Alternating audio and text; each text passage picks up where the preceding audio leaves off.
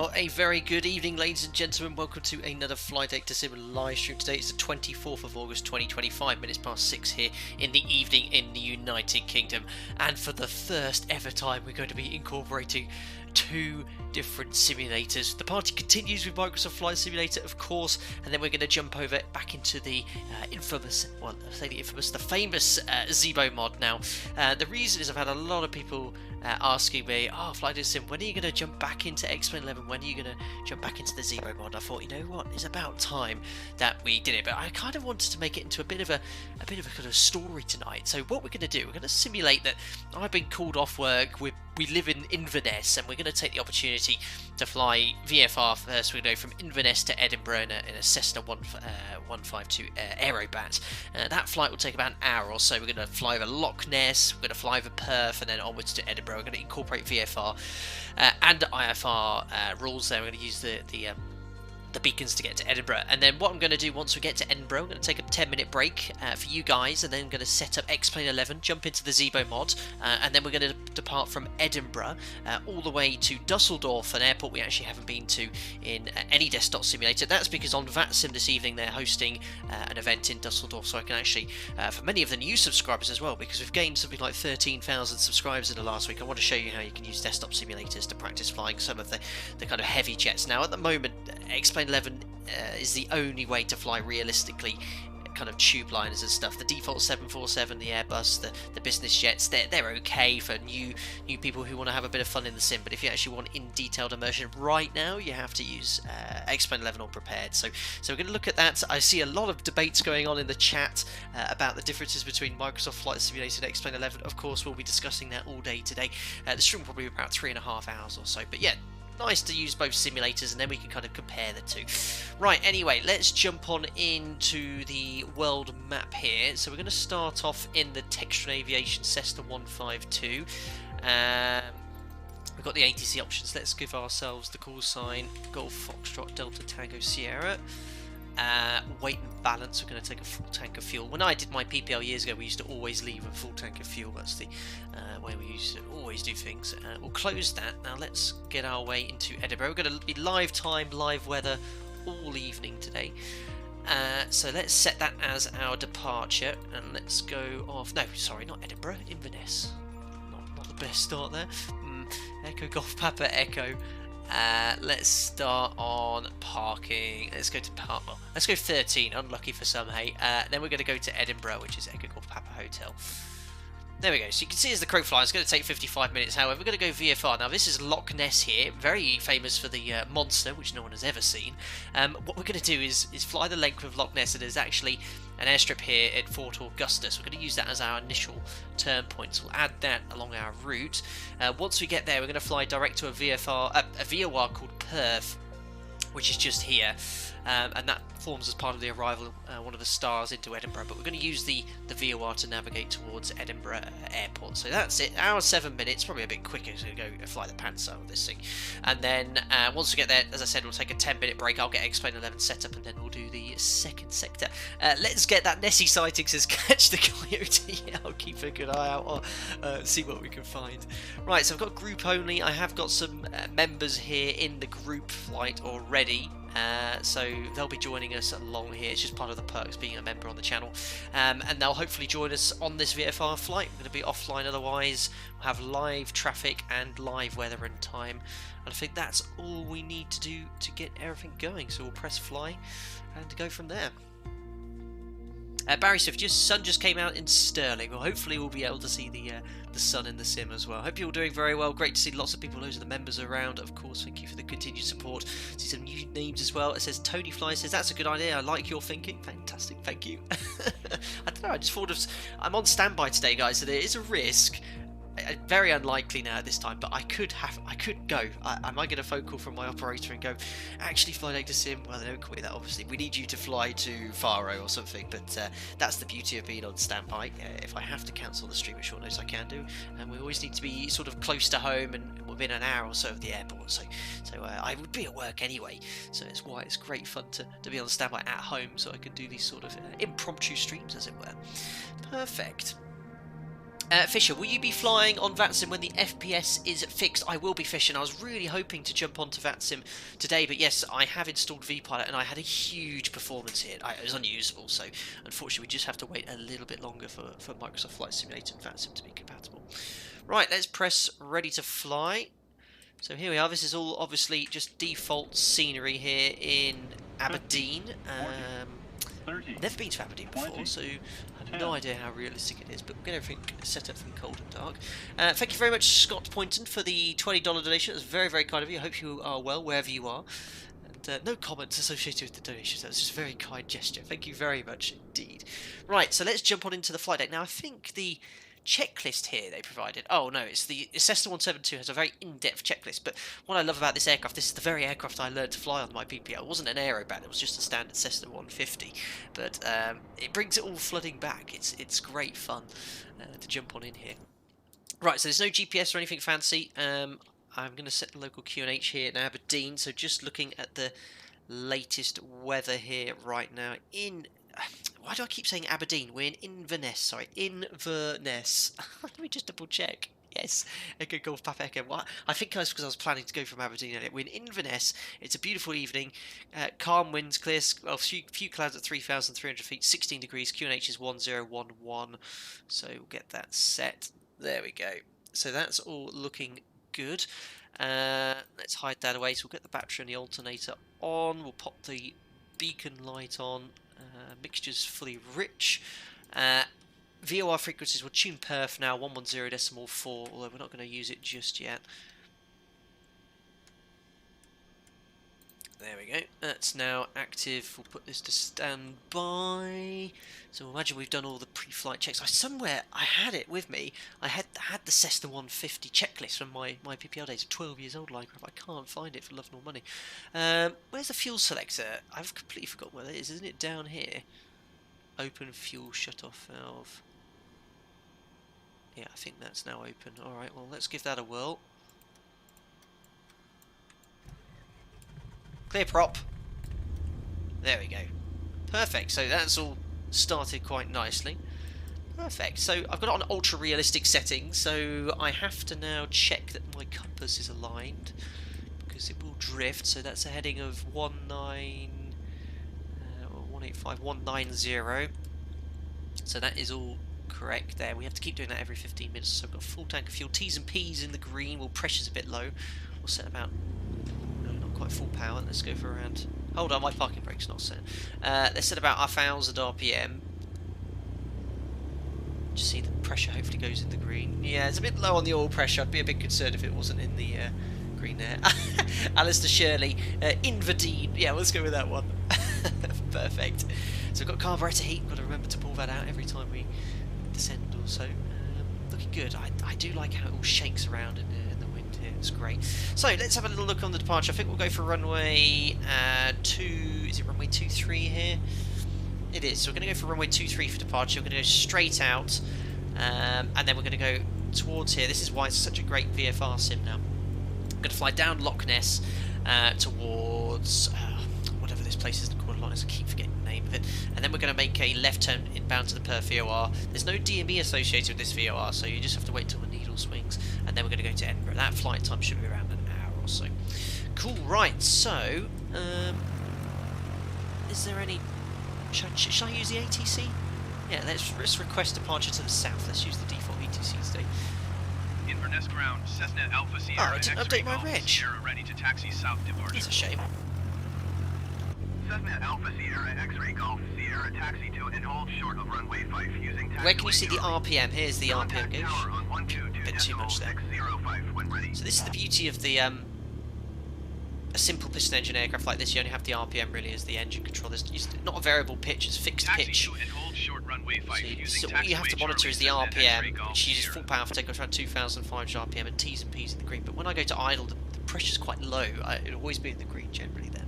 Right, let's taxi to the whole point anyway. We'll use the parking brake.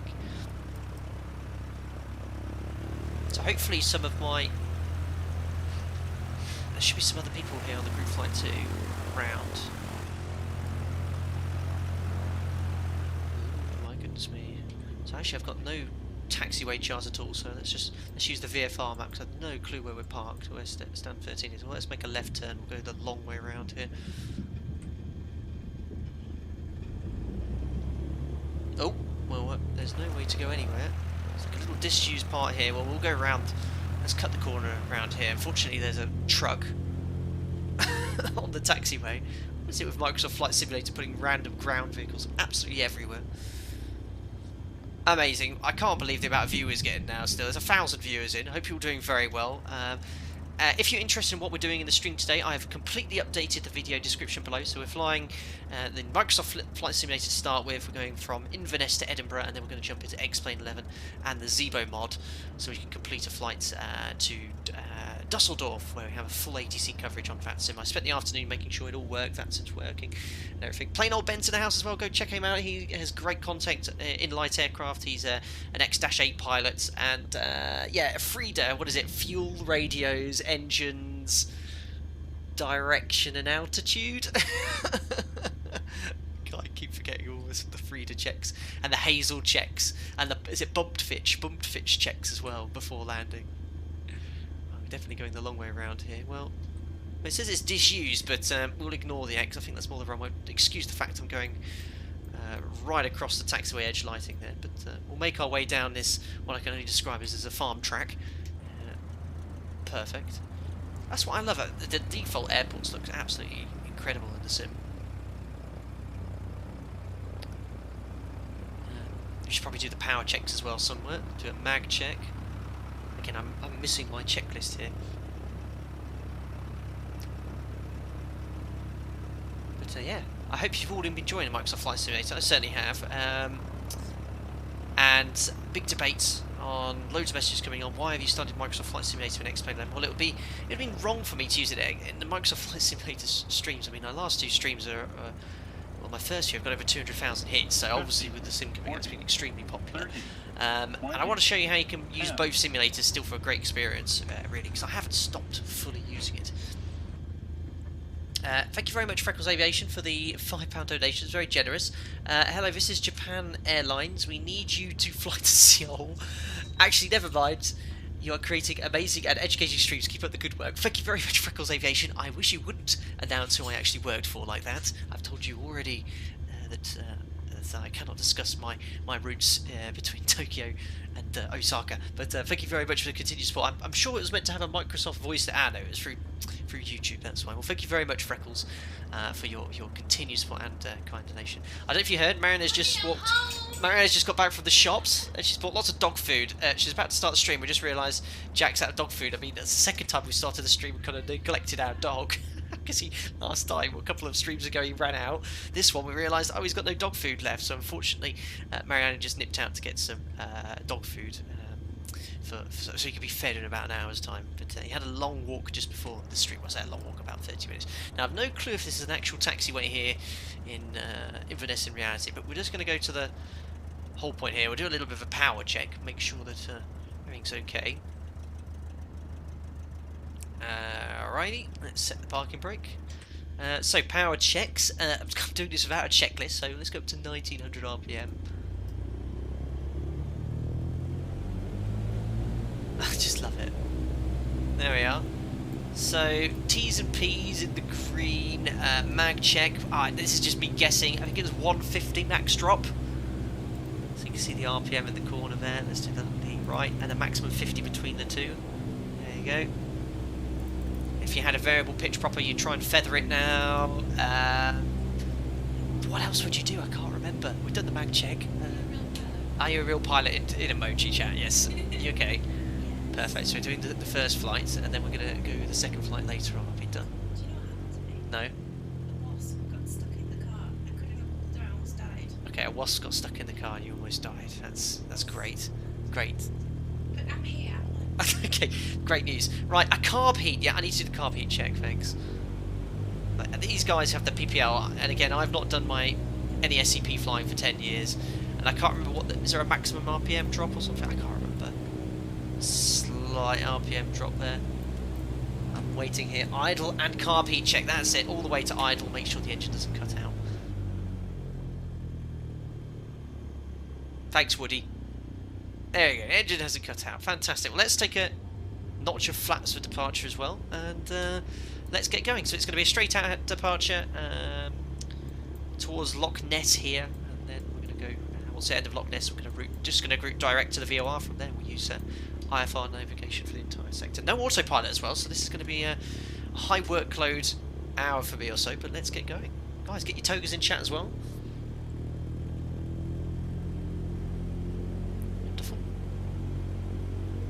No rise equals no ice. Thanks, Frederick. Like, yeah, my goodness, it's been so long since I've done anything like this, really. Okay.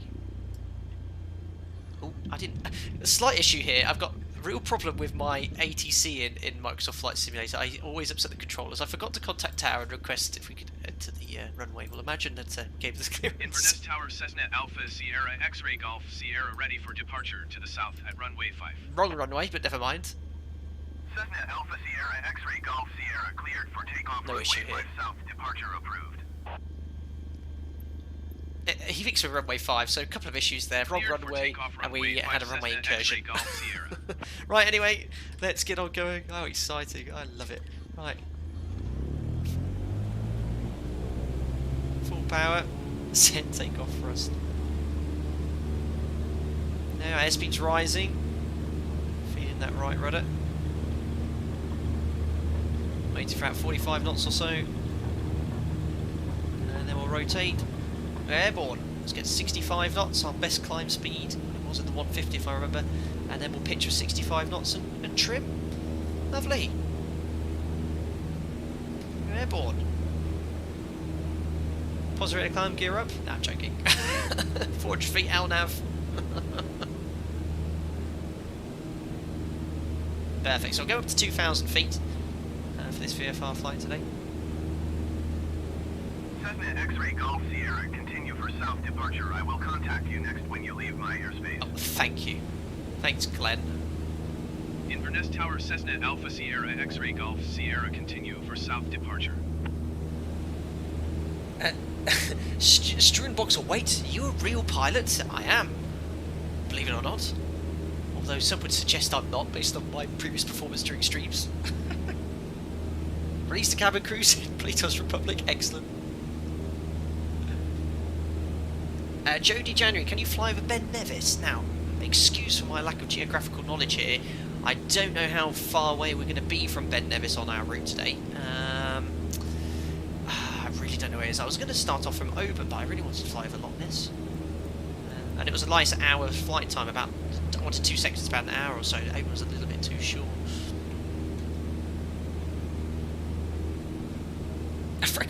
Freckles says to Mariana, glad to hear you're alive after the wasp incident. Phew.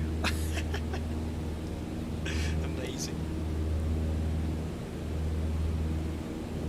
Where's Avitab? Amazing. You'll see Avitab shortly. We are going to go into explain level for the second sector. Looks like we've already picked up the Perth VOR. Look, we've got the nav green light, but we're not going to use that to navigate until we get to the other end of Loch Ness.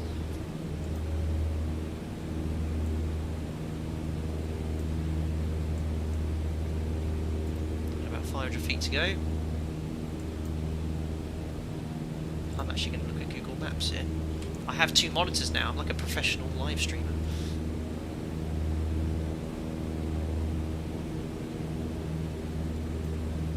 Alright, better look at the screen. So there's Loch Ness straight ahead. So we're going to head off in that direction. And we're going to head off towards Fort Augustus. So here's 2,000 feet. We're going to level off first.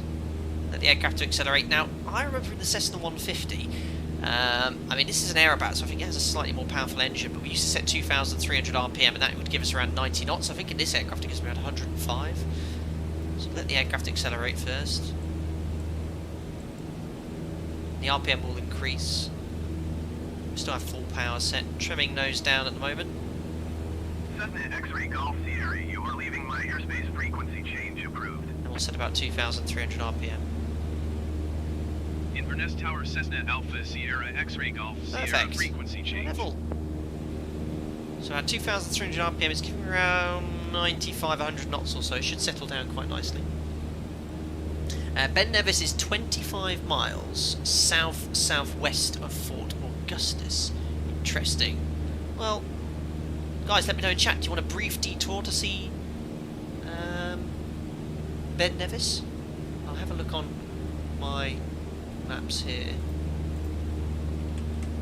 If it's mildly, 25 miles is a little bit further than in an aircraft like this, but okay, alright, so Fort Augustus, so you keep going basically in the same direction as there towards Fort William. Alright, well, we can head off a little bit further, because basically the length of Loch Ness, if you keep going on the same track, Ben Nevis will be straight ahead.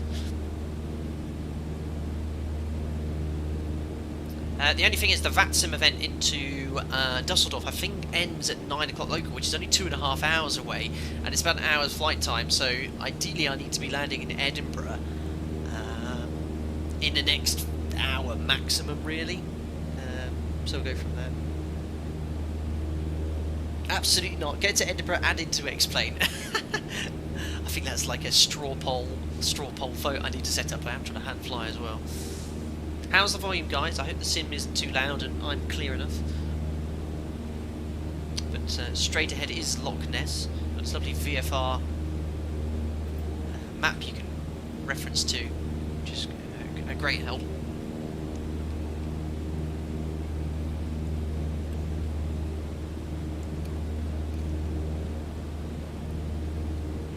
So it's lovely and trim. I'm just making very tiny inputs on the controls here. Once you've got it perfectly in trim, let me start again. Once you've got it perfectly in trim at your target speed, you only need to make very small inputs on the controls. Very small inputs. Oh, Domino Mosina has left your group. I had some of the members join for this one. I don't know if it's because it's not working. Did you notice the error? 50, 40, 30. No one noticed anything, I'm sure. Let's go outside again. Yes, a lovely flaps up departure we performed. Jeez. Where is the flight attendant call button in this thing? Thank you very much, Passenger Escobar, for the £5 who's currently sat, must be right next to me because there's no other alternate seating arrangements. But thank you very much. There is no call button, I'm afraid, my good friend. You'll have to wait until you get onto the next aircraft for you to order your food. Thank you very much, Pastor Escobar, for not only your donation there, but for the continued support as well. And I love the pictures you sent in the other day with your girlfriend. Very, very nice. So let's bring that power back slightly. But yeah, it seems to cruise quite nicely at 2,300 RPM, around 105 knots or so. Whereas I certainly remember in the 150 when I did my PPL, but bear in mind that wasn't an Aerobat. It used to sit quite nicely at 90 knots. And there is Loch Ness. Keep your eyes peeled for the Loch Ness monster, guys. I think there's no denying that it's a beautifully stunning game. It really is quite fantastic. So flight time from here around 50 minutes or so. Make good progress, and we'll go along Loch Ness, and then I think just for time's sake, because I want to get towards Dusseldorf and go from there to see where we're going. Thank you very much. Carl. Carl Sangri just come in with a $100 donation. One of my long-term members of my channel has been a member for a long time. He says, not feeling good, so I can't stay, but wanted to say hi and thanks for all the old tutorial videos. I've been rewatching them whilst recovering. Thank you very much, Carl, for that absolute insane donation. I mean, Carl, Carl's a member of mine, and he's recovering from, I don't want to go into too much detail, but he's recovering from a very long-term illness, and he's been very unwell, bless him, and I certainly know that my videos have been a bit of a respite for him for quite some time. So I'm all our feelings in chat, not only at the members as well. I hope you continue recovery well. I'm very sorry to hear you're still feeling unwell, but that was unbelievably generous. And you know where I am. If you ever want to give me a chat or pick me up, just ping me on Discord, man. That's very, very kind, Carl. Thank you. Get well soon, buddy. Get well soon. That was incredibly generous. Well.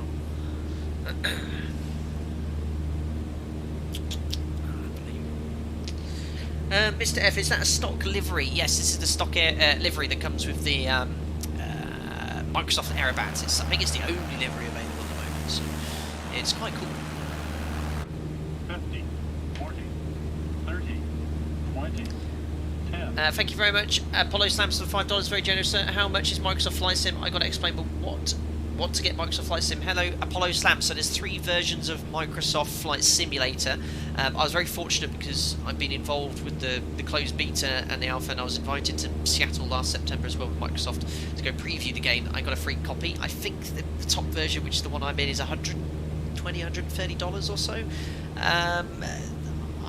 I've not tried the other 2. From what I've heard, that the other 2 are completely fine. You can always upgrade to the others as well in time. It depends what you want to get out of the sim. If you want to fly the default 787 and 747, which for someone like me who's trying to show you wheel run procedures isn't the most realistic, I probably wouldn't get that one. But there's all sorts of different advice. And I think on Game Pass, as someone just quite pointed out there, Matthew Duffy, if you've got Microsoft Xbox Game Pass, excuse me, you can pay £1 and then trial it. So I'd recommend doing that. And if it's not for your cup of tea, stick with Explain 11 because that is still an excellent sim. Right, anyway, overhead Loch Ness now. I think, you know, this sim as a VFR trainer now is absolutely phenomenal. Absolutely phenomenal. I wish I had this when I was doing my VFR flight training. I mean, it's just. I mean, a lot of people are saying, oh, Microsoft must be paying you to say this. They're not. I mean, look. Just look at it. Oh dear. Like I said, we're still going to go at Expo 11. It looks incredible. But this is Loch Ness right now. We'll keep an eye out on Nessie. It would be nice if there was some sort of what's the word? What do you call it when a game developer puts in something hidden? Like in GTA, they had the heart inside the Statue of Liberty. Oh, what do you call it? An Easter egg. It'd be good if there was an Easter egg of a Nessie around here. Keep an eye out. Keep an eye out. I mean, look at the little details here. It's just phenomenal. Lovely weather as well for this evening for VFR. I mean, I don't know if any of you live around Loch Ness or have similar conditions in chat, but are you getting conditions like this? I'm sure you should be. This is live weather. Easter egg, thanks guys. I got there eventually on my own. AP May, they do have fauna in this game, so maybe, yeah, I understand you can go and find giraffe and elephant and all sorts here, which is pretty cool. Superb. So we're going to head off towards Fort Augustus, and then from Fort Augustus we're going to route direct to the Perth VOR. I would love to go check out Ben Nevis, but we're on a bit of a tight schedule. Alpaca Airways, which is our airline, have called me off standby, and I've got I need to quickly fire up and fuel up my Cessna 150, and we'll get there as soon as possible. So if you're new to the channel, we have a kind of virtual airline, an official virtual airline called Alpaca Airways. It is sort of recognised on VATSIM now, and we have lots of people that can join you. If you have Explain 11 and VATSIM, you're always free to join on network. But remember, VATSIM, if you're new to simming, you know, VATSIM isn't the sort of thing to mess around on. You know, wanting people taking that seriously, following air traffic control rules as well. Well, hopefully I'll be able to demonstrate some kind of real-world IFR procedure in that sim. And again, if the vPilot or the plugin, which currently for VATSIM and Microsoft Flight Simulator is making the FPS drop off loads, as soon as that comes out, we'll try some VFR stuff on VATSIM as well. Now, why is my arrows not working? Ooh, that's weird. For some reason. There we go. It's working now. My arrows stopped working on my keyboard, but then I accidentally pressed my num lock, which was controlling the aircraft. That's better. Right, I'll try and maintain 2,000 feet now. How long until Edinburgh? I'd say around 45 minutes or so. If you look on a map at where Inverness is, look southwest, you'll see Loch Ness, which is what we're currently flying over. I'd say we're, what are we, approaching the halfway point of Loch Ness. So there you are. And then the next longest sector, in fact I've got my little navigation on here. It should be around 22 minutes or so for that next leg. I have to climb up a little higher than 2,000 due to terrain as well. Thank you very much, William Hedward, for the £3.50. This is my offering to Nessie. Thank you very much, William. If all of a sudden we see a gigantic dinosaur-like creature jump out with his head and swallow us, we'll quickly throw that £3.50 towards him, and hopefully he'll back down into the murky depths of Loch Ness. Thank you very much, William. Light with no Loch Ness, no Loch Ness monster, unplayable. Some of the comments, unbelievable.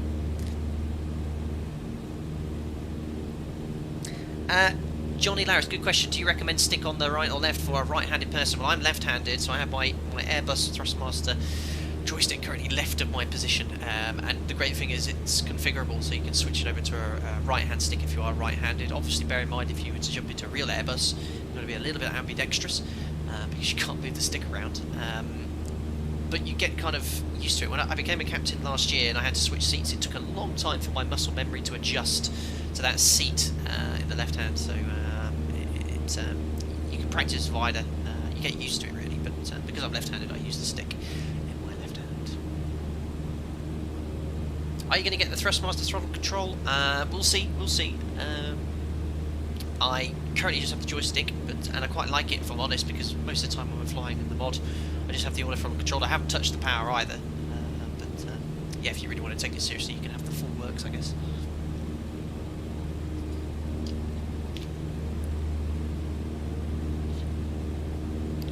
So we can work out what radial we're on from the Perth VOR. I'm not sure in real life if you'd pick it up from 2,000 feet, because VOR does work off line of sight, and we are slightly low here. Better check the compass in a second as well.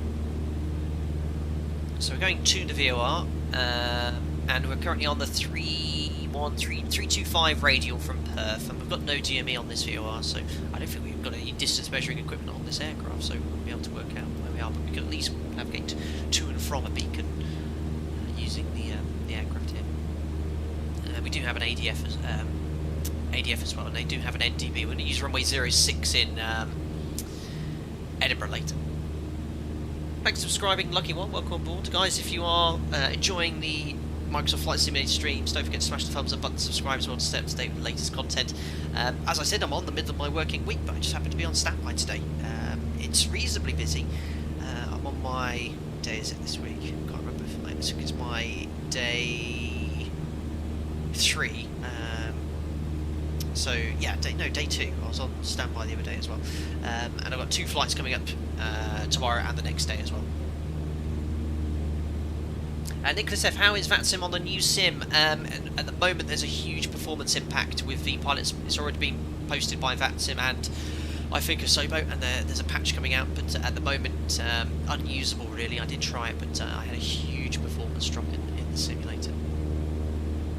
So, I mean, Ben Nevis, I'd hazard a guess at saying is one of the mountains around here, but we are going to head off in this direction. I'm going to actually have a look at a Navigraph chart just to see what the grid more is, so that I'll actually be able to show you as well. Let's go here to Navigraph. There we go. So hopefully filling your screen right away is Navigraph, and you can see here we're not along any airway because we are flying visually. And you see the figure here, 5.8, that's the grid Morris. Probably should climb a much higher to around 6,000 feet or so. I don't know the MSC in the sector, but this is just a low en route chart, and then we're going to head towards this VOR just here, Perth VOR, which we have tuned already, and then onwards to Edinburgh, which is to the south.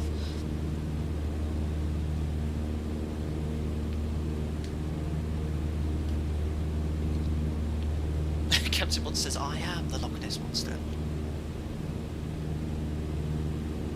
Oh yeah, we need to check the compass to see if it's drifted, or the DG compass. Right, our current heading is 218. Let's call that 220. There we go.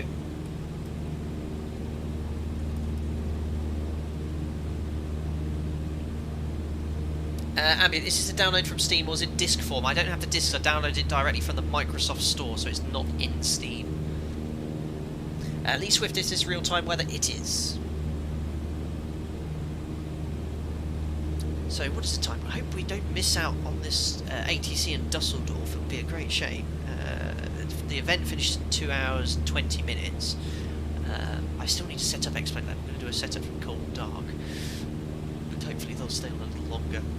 Have a later dinner today. Plain old Ben Frieda. Fuel. Alright, let's check the fuel. I always remember my instructor said never trust the fuel tanks on an old Cessna. These are rubbish. Radios, isn't it? Radios. So yeah, we're tuning. We're on Unicom, I guess, not talking to anyone. Engine. T's and P's are in the green. Temperature's a bit high. I haven't leaned off the mixture much. Maybe we could do a tap, but we are quite low. Compass and altitude, I think. Anyway, I think we're going to climb a little bit higher as we approach Fort Augustus. There we are. So straight ahead of us. If I actually jump now, go into this view. Here is Fort Augustus. I think there's actually a tiny little airfield here, a little strip, but that is the entire length of Loch Ness we've just flown at 2,000 feet. Guys, let me know in chat, how high are we going to climb? You guys are my first officers. Whoever says the altitude first will climb out to height. Obviously not 41,000 feet. Thank you very much, Brandon, for the $3.50. Here's a little something for the monster. That's 2 donations now for the monster. Thank you, Brandon and William Henwood, who have both contributed $3.50 and £3.50 for Nessie, who hopefully won't attack us. And thank you very much for your donation there. Yeah. Seb Slater says 9,000. Greg Scott says 4,000. 6,000. Flight level 400. There's always one. I reckon I think 6,000's a good one. We've got 2 6,000s, and then I think we'll go a bit higher there. So, right, here is Fort Augustus. We're now going to make a turn. Heading is that? Actually, you know what? I can use the nav log here, and that's going to be a heading of 138. So let's go here. Let's actually start the timer as well. There we go. And we'll make that left turn. In fact, you can use this. Look, we should be right over the top of that little strip here. I don't know if is it there? There's a little grass strip here. I didn't actually check out if it was modelled or not. Anyway, let's go on to that new heading of 138, and we'll climb up to 6,000 feet initially, so full power. We're donating for the monster now, are we? My husband will be pleased to have a bit of extra pocket money. Thank you very much, Lizzie Windsor, for the £5 donation and continued support. Everyone, ladies and gentlemen. Oh my god, there's an aircraft here. Is that one of the members? I think one of the members is in sight. Or someone's definitely on a jolly VFR flight. Anyway, thank you very much, Lizzie Windsor. That is Queen Elizabeth herself, ladies and gentlemen, coming in with a generous £5 donation. We're donating for the monster now, are we? My husband will be pleased to have a bit of extra pocket money. Thank you very much, Lizzie Windsor, who's referencing Philip. Thank you very much, and I hope you're doing well. We're going to be playing the Alpaca Airways video as well before the ZIBO mod flight as well. So thank you again for providing the audio for that. Thank you again, my friend. Very, very kind of you. Cool. So you can see we're heading on the right direction then. So yeah, we didn't cut the corner, or didn't cut the corner slightly. In fact, sorry, I said we're going to fly direct to the Perth VOR. So all we need to do now is line this up, and we're going to keep this line all the way until we get to the VOR. So we're now using VOR navigation, and yes, we certainly wouldn't got away with maintaining 2,000 feet, and we'll go up to 6,000 feet initially. Ed Nevis Heights 4,400. Well, we'll definitely go up to 6,000 then, and then we definitely won't hit anything because that's the highest peak here in the UK. Doesn't want to climb. Let's do 75 knots. I remember 65 knots was the kind of best angle, but 75 was kind of better for engine cooling. So we used to cruise climb at 75 knots. And now we're using the VOR. We're tracking inbound on the 316, 317 radial, and you can see our reciprocal headings around that 127. And if that moves, this white line moves to right, that means we need to fly right. If the white line moves left, we need to fly left. 67 and 75 knots, cool. So we'll pitch to maintain 75 and trim. I haven't really trimmed this out yet.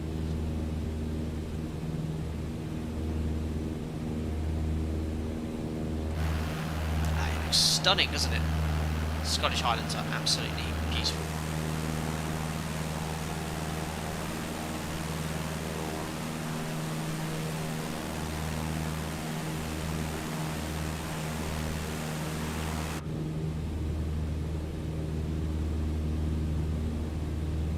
Already see like white lines slightly moved to the right, so we're going heading around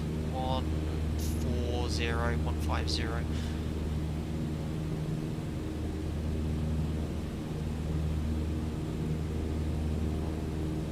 Looking good, guys. Dougal, you're currently in Wick on the A36. That's awesome stuff, Dougal. Guys, if you're new to the channel, go check out the SimWings project as well. That's run by Dougal McTavish. Before you ever consider donating to me, consider donating to that cause. That money goes towards individuals who are nowhere near in a position to be able to afford a simulator, and that money's invested into either a PC or peripheral or software for guys in a simulator. SimWings project, third link in my video description below. Etienne, sitting here on a 12-hour shift, currently earning double time to watch this stream. You lucky man. 3:45 AM. Whoa, where are you? That must be the other side of the world. Don't get caught.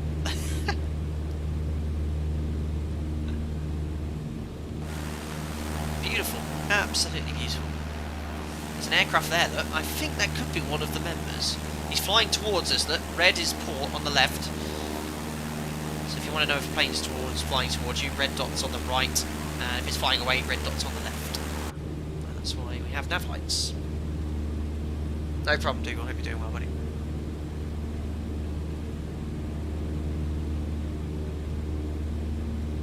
I just noticed my clock's on local time.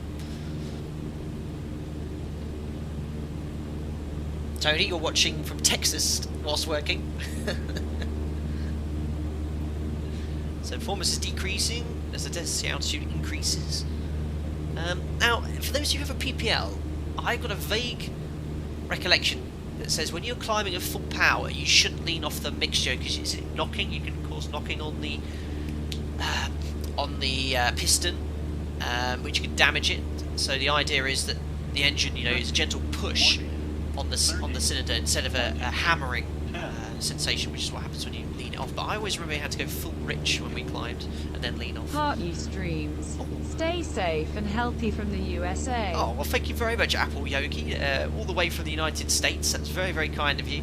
Enjoying the streams. Asking me to stay safe. Well, same to you, Apple Yogi. Thank you very much for your donation. I hope you're keeping well stateside too, and I'm glad you're enjoying the streams. Doing a good afternoon or perhaps good morning to wherever you are. Thank you very much, buddy. Lean a little. No mixture. Lean was climbing. Okay. Thanks, Brian. You definitely know. So no mixture. Lean was climbing. All right. So otherwise, there we go. We've got more power now. But I've got a vague recollection of my instructor saying, "Oh, don't lean it too much because you'll damage the engine." But yeah, obviously we've got a lot more power now because the fuel air mixture is a lot more efficient for this altitude.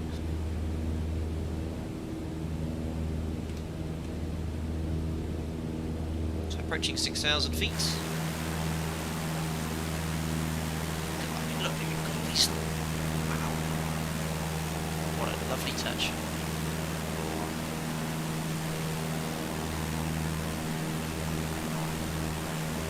Leaning climb above 5,000. Okay, cool. Thanks, guys. And you must be questioning, but if you fly a 737, you should know this. Absolutely not. I've not flown a general aviation aircraft for 10 years. I've got a fuzzy recollection of engine management and these aircraft, and we were talking about it 2 streams ago. A CFM, a 737 engine, is far easier to kind of manage than even a simple piston engine because it's all controlled by computers. You just have a thrust lever. That's the beauty of it. Right, there's 6,000 feet anyway. We're still inbound on the Perth VOR. Let the aircraft climb, accelerate. Once it gets around 100 knots, we'll pull the power back, and then lean off the mixture. Just continuously trimming nose down. Do a barrel roll, says everyone. Not in... Well, it's an Aerobat, so technically you could. I'll see. Not just yet.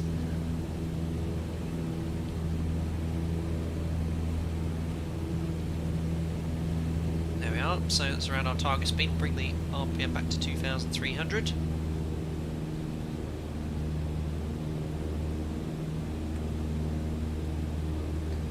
Back on the required heading, so I'm just going to make an adjustment here to the left, to heading around 140 degrees. Perfect, reset the view. Perfect, yeah, if you want to fly VFR, guys, this is your sim. If you want to fly the tube liners, the jets right now, X-Plane 11 or prepared is where you need to go, as we'll demonstrate later how good X-Plane 11 still is.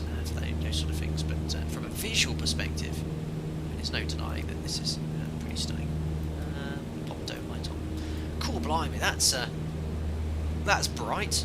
I can't remember it being that bright. Pop that back off, I think.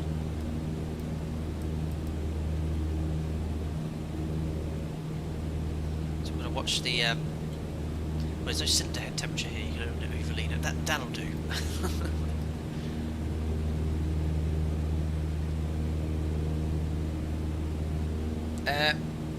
Right, what are we up to? So guys, if you just joined the stream, thank you very much. Update, if you want to know exactly what we're doing today, look at the video description below. It explains everything that's going on. So we're currently flying from Inverness to Edinburgh, and then we're going to swap sims and jump into ZIBO MOD 737, because a lot of new subscribers here perhaps would like to see what we can do in the 737. I just mirror what we do every single day at work in that mod. I've been providing feedback to ZIBO as well for the past over 2 years now for that aircraft too. And it's also, we're in a pre-release version of the mod, so one I've not even tested, so good luck to me. We're in 341.1 Echo, which has fixed a lot of issues. You can now shut down and restart an engine in flight. ZIBO asked if I could do that during the stream. I said no, because I've not tested that. Because no matter what happens, I probably won't be able to get the engine restarted, which I know all of you would love to watch. Oh, and oil, yeah, the T's and P's in the green. It does run hot, this aircraft. I mean, the pressures, I'd expect to be a bit more in the middle of the oil temperature is roasting here. I'd expect it to be perhaps be a little bit cooler.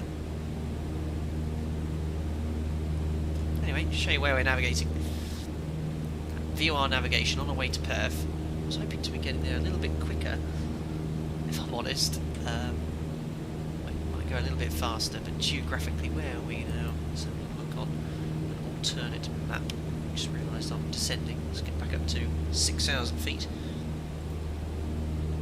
So now we're going to be flying over the Cairngorms, or just south of the Cairngorms, and then we're going to be basically following the A9 highway to Perth, and then from Perth, Dunfermline in Edinburgh, along the M90. And if you ever navigate on with geographical references like roads and railways, correct me if I'm wrong, guys, you have the SEP, but you keep the feature on your left, so you're right of the feature and you keep it on your left, so that way if anyone else is following the feature in the opposite direction, they'll be the other side of said feature.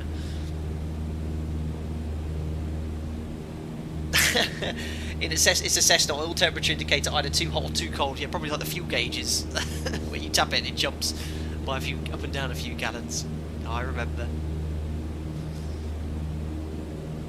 Is he flying using a keyboard? You'll find the geezer, all of my peripherals in the video description below. Everything about the simulators, the plugins, what we're doing in the stream. I generally try and keep that updated. I haven't in the last few streams, but I did take 10 minutes to make sure that the video description exactly describes what we're doing and what we have. Right, features on the left for a better view. Yes, that's also true.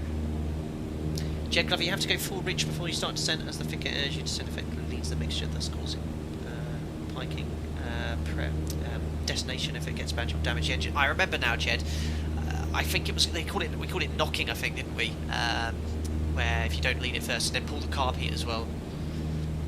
The last time I flew a Cessna was in 2010, not including Microsoft when they took me up as well in the 172 in Seattle with the preview of the sim back in September last year.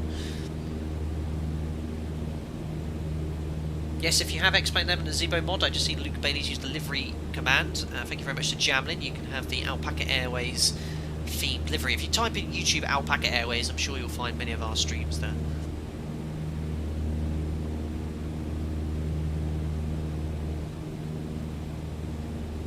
Those were nicely trimmed down. Let's have a look at some alternate views.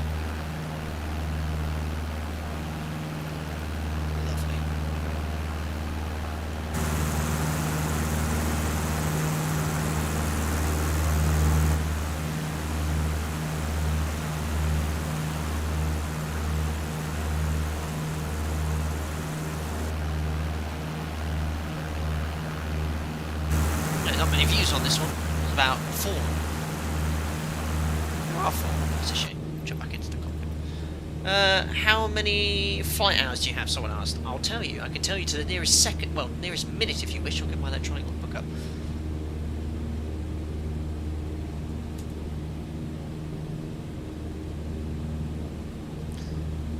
So the last 28 days I've flown 74 hours and 7 minutes. Been quite busy at work. The total flight time this year is only 78 hours 51 minutes because I had the winter off, then I was on furlough for so long. Flight time last 12 months 233 hours, and total time in aircraft, so just fixed wing aircraft excluding my time as an instructor in the sim, is 4,433 hours. Time as an instructor 1,156 hours.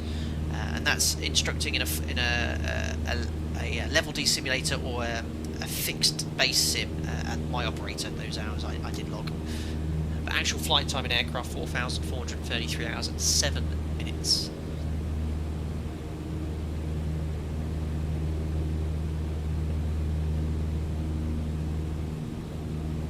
Just keep trimming those down here.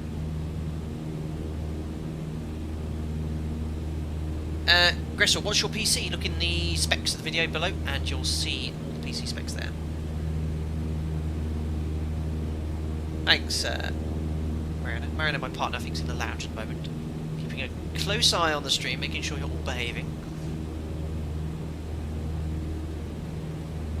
Mike, that's a lot of hours. Yeah, I've been flying for 10 years. It would be a bit more if I hadn't been an instructor for 2 years, but yeah, I mean, there's guys of 20, 30, 40,000 hours.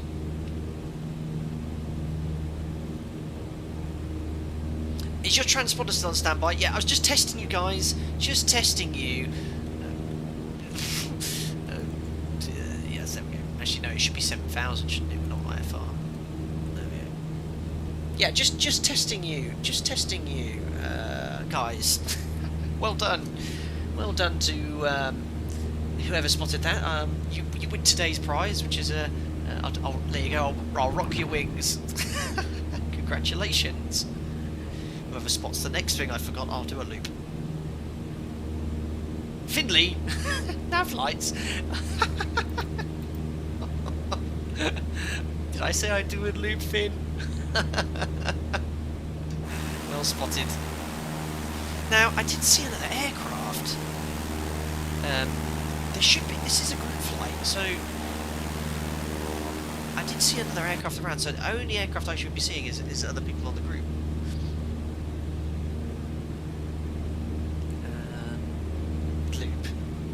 Got the yoke.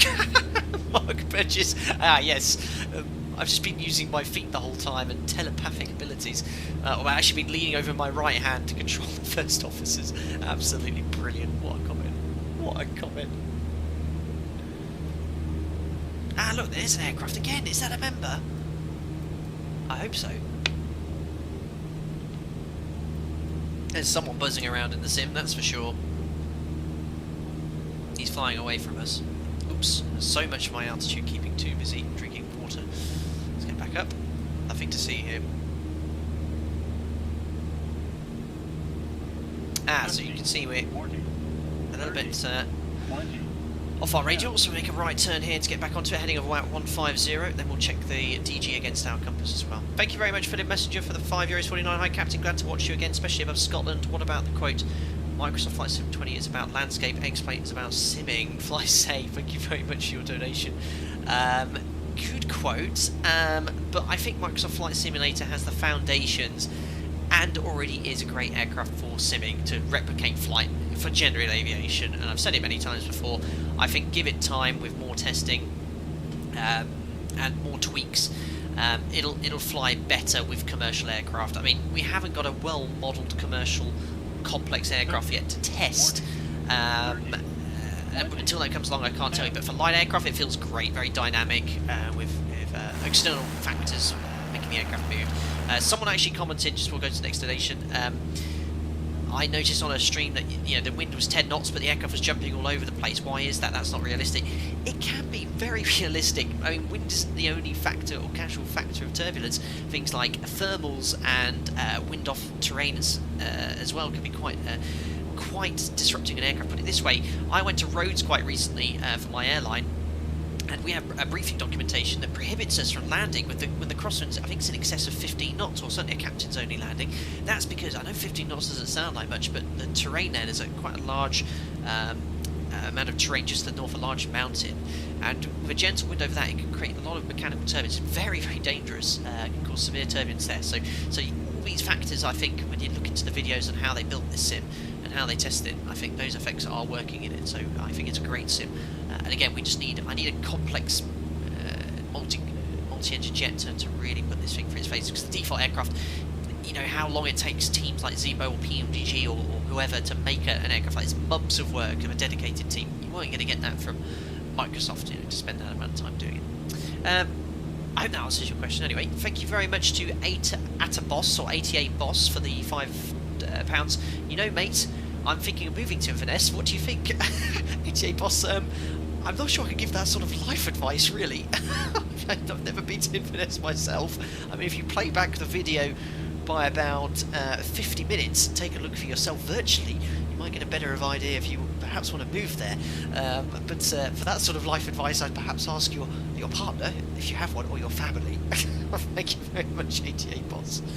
Sensational question.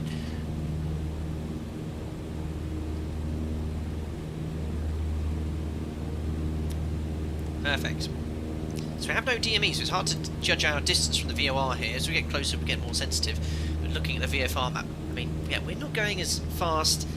We're going to struggle to make this VATSIM event Dusseldorf. I mean, I'd say we're more than halfway, but we are heading towards Perth here. It'd be great to actually get some proper VFR charts here, but we are over the is it pronounced Cairngorms? Cairngorms? Beautiful part of the world here.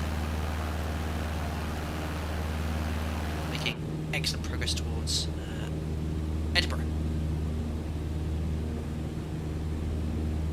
Where is the loop? The loop. Thanks. You guys got to spot one more thing I forgot. Well, technically Finn's spotted the nav lines. I'll say I don't want to overstress the aircraft. I know it's an Aerobat, but if someone can find the instructions on how to loop, what speed we need to fly. Did you start the clock? Says Brett. Technically, I just made a note of our airborne time. Did I? We have got a timer going though on the nav log. Look, 20 minutes. It said it would do 22 minutes on this sector though, which I don't know what speed it thinks we're going to be flying at, but I think it's going to be slightly longer than that. I don't think this flight time is very realistic. Full speed. Even my partner is piping in there saying do a barrel roll with different characters. Unbelievable. I can hear chuckling in the lounge. Right, 157. That's drifted slightly, look. There we go. 50, We are turning 40, slightly, which doesn't help. 30, 20, 10. I've drifted all over the place here. Let's go back onto our heading. You can see even on the map, look, we're drifting. So, 1-3. I have no idea what the wind is. One that's gone heading around 135. That's the beauty of VR navigation. You know, it's your primary way of navigating in IMC, which will be in shortly with the cloud coming up ahead. Who was that? Thank you very much again for ATA Boss to £5. I think I'll probably just go see myself and to rely on a virtual view. Cheers though, or I'll just ask my friend Karen from Inverness. ATA Boss, amazing. Thank you very much. I'm not sure if Karen, your friend, will be too impressed that you asked a flight sim real pilot streamer instead of her whether you should move to Inverness or not, but best of luck.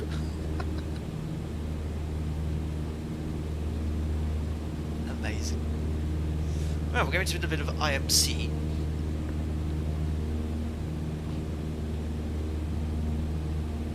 Stay away from those clouds. Actually, what is the outside air temperature? It's exactly where it was in this aircraft as well. Yes, we would get some icing by the looks of it. What are we there? Around 3 degrees. Probably isn't best to go in clouds, but we would get some light icing. And this is certainly not certified to fly in any form of icing, but let's give it a go, see what happens. Now we are proper hand flying in IMC now, so we're going to have to rely on my artificial horizon. Actually, I put some pitot heat on here. Don't mind discharging the battery yet, you'd always be a bit careful. No, I think we're still showing a positive charge. We are. Perfect. thank you very much for all of you watching. There's 1,500 people of you. Hope you're all doing very well. If you are enjoying watching a real 737 captain streaming Microsoft Flight Simulator, and very shortly X-Men 11, don't forget to smash the thumbs up button. I hope you're all doing very well. We currently have 510 likes, which is great, but I'd ideally like 1,500. Thank you very much, and I hope you're doing all very well. Oh, carb heat. You're well, we've not even checked that. Is carburetor icing modeled? 40, It doesn't sound like it's running rough or anything. I think we've been lucky. 10. I've not done that once.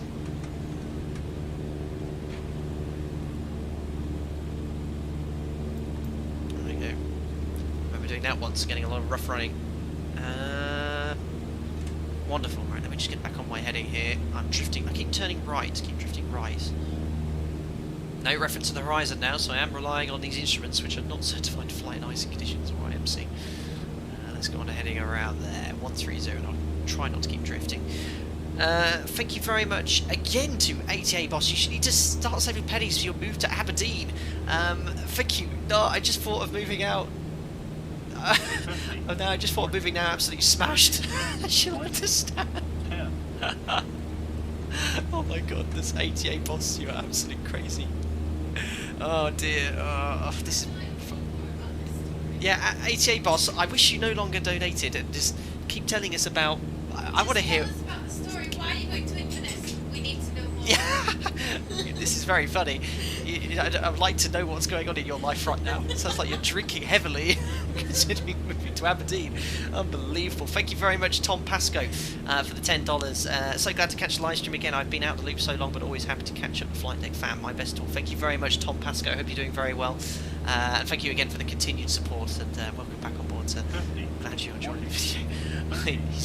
Oh my goodness, ATA Boss. What are you doing? £5. She's mostly in the US anyways. Back in Highlands usually just for Christmas nowadays, but born and bred there. Fantastic ATA Boss. Absolutely crazy. Well, I hope you make your way back. Spend time with your friend Karen in Inverness. As I said, I've never been, and I'm sure it's a beautiful part of the world. But don't let my virtual presentation of it spoil your life choice. Unbelievable.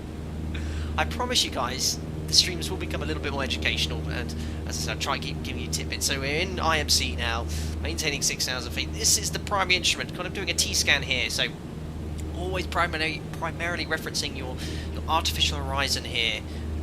This is what you always look at first, and then you look at one thing, perhaps your airspeed. Airspeed's okay, back to the artificial horizon. How's the altitude? Fine, we're maintaining 6,000 feet. How's the IVSI? Okay, we're climbing. I'm going to pitch down slightly, back to the horizon. Yes, we're back on the target altitude.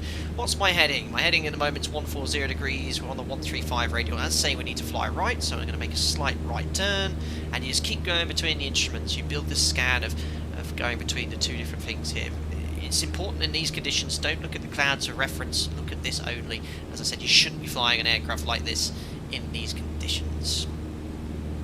Don't include in your scan checking live stream chat and talking to your partner. That does increase or decrease your capacity slightly. Look at the wings, is there icing? Let's have a look. Not at the moment. Oh look, fantastic! We've got a member here. Brilliant. That is so cool. So I've got a members only group flight on. I invited any members online here who's joined in the flight. That's absolutely awesome. One of the perks of being a member is they have the ability to join on these sort of flights. I will do a course to make sure everyone is involved in some group flights as well, like we did last stream for a bit of fun. I hope the vacuum pump doesn't fail. No, otherwise that's the artificial horizon gone, and then I've got to learn to use just a turn coordinator and a slip ball. I certainly remember trying to do that. Let's hope that everything goes well. Yeah, flying in formation. That is some fantastically accurate flying. Super impressed. Whoever that is. I don't think there's any way of checking. Amazing. Absolutely amazing. Very accurate. See, that's what I love about ZIBO. Look, I make a little pitch up input and then make the corrections as well. I'm about to go through my aircraft though. Right, so we're very IMC here. If you had a PPL right now and had no other way of navigating, you'd be a little bit worried.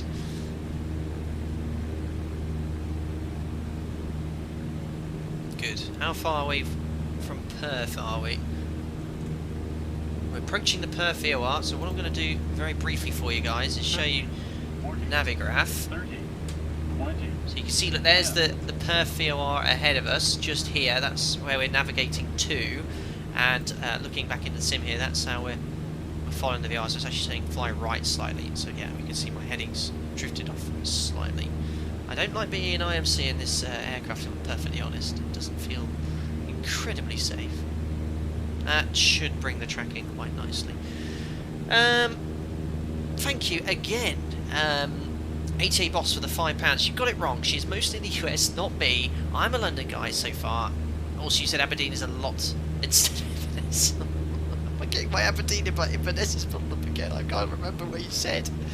Oh dear. Right. I thought we started in Aberdeen, but we actually started in Inverness. Now I can't remember if you said Aberdeen or Inverness, but I understand. Karen's in the US. You're in London. She might be going back to Aberdeen or Inverness. So I don't know. No more. That's just comment normally, ATA Boss. I'm keeping an eye out for your very amusing chat here. Oh my goodness, man, I'm all over the place. Look. Let's get back onto our heading here. So I'm not scanning my DG here, my compass, my heading bug. There we are. So around 135. We should now be tracking directly towards the VOR. Looks like we've got no icing. We've been lucky. It is on in the sim. We still have a bogey on our tail. Absolutely fantastic. Look at that now. Now we're in a bit of VMC, sorry. I wonder if they see the clouds like this as well.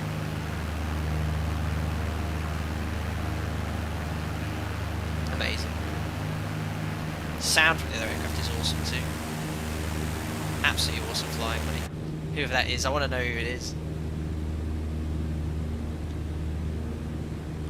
Superb. So let's do a little bit of cheating here. Look, you can see there comes the Perth VOR. As we get closer, it'll become far more. The VR will become far more sensitive, and when we fly over the beacon, you'll get this sort of cone of confusion. Stop navigating. Just set your next heading for your track, which will be in our case 183. So we're going to fly outbound. Well, actually, I looked on the charts and it did say that Edinburgh is on the 180 radial from Perth instead of the 183. So I'm going to set 180 as the next course, and then when we're 30 miles away, or around 16 minutes, we'll be overhead Edinburgh. But this is proper IMC IFR navigation. Adra K, where's DME indicator? No DME on this aircraft, so you only have VOR. And Perth doesn't have DME co-located anyway. It's only a VOR. Look good though, guys. Assad, does this have an autopilot? No, I've had to hand fly now for the last 45 minutes.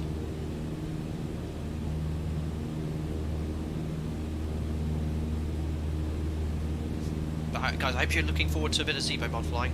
Anyway, I sure am. It's been a long time since we've jumped back into ZIBO. Well, about 3 weeks or so. But, so much time making content in Microsoft Flight Simulator. Being distracted. Guys, if you're enjoying the video, don't forget to smash the thumbs up button. Don't forget to subscribe as well to stay up to date with the latest content. Up to 600 likes, so thank you very much to all of you. That's a huge amount of likes. We're still pulling in a huge amount of people during these videos. It's really great to see, and I hope you're enjoying them. And I hope, and I also hope you're doing very well. So thanks for the continued support as well. And all I ever ask is to subscribe and like the video. Thank you very much, AP Mate, for the $5. Inverdeen Inverness. Listen, the reason is because I planned initially, well, actually to do Oban, and then I said Aberdeen, and then it was too far away, so I said let's do Inverness, and I still have on my piece of paper Aberdeen, and I've crossed it out and put in big letters Inverness. so hopefully I won't get any more confused. Thank you very much. ETA Adam, I reckon, well, it's taking a lot longer than I thought it would. A lot longer. It's saying 16 minutes, but I reckon, look, this leg we're 32 minutes, and it said it would take 22, so I reckon it'll be another half an hour, yeah. I think I'm going to miss this event in Dusseldorf. It'll be an awful shame if we do. An awful shame. We'll fly the pants out of ZIBO.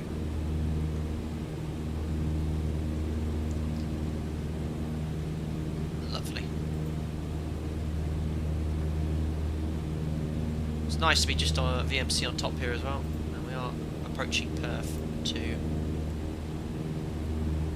And the sun is setting. Pamplek, who is behind you? That's my partner, you can probably hear. Helps me run my members' Discord, moderates the stream. She's currently furloughed. She's crew as well. She's cabin crew. We've been together for 7 years now, and certainly has become a very important part of my channel, as the members know. She helps out to run, answer many questions for me, and she's a big part of the flight deck to sim team, we should say, the two of us, and our Labrador Jack. We haven't had a single appearance of Jack yet. He is around here somewhere. He's had a little walk before the stream, so that's why he's probably pooped on his bed. Right, I'm cheating by looking at this. I should be navigating, demonstrating how we're not using any of the maps here, but we are approaching the Perth VOR. Should probably get onto heading of around 130, because it's saying fly left. Check out tail, see if we still have anyone on our 6. Oh, he's gone off now. Look at that. Absolutely stunning. Absolutely beautiful. I mean, love it. Absolutely love it. I can't wait, guys, to do some real VFR adventures with you guys. So we're going to go to places, Africa, Antarctica, all realistic, all the settings are ultra realistic, so we'll have to navigate properly. I cannot wait. It's super exciting.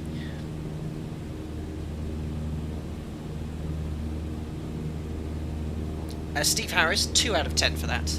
2 out of 10. I hope he's not. As long as the dog isn't poor load. Oh dear. That's definitely one. Hold on. I'm going to get a soundboard for you. I have only one thing to say, as I am a professional streamer, to this sort of banter as we approach the VOR here. Now, where on earth did I put my soundboard? Here it is. If any of you have a poop joke, you get played the following. Oh no, I got rid of it. Oh damn it, where is it? Oh, it's this one. There we go. Check heading, thank you very much. I was too busy on looking for my soundboard. Right, look, you can see we're getting really close to the Perth VOR here, hence why I look a little deviation and I say, oh, I can never remember the name of the instruments. OBS or CDI. There we go, that's going to slowly come back, but we're pretty much over the beacon now, so it's going to slowly come back now. There we go. Gets very sensitive. As soon as the nav light goes out, we'll start our next heading towards Edinburgh. There we go.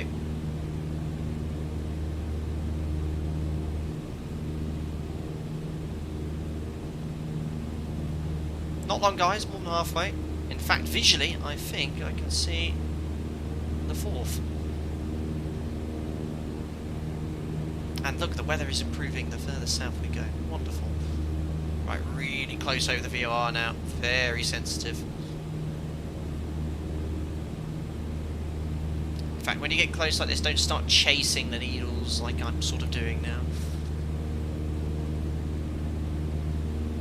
Very sensitive. Get back to 6,000. Have a look here visually too. There you go. Watch this. So we're pretty much right over the beacon now. So we're just going to go wings level now. Don't start chasing at this stage. Hello, Jack. You've come at the right time. We're just overhead the Perth VOR. You're very excited by this? No, I didn't think so. Right, there's the cone of confusion, look. So now we're going to start our turn onto our next track, which is 183 here. We'll reset the timer. It's only about 12 minutes off. And now we'll set 183. 30, 20, 10. There we go. And we'll go on a heading of 183 as well. Thank you very much again to we got here ATA boss again for the £5. Pam.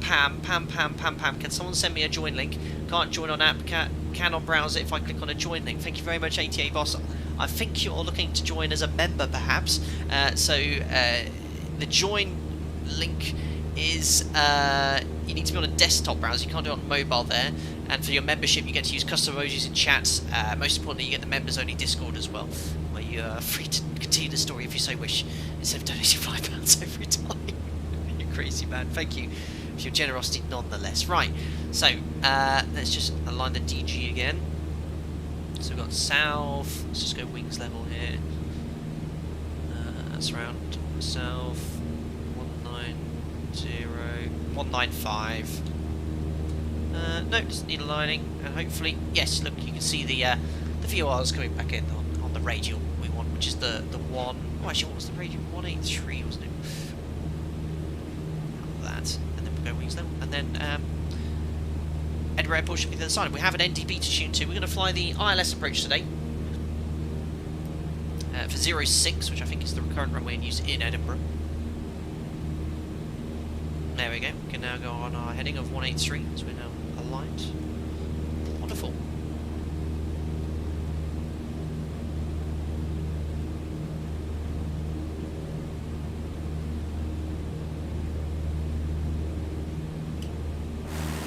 Oh, we lost our friend.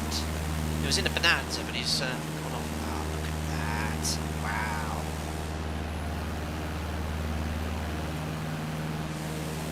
It's still quicker than car. What would be the driving time between Inverness and Edinburgh? This flight time will be around an hour and 20 minutes by the time we've done it.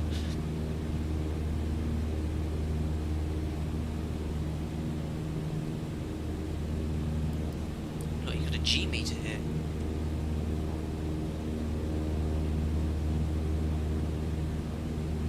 I'll do a loop, as promised, don't worry. I'll do it in the descent. 4 hours? Tim Waters 5 days. You're not going by horse and carriage, are you, Tim? 4 hours. Yeah, so much quicker still. By plane, even if it's a little Cessna 150 at Aerobat. 152. So what we're going to do now is just get it trimmed out. We're going to open Navigraph charts and get some 50, 40, a plate up for 30, Edinburgh. 20, 10. Oh my goodness, ATA boss, thanks for flight pads again. I can do it in mobile browser, just not app. I just need the join link, lol, please mods. There is no join link at ATA boss, so you need to join the channel as a member. And when you join as a member, you need to then synchronize YouTube to your Discord account, and then that automatically generates an invite. So you need to join as a member first, and then type in Google YouTube Discord synchronization, follow those steps. But it won't work if you don't join as a member first. That's how it works. But you seem to have donated 6 months worth of membership, trying to figure it out. So don't worry about it. Chill. We'll get you sorted. Oh, that's very harsh, Skyfly Bright. I've asked about 20 questions, not one has been answered. I'm off to find a better stream. I'm very sorry, Skyfly Bright. I am trying my absolute hardest. I have something like 1,600 people watching, and questions coming thick and fast. I do try, as you probably have been watching, try to answer as many questions as possible whilst trying to navigate a single pilot. But a good day to you, sir. Just close the door on the way out. Thanks, Avery, for helping out. At least the weather's improved. Right, as I was saying, let's have a look at Navigraph here. I'm just going to fire up the charts for Edinburgh here in the background. Just make sure we're straight level. There we go. I can't wait to get Avitab available in the mod, so I don't have to use a separate window here. Approach. I'm going to be doing NDB ILS runway 06. So I'm just going to show you the charts here for the approach we're going to fly very briefly. So here is Navigraph. Good investment this as well if you really want to take your simming to the next level. I think it's around €10 a month or something like that, but if you want to be following realistic charts, certainly a good product. So we're going to have 1089 for the ILS. We'll put that on standby on nav. So I'll just get rid of charts here. There you go, so there's the ILS tuned on standby. One thing we didn't do, we never actually tuned up Perth VOR, idented it, so we need to actually check that it is the right VOR before doing any navigating of it. And you can see here there's an NDB, let me just check where we're going in the sim as well. So you see here 368. Now what we're going to do is once we pick that NDB, I'm going to route direct to the NDB instead of outbound from the radial, and then we're just going to go straight onto a sort of 4-mile final. And then land, runway 06, kind of like a straight in, or not really, joining on a base leg really, for ILS 08. So let's get that tuned, 368. We do have an ADF.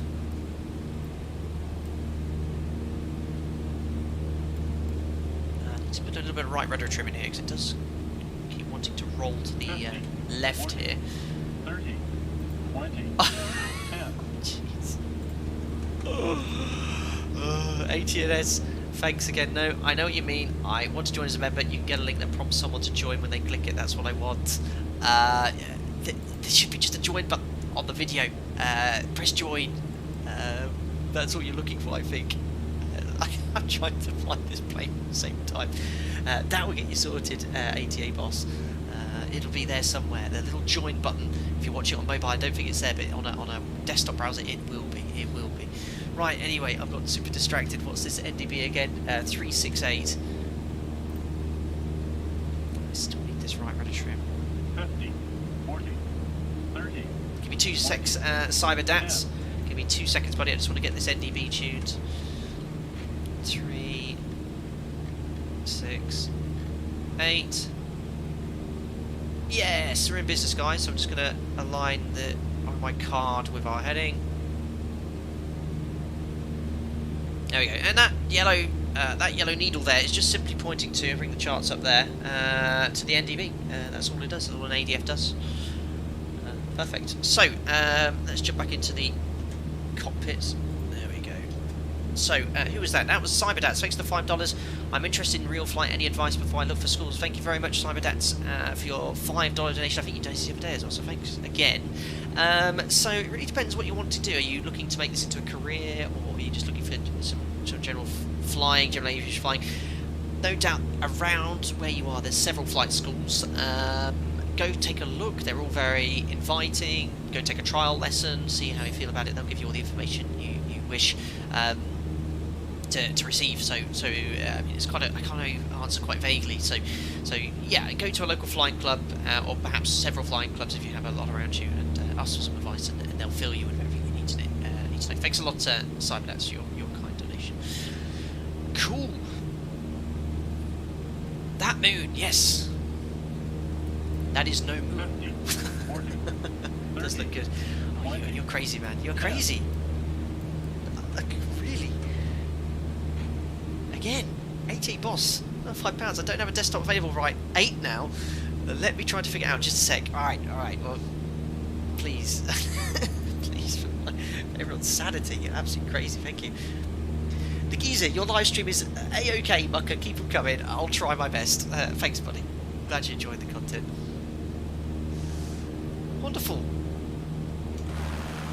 So here is the 4th bridge. Sorry, the 4th coming up. The 4th bridge should be around there, and Edinburgh is just here. Does look great, this doesn't it? Oh, where did my buddy go? I can't believe I've lost my wingman. I hope he comes back.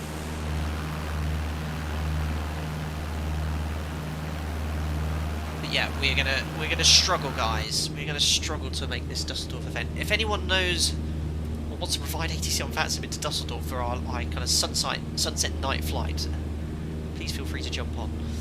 It's a slightly longer stream. I was completely misjudged. It said on the pre-flight planning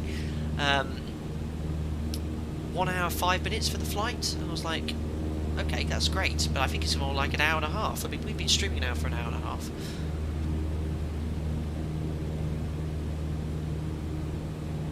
Perfect. So yeah, I'm using both the ADF and the VOR to navigate to Edinburgh here.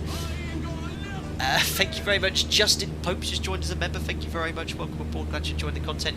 You'll get invited to our members-only Discord, and you can use custom emojis in chat as well, which you'll need for the ZIBO sector. We'll be expecting some top sets and tokens from you, so thank you very much. Again, 88 boss for the £5.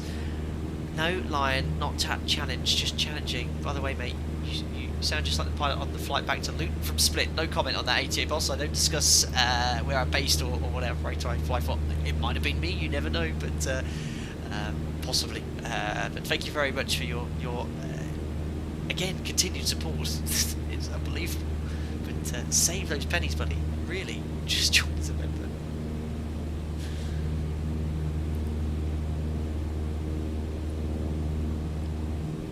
DJ Stuff, yeah, I flew Dundee to Inverness, and that was about an hour 12, so I think an hour and a half sounds about right for Edinburgh. Okay. I think the nav planner was a little bit, I don't know what it has for the cruise speed for this aircraft, but it's probably a little bit, not exaggerated, but a bit ambitious. Can we actually see Edinburgh? I don't think the 4th bridge is modelled, or any bridge, in fact. Shame. We've done well. Had a little bit. What I love is how the clouds are still there. I mean, it's like, ah, there he is. Look at that. Back. In a proper aeroplane. Amazing. See if he rocks his wings.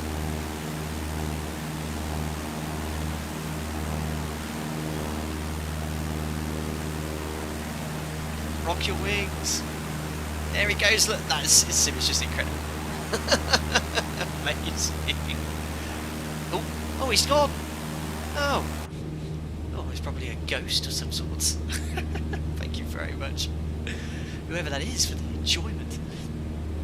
Right, so I'm not going to use the VOR anymore. I'm going to use the NDB. So let's switch over to the ILS, which is 1089. We should get glide slope and localizer deviation with this. Thank you to Rob Slater Carr, who's just joined us as a member as well. Welcome aboard, glad you're enjoying the content. Invited to our members only Discord as well. Congratulations, ATA Boss has finally worked out how to join as a member. Welcome aboard too. Marianne has gone ecstatic in the background too.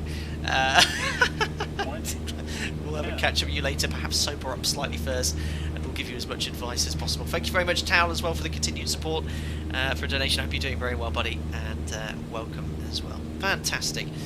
Right, anyway, look, we're routing towards this NDB, look, uniform whiskey, and then we'll make a sharp turn onto the ILS. I think it's a good time to start our descent. Hey, Guy has just joined as a member as well. Welcome aboard too. And glad you're enjoying the content too. Enjoy your custom emojis, everything, etc. My goodness, members left, right, and centre. Right, anyway, if I remember rightly, prior to descent 1700, so you don't shock cool the engine. And then we'll pull the carb heat out as well. There we go. Oh, lovely.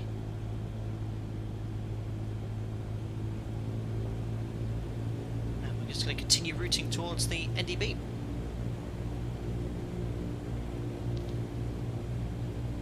Oh, hey guys, sorry, you're already a member, but you got your credit card got killed by fraud, so it lapsed for a minute. Oh, I'm sorry to hear that, hey guy, and I'm sorry that I have so many of you guys now, really, and I must apologise if I forget who's who and whatnot. So I must apologise if I forgot you there, you guys. Welcome back on board, I should say.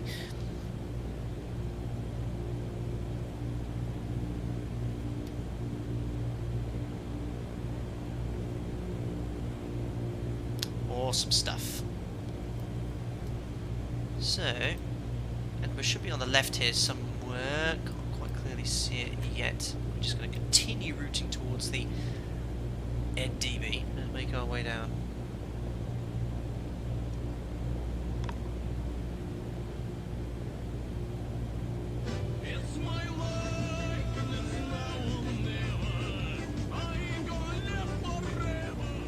So I was just talking to Marianne there. David Hughes, welcome on board, David.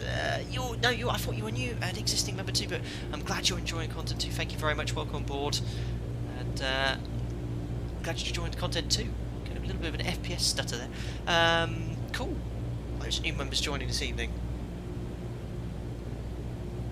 Do you think ZIBO will be released on Microsoft Flight Sim 2020? I don't think so. The problem being, the ZIBO mod is based off the default X-Plane 11737. There isn't one for him to build on. I have been chatting to ZIBO briefly today, and he's been looking at the flight models and stuff. I think he says there's a bit more work to be done, or the physics needs to be improved for the commercial aircraft. But again, that's his opinion, not mine as well. But I'm of a similar kin, and we'll have to see what high quality or add-ons we have coming, so we can actually utilise the sim better for those aircraft. Right, so this is meant to be the fourth, and I forget the name of the second bridge in Edinburgh, and the airport's around here somewhere, can't quite see it yet.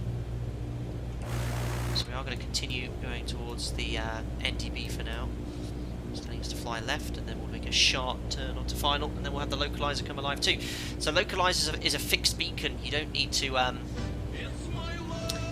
set the course on an aircraft like this. And the 737 you do, because there's some sort of logic there, but we can set the final approach track shortly. My goodness, another member as well. Who was this? Thank you very much to DJ Moy just joined as well. Welcome aboard. Mixjet, someone said in chat, very good. Just testing it. Just testing it. Welcome aboard, buddy, as a member too. Glad you joined the content as well. There should be 3 bridges there now. Okay. There's Dunfermline. The airport should be around in this distance, but as I said, we're going to use the NDB to start with.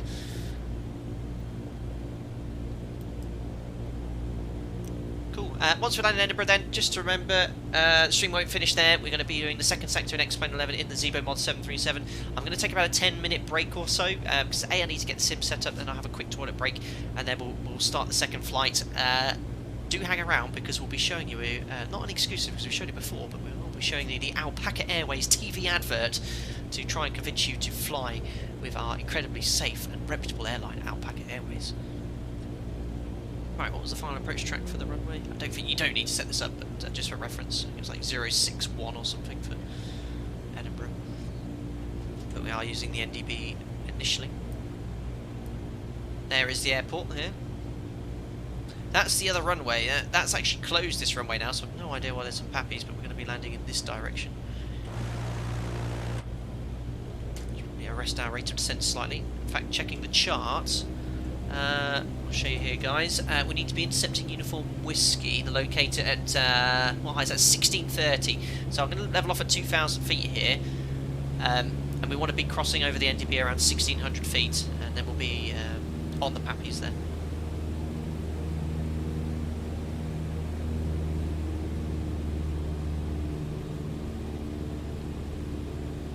Yeah, I forgot you can hold down S for the smart cam to look at your target, which is pretty cool. Ah, oh, Finbar's left a group. Well, that was... Oh, Finn, was that you in the Bonanza? That was awesome stuff, buddy. Awesome stuff. Is this default scenery? Yes, it is, Nortski. This is all default Microsoft Flight Simulator.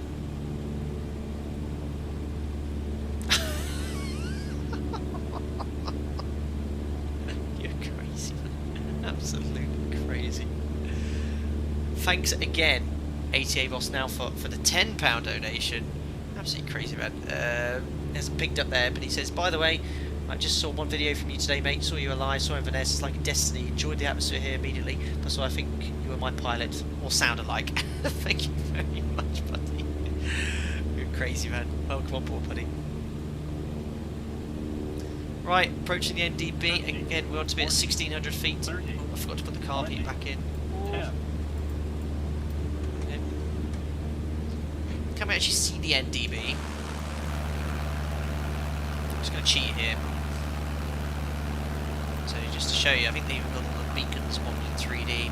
So there's the NDB we're flying towards, that Uniform Whiskey. Might be able to sit nestled in some field or something like that. I'm going to descend down to 1,600 feet now for the ILS as well. Right, so 1,700. Carving out, and if we're at 1,700 feet over the beacon, we should be on the correct approach for the Pappy. I don't think I'll be able to see the beacon though.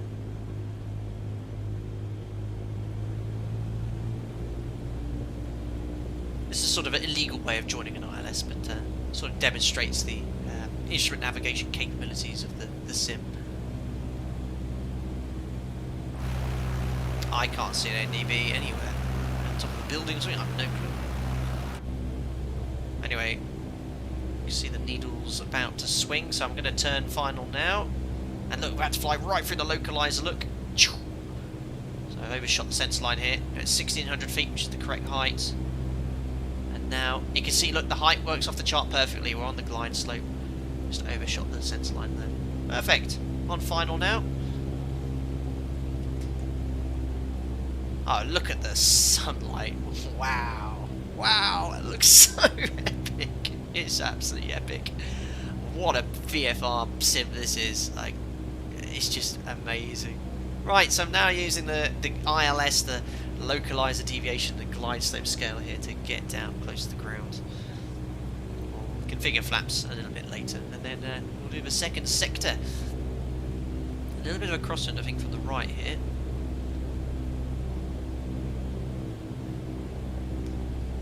what was the app for charts? That was Navigraph. Navigraph. Link for Navigraph is in the video description below. Andy M71, there's a marshaller for parking. I hope so. ATA boss, are you captain or a first officer? I'm a captain. I was promoted last year. Captain for about a year and a half now. Asad, how much time did you spend weather dodging yesterday? Oh, there's been so much weather in Europe at the moment. All I've been doing is weather dodging, I swear. Can't relax on an entire sector. A lot of thunderstorms around, and the one I demonstrated or showed on social media was quite a large cell. The tops went over flight level 400. I had to take about an 80-mile detour to get around that one. And it was the entire wall of CBs, so I had to go the long way around, but we take extra fuel for those situations. It's depicted on the SIG weather chart. Right, let's start slowing down. I left the car beat out, didn't I? I did. Professional here. 65 knots. I'm not gonna be pitching for speed either. I'm gonna use power for speed because I'm in a 737. If anyone starts saying otherwise. Looking good. 2 reds, 2 whites. It's nice that they fixed the guidance. Well, no, to be fair, the guidance for the localizer gliders have always worked. It was the autopilot's ability to track it. Select landing flat. 65 knots. Looking good.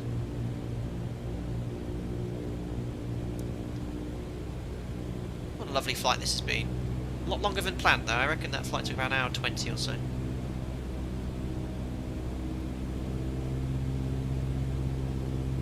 So 3 reds. I'm going to be well over the threshold. I'm going to be flying like a 7.3 basically. Good.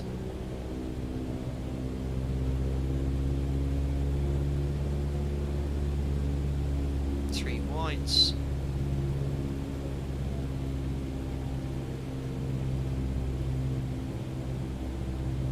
And the Edinburgh senior and explain level will be from Orbeck, so it should look quite realistic.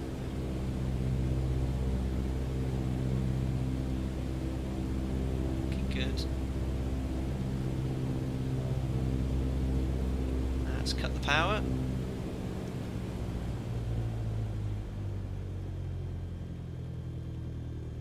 And hold it off.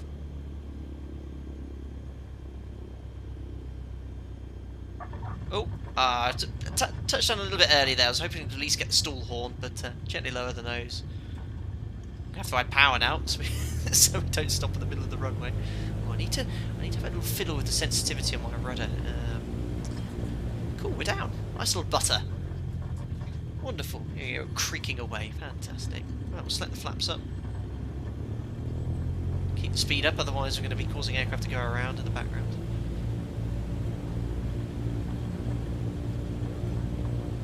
We could probably take off again.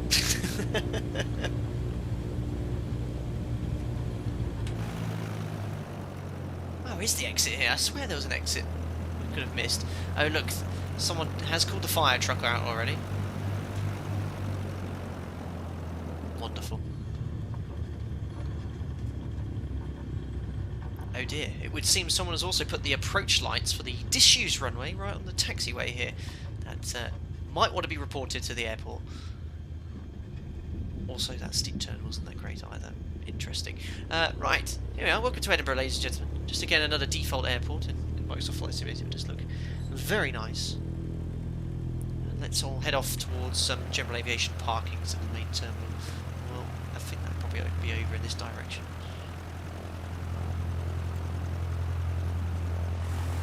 Oh, the fire truck is following me. Yes. God, this is a beastly fire engine here. If I remember rightly, this isn't exactly how Edinburgh is depicted in real life, but it'll do. Oh, I must apologise. I never did the loop. Did we? I never did a loop. Alright, next time I promise.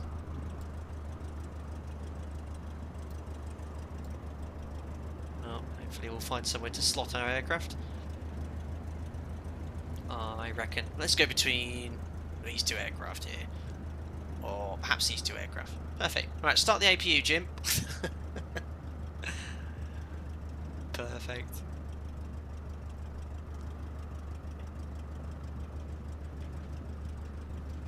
Awesome. So I should probably do my taxiing checks. Parking brake set. We should run the engine around 1200. Do another mag check prior to shutting the engine down. Again, it's been a long time since I've flown an aircraft like this. I never had the taxi landing lights on. So strobes can come off. We'll cut the mixture now. Thank you very much, DSP Aviation. Welcome aboard as a member. Glad you're enjoying the content. Welcome on board. Ah, I love the sound. That shaking sound. I think all these recordings are straight from the real aircraft. I forgot to put that in as well. Then we'll turn the batteries off as well. There we are. We'll tie down the aircraft and then get everything ready for the next sector there. Fantastic. Thank you very much to Namboozle for the £2.69. A pro streamer would loop the 737 for the fans. You'll see probably for the first time that we don't do this sort of things on this sort of stream. I was happy to have looped this aircraft, I just genuinely forgot, but we'll be on VATSIM next, so we'll be taking that all very seriously. Oh my goodness me, there's someone taking off in the background. There he is. Don't know if that's is that just AI or is that a member? I'm not sure. Thank you very much, Brandon. Welcome aboard as a member. Glad you're enjoying the content. And again, we've got ATA Boss with £5. Hey, anyways, need to go. See you later. By the way, where do I find the Discord server? Thank you very much, ATA Boss. Make a note of this. Look on Google, YouTube, Discord synchronization. That will get you all set up, ready to go. And that was Namboozle. Sorry, it came in the wrong order there. Thank you very much, guys. Right, anyway, I hope you're enjoying the stream so far. Don't forget to smash the thumbs up button and subscribe to stay up to date with the content. I'm now going to take a 10-minute break, shut down Microsoft Flight Simulator, get into X-Plane 11, and then we'll talk about the flight in the 737. For those of you who are new to the channel, I hope you'll learn something from not only learn something from that flight, but you'll also learn something from X-Plane 11 as well. Right, guys, enjoy the break, and I'll see you all back in 10 minutes. Make sure you stay tuned because we're showing you an Alpaca Airways advert prior to the start of the X-Plane 11 stream. See you all shortly, guys. Bye bye.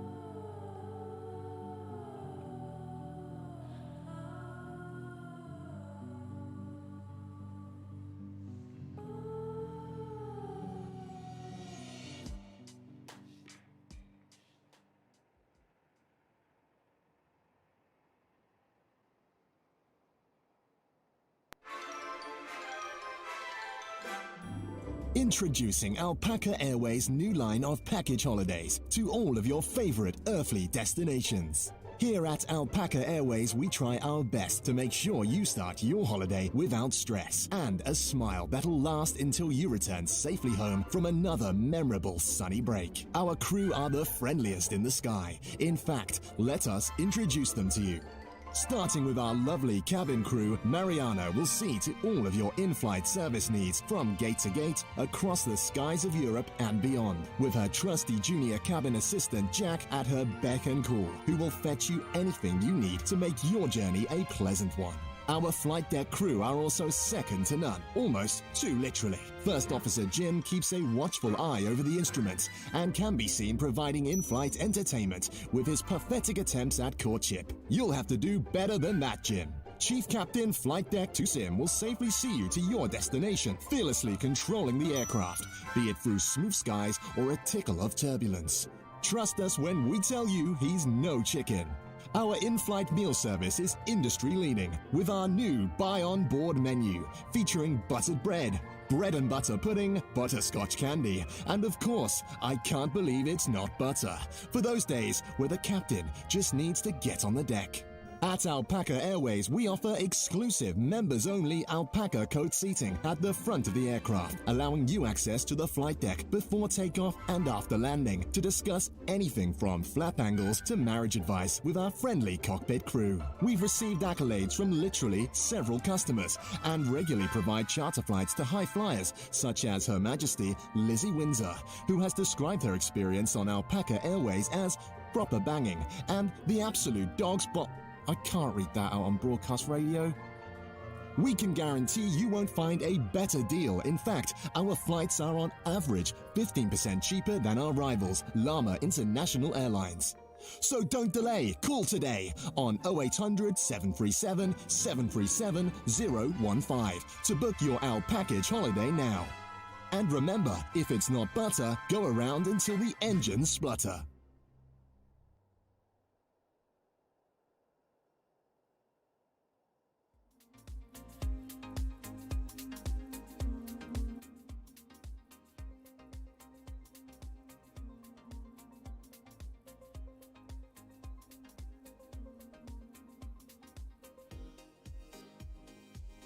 Well, guys, welcome back. I hope you enjoyed the Alpaca Airways advert from myself, Mariana, and Jack. Even Mariana's here to say something. Yoo-hoo! She's there as well. You've been waiting in the gate patiently for our flight, and we've been grounded for a while, but it's great to be back in X-Plane 11, back in the ZIBO mod 737, so now we can actually replicate some real-world procedures in the aircraft I fly, which would be great. Look at this. So we just jumped into X-Plane 11. We just landed here in Microsoft Flight Simulator. We've got to give it to X-Plane 11. It still looks pretty good with the sun just setting here, live time and live weather. I'm just going to turn on what's it called? Not Project Fly, that's the old thing I used. Sim Toolkit Pro. There we are. So I think I've got everything set up. Anyway, we better get on the ball here. I think we're going to miss the ATC for the VATSIM event, which is a great shame in Dusseldorf. Hopefully someone will stay on a bit later because the event ends in an hour. But the flight took a lot longer than expected from Inverness. But we'll jump on into the Alpaca Airways ZIBO mod 737 from Cold and Dark. And we're going to do all the procedures as I'd match them as well. We're on VATSIM as well, so we'll have live ATC. You can see here we are here. We've got a few of the Alpaca Airways aircraft. So Ryanair's here. We've got Thompson. There's another jet here. We've got even an Airbus Alpaca flight deck to sim here. We've got the broad range of our airline and our Edinburgh base here. But anyway, again, I keep forgetting who makes all these liveries. Who made this one? Was it you, Javelin? I think this one was someone else. I think it was Javelin. I'm so confused, but thank you so much for the guys that make all the liveries here. Oh, I've just realised on my overlay that it's all looking incorrect. In fact, I know why. Just give me 2 seconds, guys. I'm not full screen here. There we go, that's better. I hope that hasn't kicked me off VATSIM. No, I'm still online. Perfect, yeah, for some reason it was in the windowed mode, but now it looks better. I don't need the black overlay anymore. But yeah, we're going to do this flight from Edinburgh to Dusseldorf, live on VATSIM. Flight time around an hour or so, quite a short sector.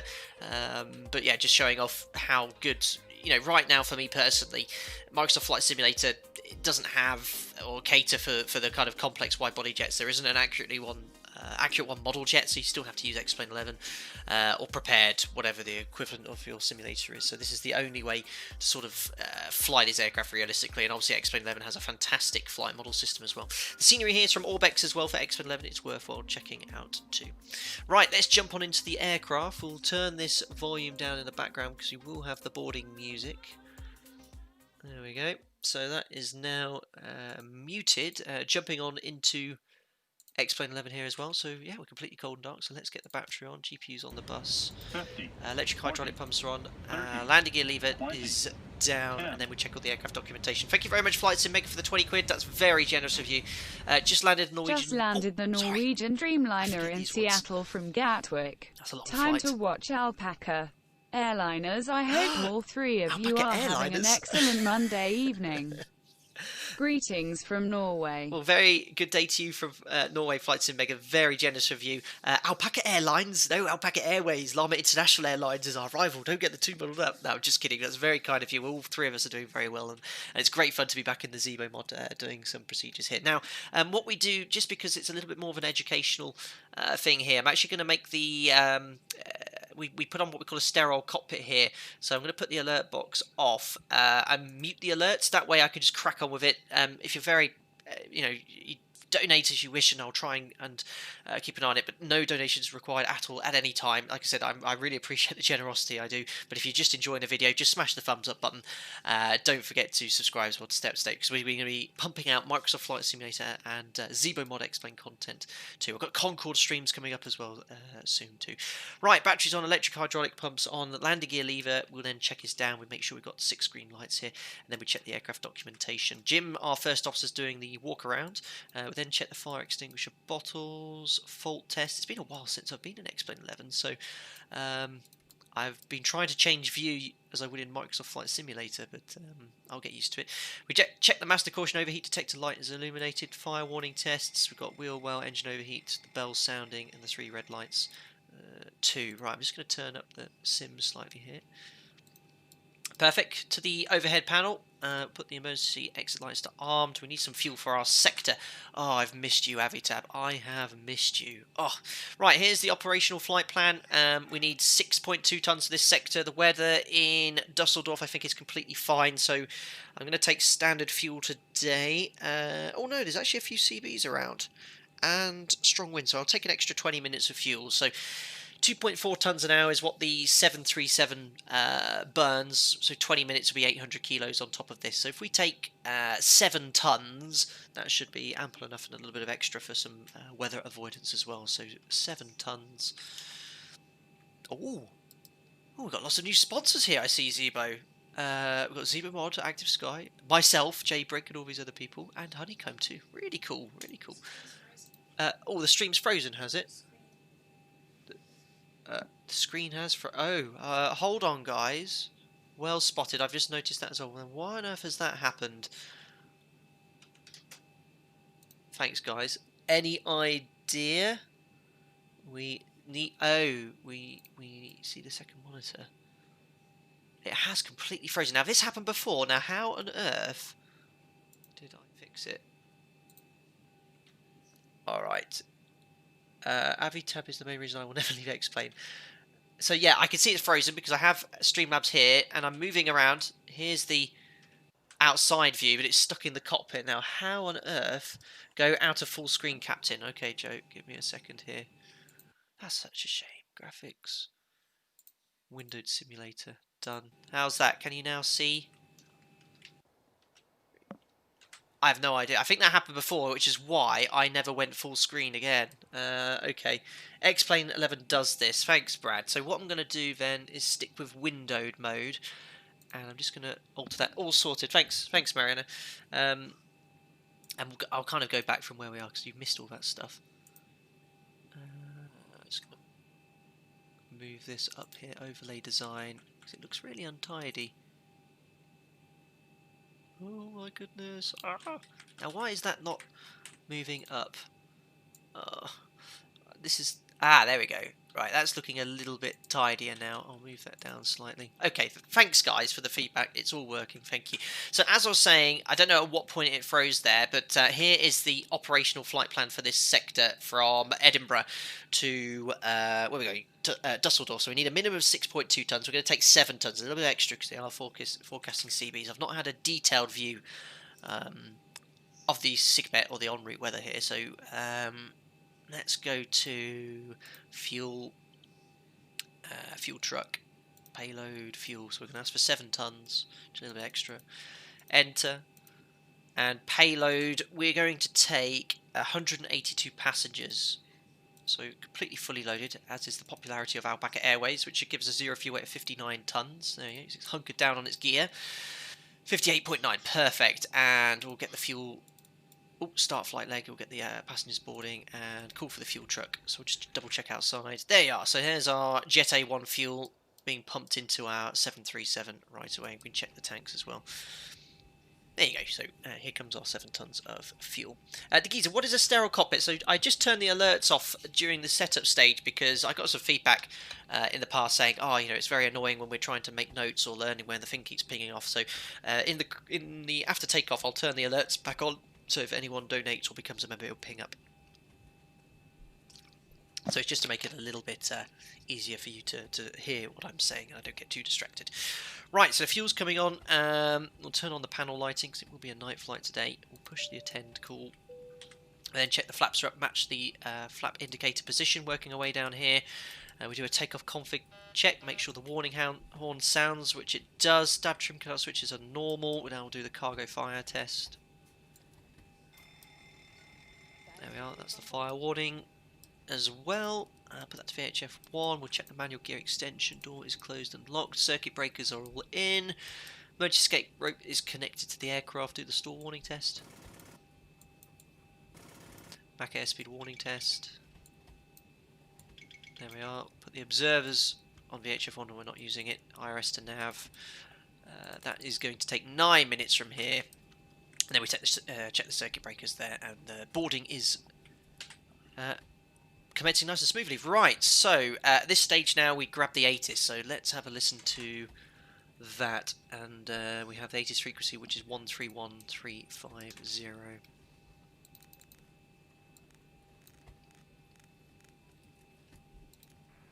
2 point plus 10. So grab note. QNH1012. Acknowledge your receipt of information whiskey. So information whiskey. And advise aircraft type on first contact. So 738. Edinburgh information whiskey. Time 1820. Runway in use 06. Transition That's an level, old flight ATIS. level 75. Surface wind 100. 6 knots. Visibility 10 kilometers or more. Few clouds at 100 feet. Temperature plus 15.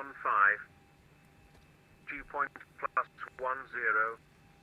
QNH 1012. Excellent, so we've got information whiskey, albeit from 1820 Zulu, so it's almost an hour old. They typically update it every 30 minutes if they're not expecting any changes. So that's all recorded. Lovely day here, basically. Well, there's a few clouds at 100 feet. That's not an issue. Cool. So we'll set the QNH, which is 1012. The MFRA will set now. This is the height at which we accelerate in the event of an engine failure. I'm just going to set this to elevation plus 1,000 feet. So we'll put that to 1130 for now. We'll select terrain for now. Airports 2. Turn up the panel lighting, background lighting, AFDS flood. And if you're new to simming, guys, and new to this channel from Microsoft Flight Simulator, don't hesitate at trying out X-Plane 11. Trust me, the ZIBO mod especially. I've been involved with the development of this aircraft for the last 2 years and providing feedback. It is one of the best virtual representations of the 7.3. The PMDG is also excellent. I'd recommend that too for prepared. The X-Plane 11, you want the ZIBO mod.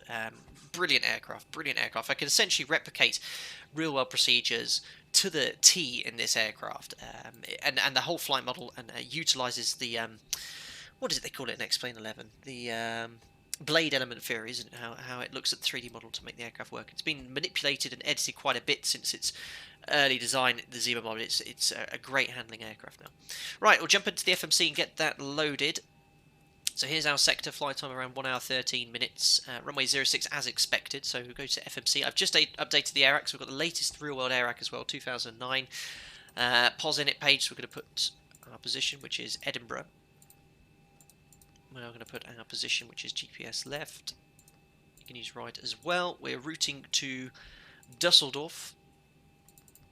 Our first ever time landing in Dusseldorf in a stream. Our call sign today is going to be Alpaca 5 Delta Lima. That's our unofficial IATA code, VCP. Departure then, runway 06, going to be a Tala 6 Delta, which is for props and jets if you... props only, but jets as well if you join a particular airway, which we'll have a look at the charts shortly. Excuse me, so I have a little sip of water. Now I'll put the routing in. So from Tala, Yankee 96 to Nateb.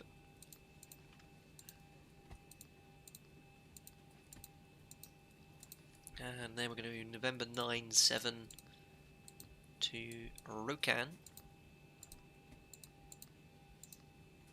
And from there, Papa 1 to Monil.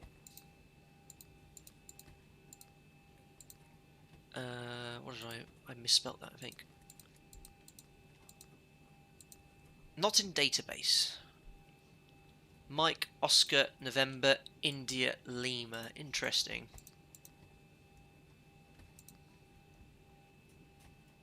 Never seen that before. Alright, well, let's go from Rokan. Very interesting. I've never, ever seen that in either real life or in SimBrief, which uses pretty much real-world flight plans. So what I'm going to do is go from Rokan direct to Tebro. That's very unusual. I'm going to have to delete Papa 1 here.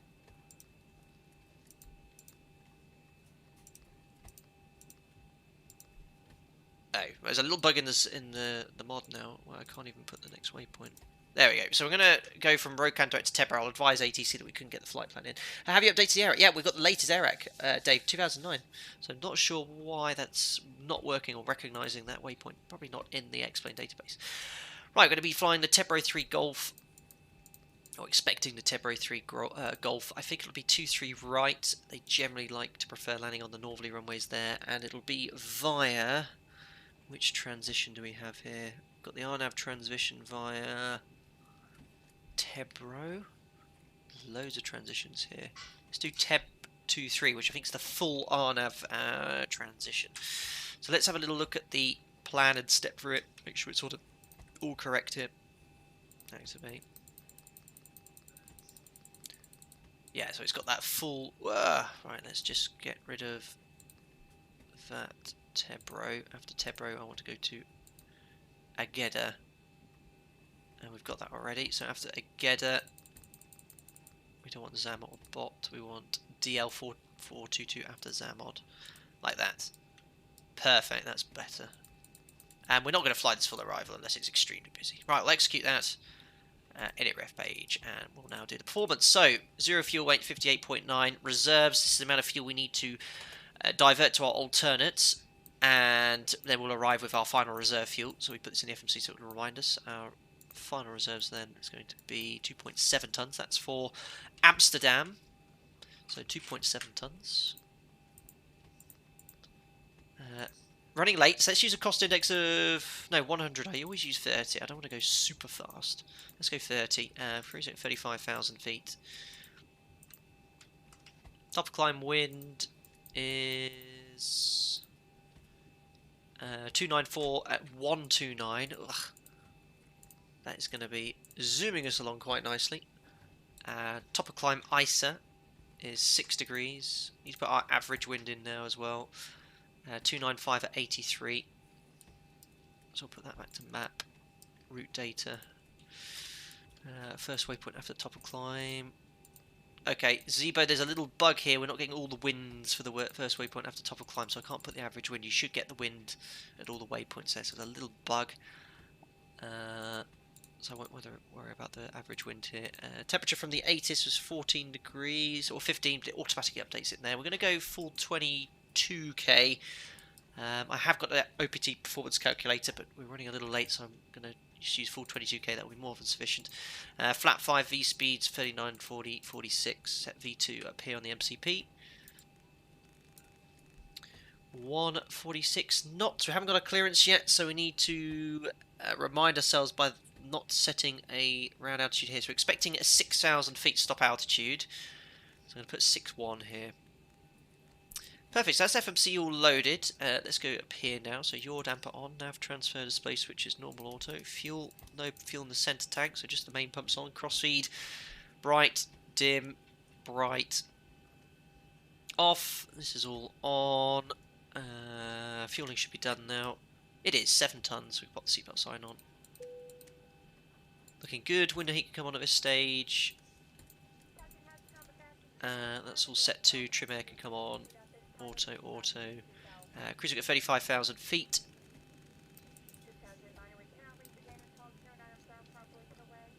Perfect. Land altitude. Sorry, the elevation in Dusseldorf is 147. So we'll put 150 here. Pop this to steady. Flight directors come on, and SID is the Catala 6 Delta, so I usually will try to get the charts available prior to the start, but because we came straight from Microsoft Flight Simulator, I didn't have time to that, so we're in Edinburgh. Oh, I hope this all works. No! I need to resync the charts. Give me 2 seconds, guys. So, home. Where is Navigraph? No, it's not there. It's under this, isn't it?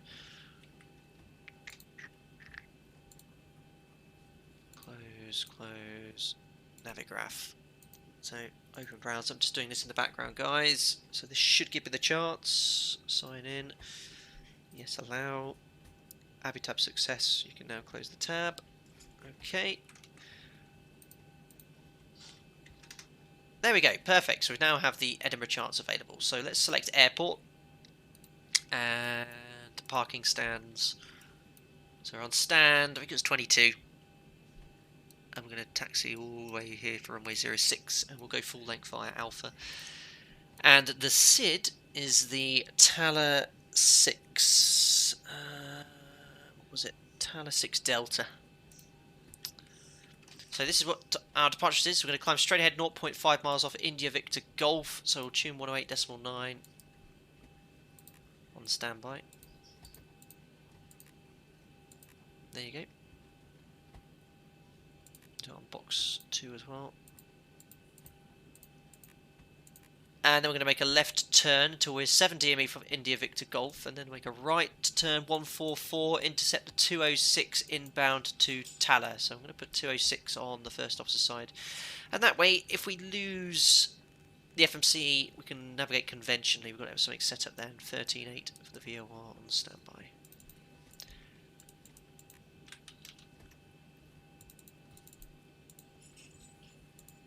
Perfect, so that's the SID loaded. We'll fire up the APU now. Perfect.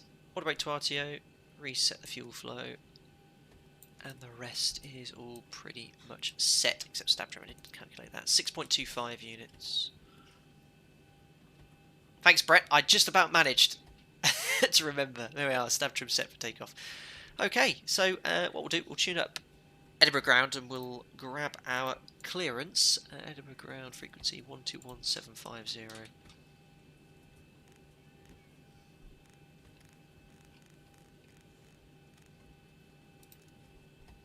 Perfect. And what was our call sign? Alpaca 5 Delta Lima. Oh, what's so cool in the ZIBO mod, the volume knob is now modelled, so you can... Watch this, look. Oh, it was modelled, now it's not working. You used to be able to control the volume.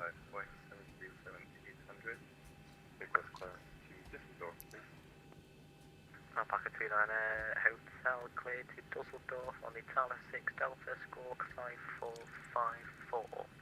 That's a shame, because last time I tried it, it was working, so you could actually control the volume through the mic control. Alpaca 29 Hotel, feedback is correct, sir. Edinburgh ground, very good evening. Alpaca 5 Delta Lima, stand 22, information Whiskey QNH 1012. Departure clearance to Dusseldorf, please, 0738. Alpaca 5 Delta Lima, clear to Dusseldorf on the Tower 6, Delta 06, squawk 0513. Cleared to Dusseldorf, Tower 6, Delta runway 06, squawk 0513, Alpaca 5 Delta Lima. Alpaca 5 Delta Lima, reback correct, sir. Perfect, so we've got our clearance, so we need to set our squawk, which is 0513.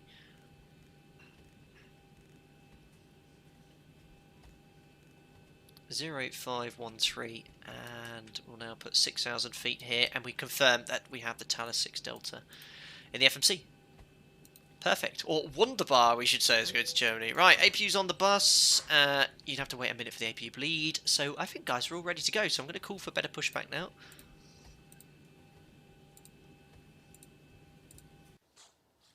And we'll get pushed back the same direction as our colleagues here. So as soon as he's clear, we'll request push and start. Perfect. Ground to cockpit. Plan acknowledged. Call me through the menu when you're ready. Awesome stuff. So guys, yeah, this is obviously not Microsoft Flight Simulator, and we're kind of comparing the two here, but I'm just kind of showing you how AX-Plane 11 still is a really good sim. And right now, if you want to be flying these sort of aircraft, you need to be jumping into X-Plane 11, unfortunately. I say unfortunately, not really, because it is a great sim still, but obviously Microsoft Flight Simulator, it's brand new, it's utilising incredible graphics. I think it's fair to say that it's a better looking sim, but for actual getting down, practicing procedures and flying aircraft like this as realistic as possible, you'll need to have prepared to X-Plane 11 for now. Right, I forgot to call for it. Ground to Here he cockpit. comes. Tow is driving up. So this is Alpaca Airways ground crew. We have our own ground support team. There he is in his tug, Alpaca Airways. Wonderful. One thing I do prefer hugely in X-Plane 11 is the camera systems. I don't know, I think the Microsoft one is good. I'm perhaps not used to it, but I really like X-Plane's one and the way you can preset keys on the number pad. I really enjoy. Who did I talk to? So we're using the online ATC network called VATSIM, and what VATSIM is, it gives you the ability to talk to individuals who are acting as air traffic control. So if you want to have a bit of fun, mess around, you don't use VATSIM. It's not that sort of network. These are guys who are wanting to fly as realistically as possible. The Microsoft Flight Simulator has a default sort of shared flight for formation flying stuff. That's great to have fun and mess around, which is what we did last stream, and we had a couple of members join on Okay, all doors and hatches are closed. Ready to connect. on the sector from Microsoft Flight Simulator. But yeah, if you want to take things very seriously, grab yourself VATSIM and make sure you practice your RT and stuff. I just replicate real world procedures and I can do it very accurately in a desktop sim. Toki, you missed that good old ground to cockpit.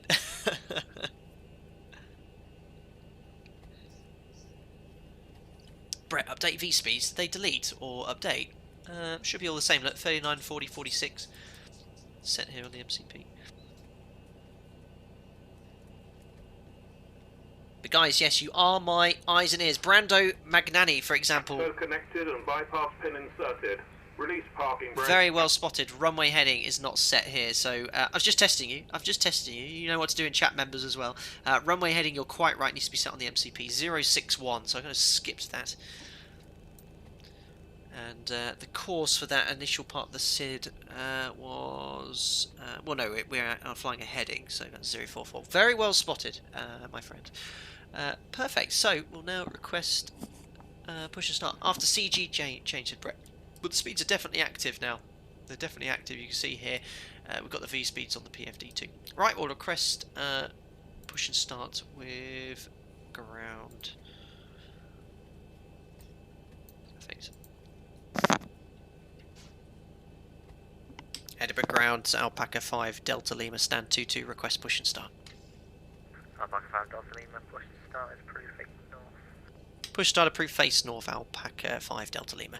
Right, so, been cleared push and start, so packs off, AP bleed on, anti-collision light can come on as well, transponder to out off. That's it, we now talk to ground crew. Confirm we've been cleared, push and start, parking brake is set. Release parking brake, we're due out at 3-0. Look at that, 2 minutes ahead of schedule. Parking brake released. Let's go, guys, to Dusseldorf. starting pushback and you may start engines. Why, thank you very much. Alpaca 70 for Papa taxi. Alpaca 70 for Papa taxi. Foxtrot Echo 1 Alpha 2, holding point Alpha 1. Hi taxi, Foxtrot Echo to holding point Alpha. Adam, you're getting a 76 knot headwind. Ah.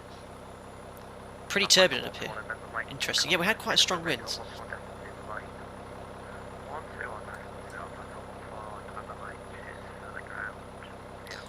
So we've got Edinburgh approach on 121.2, so we'll put that on standby. So on VATSIM, always try and, if you can, pre-select next frequency, it will lower your workload. Right, we'll now start engine number 2.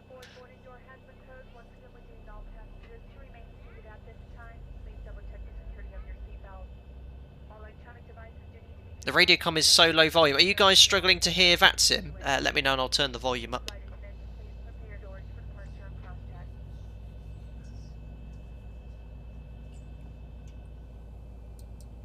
25% max motoring. Yeah, it should put the fuel in a little bit sooner. Check the spar valve. Perfect.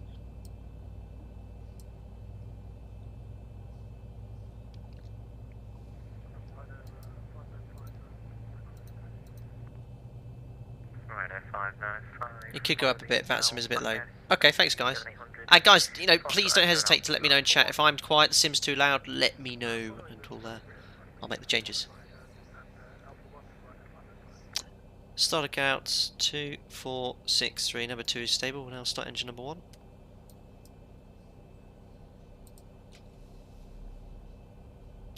Lucas studying for your ATPL exams while listening to the stream. Awesome. Well, good luck with everything, Lucas. Tomjet 253 Hotel. Ed 2. After the Ryanair 737-800 passes from your right to left. Oil pressure and N1. Operation complete. Set parking brake. Market brake is set. Disconnecting tow. Stand by. Push and start approved. Heading west. Tomjet 253 Hotel. All stations, Edinburgh ground is now closing. Edinburgh radar 121.6 for further taxi instructions. So that's a shame. They've just shut ground down, so we could use approach at least. We'll have ATC for taxi instructions. It's pretty cool.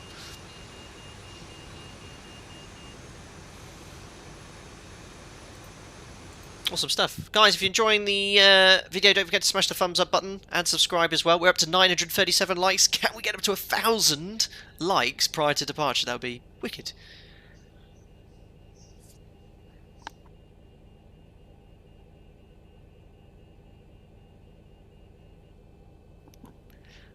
Tail is disconnected and bypass pin has been removed. Hand signal on the left.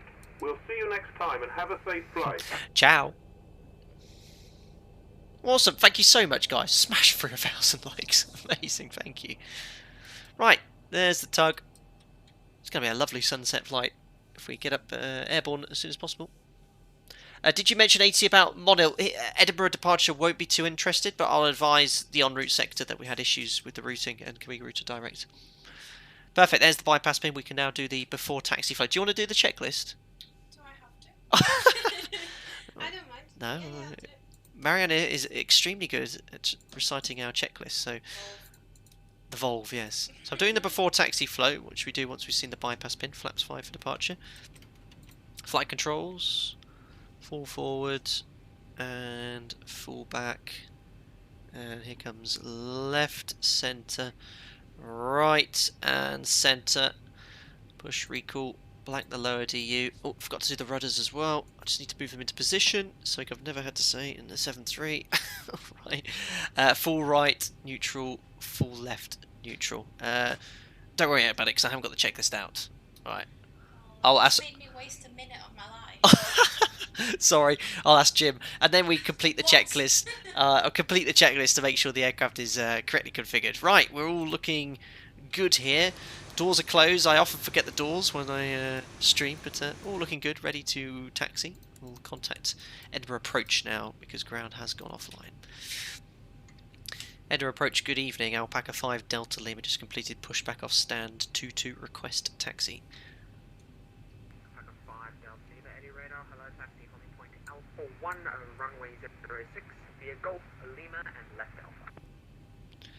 Taxi, holding point Alpha on runway 065 Golf Lima, and left at Alpha Alpaca 5 Delta Lima. Perfect. So he was very quiet. So I've just. Perfect. So let's just show you where we're going. If I bring the charts up. So Golf Lima here, and then left turn onto Alpha. So essentially follow the first line. You can use this to essentially monitor your taxi, which is pretty cool. Right, let's go. So release the parking brake. There we go. We just do a quick takeoff config test. So I advance the thrust levers fully, and if the takeoff warning horn goes off, we need to check the configuration so the trim's out of limits. Flaps are not set. They're some of the most common things to forget. Let's go. That might help. We'll squat on Charlie. There you go.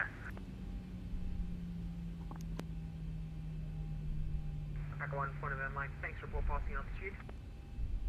Just coming up to 4 Just talking to Mario there, giving me some interesting information.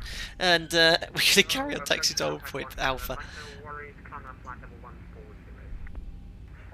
Will I turn VATSIM up? Ah, is it still a bit too quiet? Just give me 2 seconds, guys. I could do this one because I've got 2 monitors here. Alpaca 7 Uniform Papa, go ahead. Ooh, now I need to look at my own monitor. Right.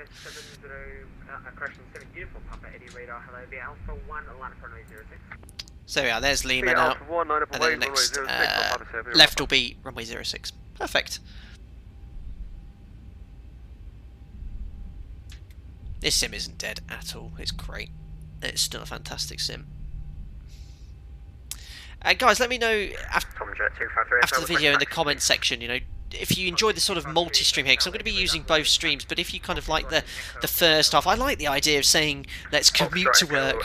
So we can't believe, look, we started the day all the way over in Inverness. We then did a light aircraft flight Microsoft Flight Simulator to Edinburgh, and now we're at work with Flight Edinburgh to Dusseldorf. It's really good fun, I thought. A nice way of doing things. It's a slightly longer stream though, but it's good fun. I'll do some more combined streams.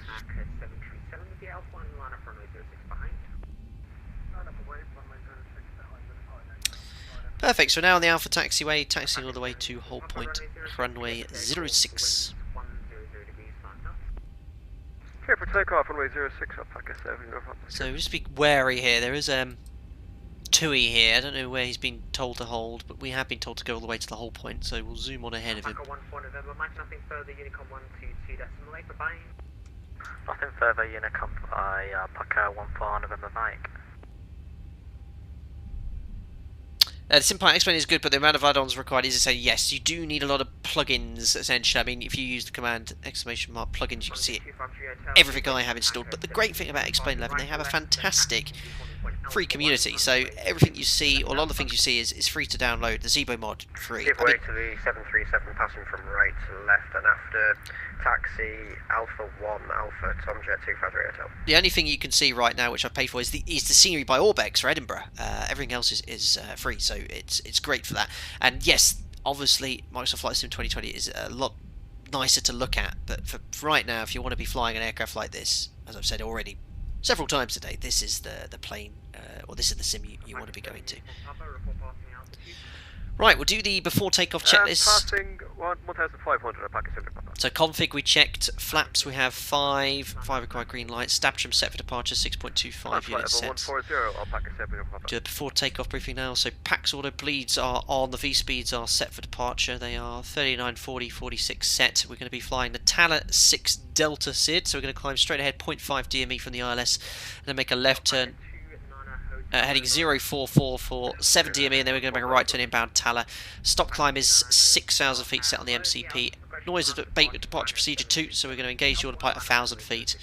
And that's it. Any problems, the engines or anything like that, we'll climb straight ahead to the MSA. MSA to the northeast, which is the heading we're going on, is 3,000 feet, so we'll level off at 3,000 and deal with the situation. That's it. Measure the cabin is all secure.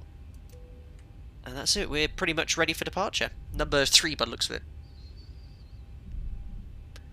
Amazing! 1,700 people watching. Thank you so much. We actually have more people watching now, I think, than we did Microsoft Flight Sim 2020. Amazing. But guys, welcome aboard. This is back in Explain 11. after positioning in Microsoft Flight Simulator to Edinburgh. We're now doing an hour sector to Dusseldorf. Unfortunately, the VATSIM event ends in 20 minutes, so we're arriving about half an hour too late. That's because the flight in Microsoft Flight Simulator took a lot longer than expected. I hope someone stays on a bit later, but it's great to have ATC here in Edinburgh at least, and maybe someone will jump in and provide ATC and VATSIM if they can see there's a few inbounds now. We'll see. Otherwise, we'll fly the procedural approach in.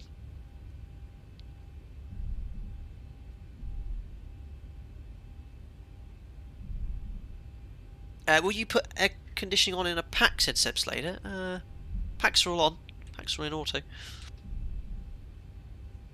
Great to see our colleagues ahead as well. There's another Alpaca Airways aircraft, and our inaugural service. We do, what was it, like 72 flights a day from Edinburgh to Dusseldorf?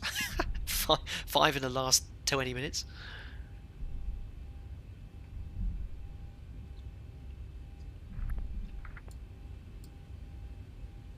Here is hold point Alpha 1 runway 06. Runway 595 before passing altitude. Passing flight level 1000. And there's the hold point. So the hold points in real life, they're red dots, not this sort of alternating amber lights. They're fixed red. Alpaca 5 down to Lima behind the departing company 737 via Alpha 1, line up runway 06 behind. Behind departing company traffic via Alpha 1, line up and wait behind runway 06, Alpaca 5 Delta Lima. Perfect. Parking brake is set. I'm going to turn that volume up slightly. Maybe this is working. Oh, it's as loud as it can be. I'll turn up the volume here on my volume mixer instead.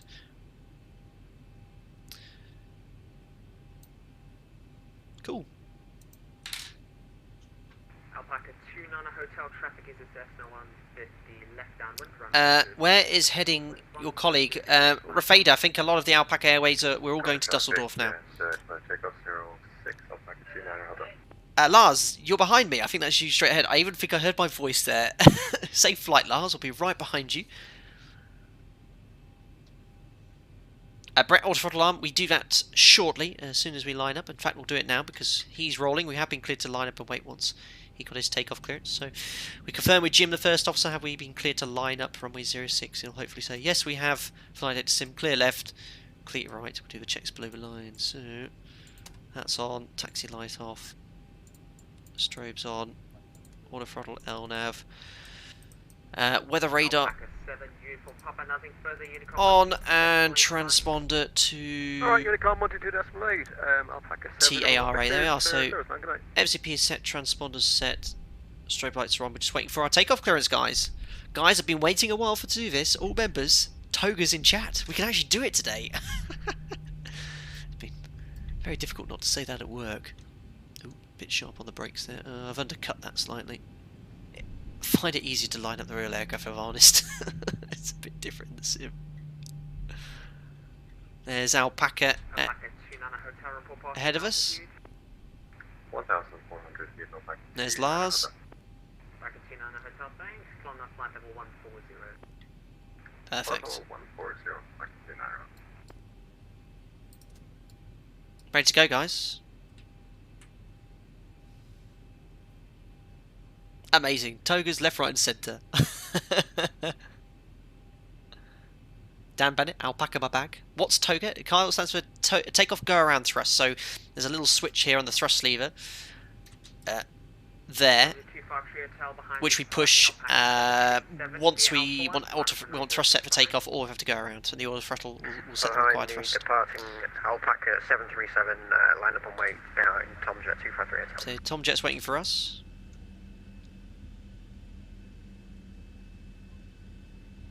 Perfect. Edinburgh approach. Good evening, Shuttle 9 Charlie. Press radio check. Shuttle. Clock Abbas, well remembered. You've reminded me. Cool. Oh, thanks very much. Victor, greetings from Brazil. Boa tarde. Heathrow, please. Stand. Can't remember. Airbus A320 with information X-ray on board, please. Alpaca 5 Delta Lima, traffic is a Cessna 150, left downwind, runway 06 clear for takeoff, winds are 090 degrees, 4 knots. Thanks, Liffey traffic. Runway 06 cleared takeoff for Alpaca 5 Delta Lima. We've got a takeoff clearance, guys, so lights are on, checks complete. Timing, look, I remembered. Perfect. A320. Parking rate released, 40%. Charlie Roger, clear to Heathrow. Got 10 Delta departure, runway 06 call 470. Perfect. The engines are stabilised. Push toga, set takeoff thrust. There we are, light forward pressure on the control column. Looking for 91.3. Takeoff thrust indications normal. 89. Checked. Release that forward pressure on the control column.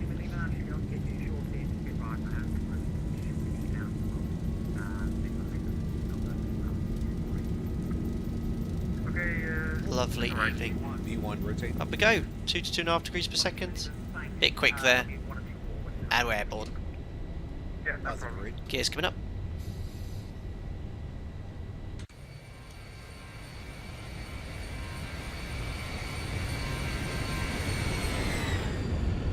Amazing. Still love this sim. Right, jumped into the fly deck. There's left turn. 1000. Checked, we can now bug up. Alpaca 5 Delta Lima passing altitude 1,500 feet.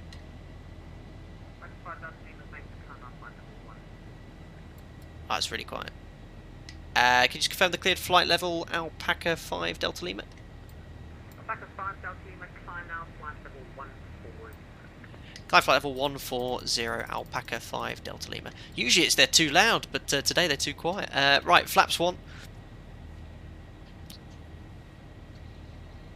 And flaps up. Beautiful.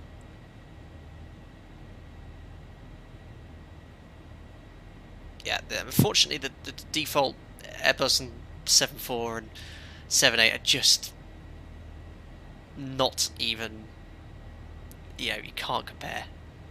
This is just an absolute beauty to fly in a desktop sim. Absolute beauty.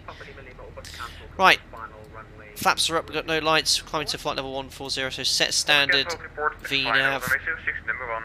That's in case you're the pilot now. And is it possible to change your intentions from a touch and go to landing? And command 8. There we are. So standard set passing 4 flight level 140 after takeoff checklist. So gear to up and off. Auto brakes are off.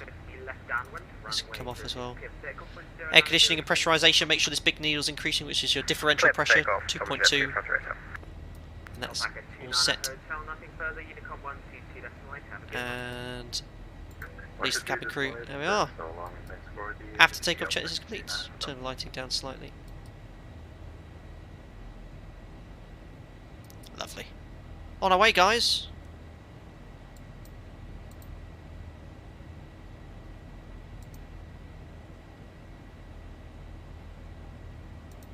Put some nice tunes in the background now as well.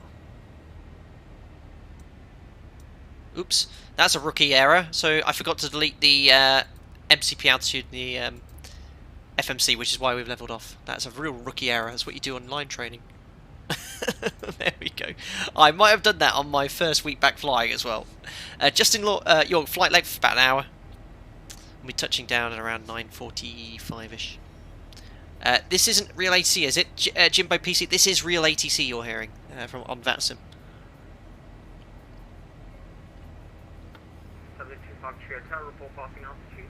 Lars, you did the same thing. altitude 1,200 feet. Jim forgot to remind me, it's his fault. Climb flight level 140, Tom Jet 253. Who we got here? Listerman! Rejoining as a member, or reassigning on. Thank you very much, welcome back. I don't think you ever forgot, were you? Cheers, buddy.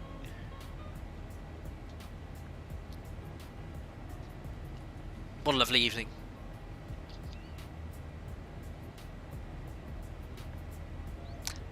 Gusta Rhymes, can you help people that have a fear of flying? There's lots of useful courses for that. I mean, I'll wait until we go to Unicom and then we'll talk, but when I was much younger I actually was scared of flying too, believe it or not. It wasn't until I was lobbed in the back of a Tiger Moth you know, 70, 80-year-old aircraft and thrown around in the sky, I realise there's absolutely nothing to be scared of. When you've been thrown around an aircraft like that, you're fine. Right, let's do the pre-cruise checks. Fuel 4 pumps. Pop these lights off. Logo should have been on. APU's off. Pressurization 4.2 set. These days, guys, we leave the fasten seatbelt sign on due to COVID-19, so we want to minimise time spent with lots of different people. So if you can use the... 30, 20,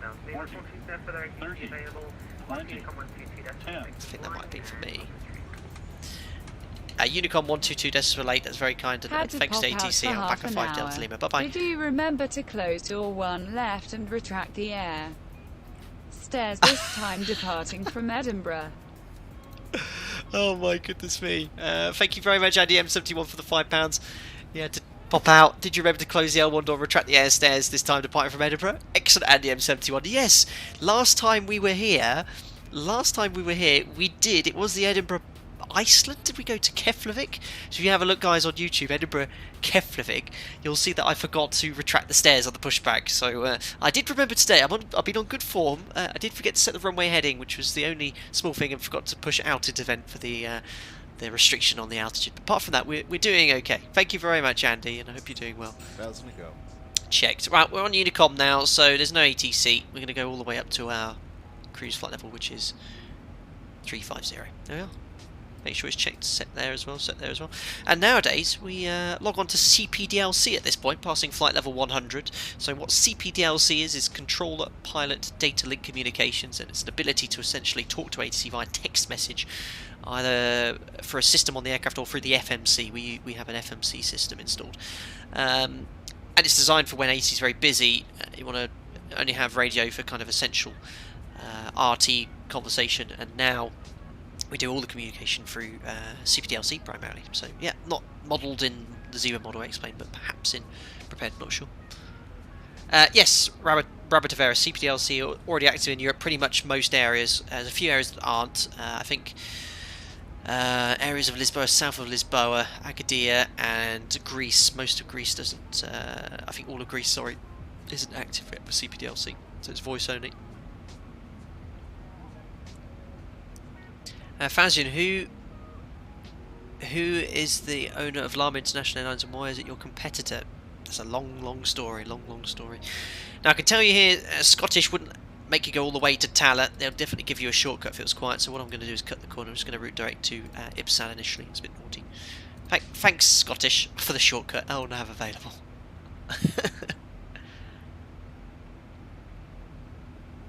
Kim Jong-un. Good day, please. Love your work. So will Microsoft Flight Simulator ever replace X-Plane? Who knows in time. I think for general aviation it is the simulator right now. For this sort of stuff, it's a long way behind. We're going to have to wait for some decent aircraft and see how the flight model in Microsoft Flight Simulator reacts to complex aircraft like this. Who knows? I don't know. The default aircraft, you can't even compare. So this for now is my go-to sim for these sort of aircraft.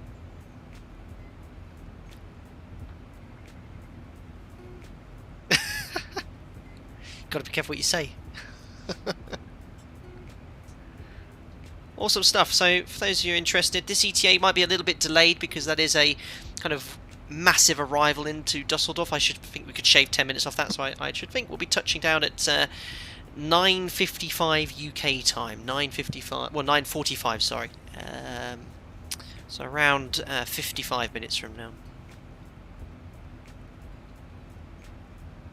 Thank you for everyone that's subscribing today this evening. It's all coming in thick and fast. And guys, if you are enjoying the stream, don't get to smash the thumbs up button. I don't even know what like target to have anymore. You guys go crazy. I mean, when we did that Microsoft Flight Simulator stream, we had the most amount of people watching at one point. We had 8,800 people watching at once. And I can remember we were in the 747, in the default 747. I said, could I have something like, could I have an extra few hundred likes for takeoff? And I had like 800 likes in the space of a minute. It was absolutely crazy.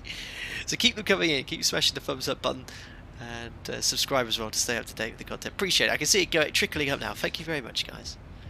So I can have a little look on VAT traffic, see if we've got any ATC later on from London.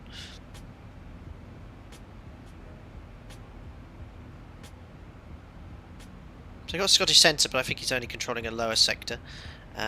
We still have full ATC in Dusseldorf, but that event does end soon, and we'll have, I think it's lag and radar online.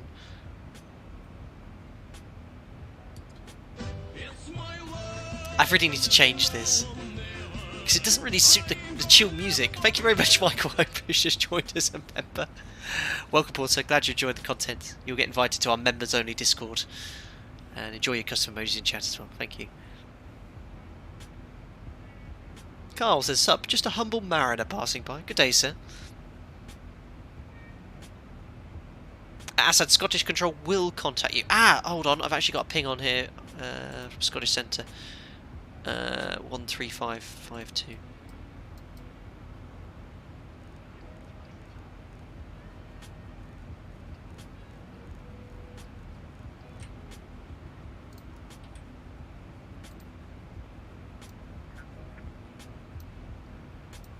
So this should be the right frequency. Scottish Control, you're wing C7. I just noticed my flight plan is totally wrong from in the FMC compared to what I filed. So joining. So I had issues as well. M16 direct Xapos and then Napex. Going 67, just refile for me, please. Roger. Anger bank setting. Well, you just wait till. Oh yeah. Oh sorry, it did knock. It should be on 25, but yeah, at 30,000, we'll switch that to 10. Scottish Centre, good evening. Alpaca 5 Delta Lima, climbing flight level 350 and a left turn to Otbun. Alpaca 5 Delta Lima, Scottish Control, roger.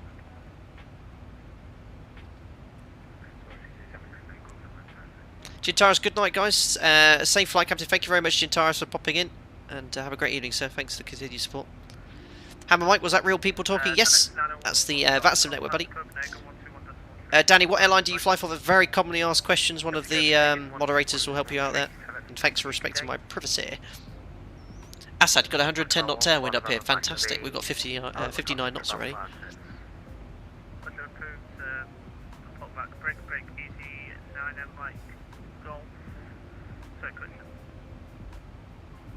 Thanks, Anthony.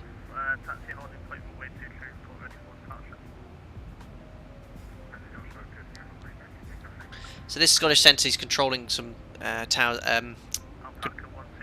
controllers as well, some airports as well.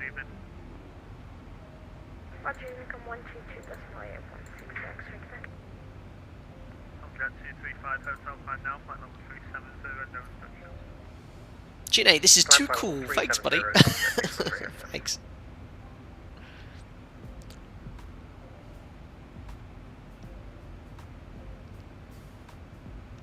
Carl, appreciate the warm greeting. I try to see as many comments as possible. When it's kind of a low work phase like this, a bit more time, I really need to change this.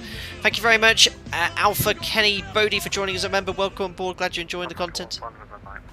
You'll get invited to our members-only Discord and enjoy your custom emojis in chat. That must remind me, we have a lot of new members joining this evening, so thank you very much. Welcome aboard to all members.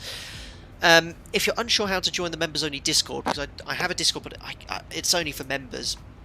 And I do understand the kind of sentiment behind that, but if you're a regular subscriber, you can still message me on social media, although it is very difficult for me these days to reply to everyone. But to all the members that joined, thank you very much for the support. To get into the Discord, you need to type in on Google YouTube Discord synchronization, follow those steps. The invite link is only through the membership, so if you terminate your membership, you get, I think, a 24-hour grace period before you have to leave the Discord. And it boots you out essentially automatically, but it's a way for me to give something more back to members, because custom emojis doesn't just beat it. So the Discord is just a way for you to convene between other like-minded people. I've got myself there to answer questions in a little bit more of a closed environment, and I've got a lot of people help me just run it generally. Great guys, real airline pilots too. Pilot Mike's there. We've got Cookie 737 Cookie. You've got loads of other guys there. So it's just a nice place. You can chat about Simi. You can ask questions to real pilots and stuff. So that's it. And thanks to all the guys that joined. Tom Baldock, Japan Airways. I wish you wouldn't discuss that, please.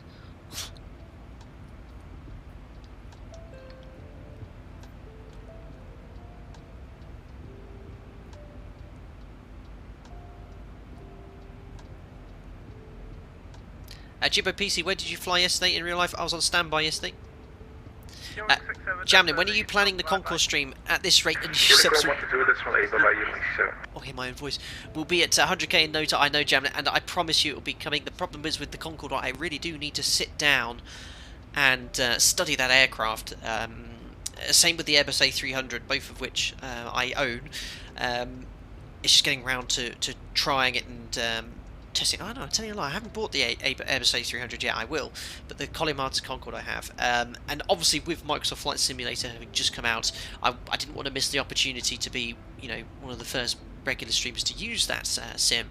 And you know, the dust is beginning to settle now with Microsoft Flight Sim. I just want to still show people how even X-11 is still a great sim, and you can fly aircraft like this. And I have a lot more viewers right now than I typically would. So, but I think the Concorde stream will come, I hope, within the next month, and I still need to organise the members group flight as well. I've got lots to do. I mean, I would usually be working today. I'm on standby, so it's great to get another stream done.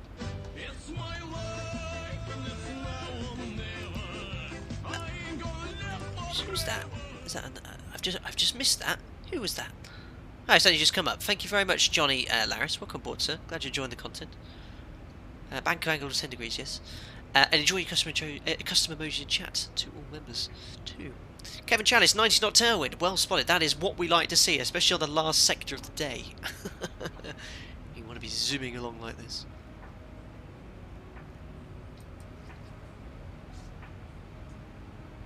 EC79 Mike Golf report passing level. EC79 Mike Golf passing to the pitch black, can't see anything. EC79 Mike Golf, roger. Squawk identified, flight level 350, no ATG. 10. Thank you very much, Tim. One of my longest serving members for the £2.321. The real aircraft is back in the room. Thank you very much, Tim. I know you've been heckling people and subtly wishing for Z to fly back in the ZIBO mod, so here you are, we're in a proper beast now. Thank you very much for your donation, buddy.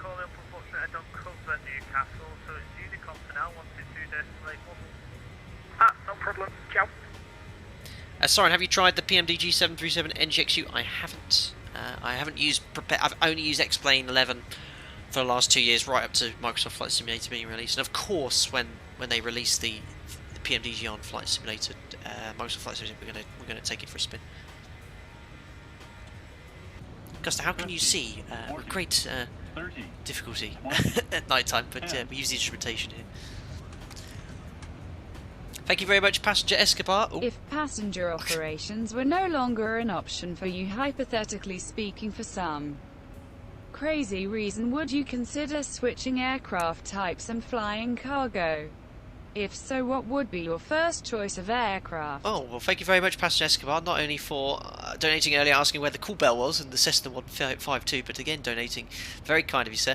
If PAX operations were no longer an option for you, hypothetically speaking, for some crazy reason, would you consider switching aircraft types and flying cargo? If so, what would be your first choice of aircraft? Well, hypothetically speaking, let's imagine that I had that luxury of being able to choose who I worked for and what aircraft I could fly. I'd still want to fly this Boeing, really, just for familiarity. The Airbus is a great aircraft, don't get me wrong, but I like flying the Boeing aircraft. There's not really anything else I really prefer to fly. I'm sort of past that, really. Don't want to fly anything older or anything with propellers. It would be a jet. I don't know, a 777 perhaps. I'd love to fly the aircraft, but I like being home each night at the end of my duty. I don't like the idea of overnights and spending a long time away from Marion and Jack, so yes, very much hypothetically speaking, probably a 777 and home each evening, which is impossible. But thanks a lot for the donation, buddy. Check. Arbo, no en route controllers for VATSIM. We're currently talking to Scottish, but it looks like a few guys ahead went over to Unicom.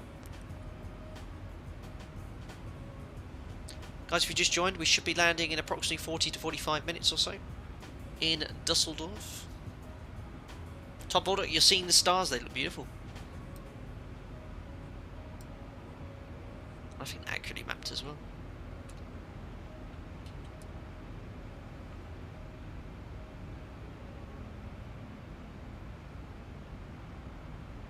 Nick Cray, ever thought of going on Twitch? No.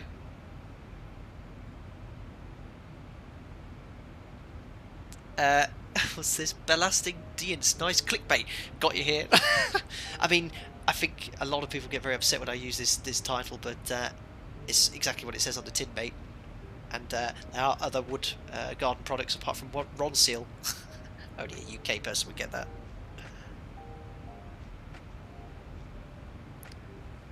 Basically, this is on thumbnail. It says X-Men 11 and Microsoft comparison side by side. Well, have a look at the video description, and it's not an exact comparison. If you look at the video title, play back the video, you will see everything you wish to see.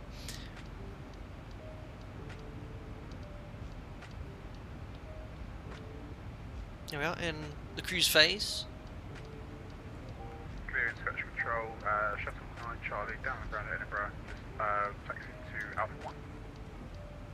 So, we've got traffic ahead, 2,000 feet above. We could easily get up to 3.7 if not 3.9.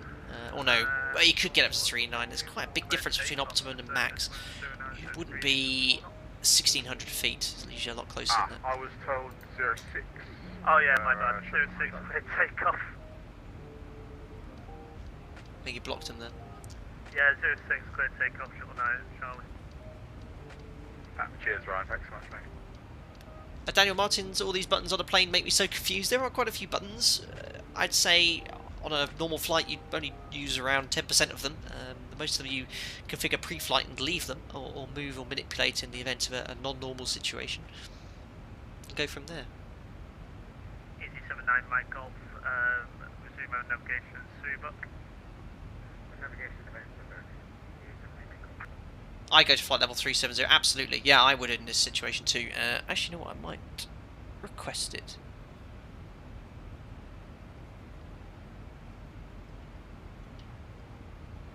Scottish Alpaca 5 Delta Lima request. Yeah, go ahead. Alpaca 5 Delta Lima request flight level 370.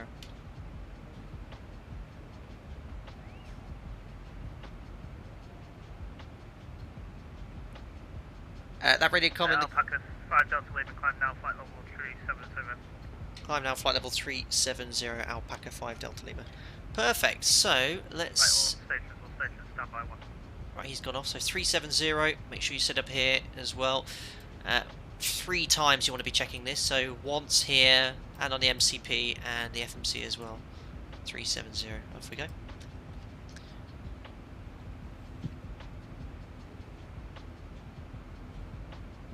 Who's that he's talking to? VATSIM. This is all VATSIM, guys.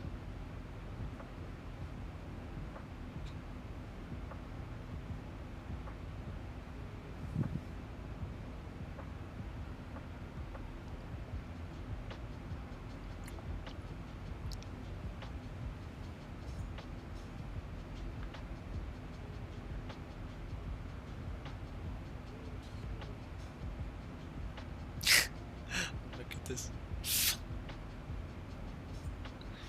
David Hughes, God forbid a Russian aircraft and their buttons. We've flown Tupolev on a live stream. We've flown Tupolev.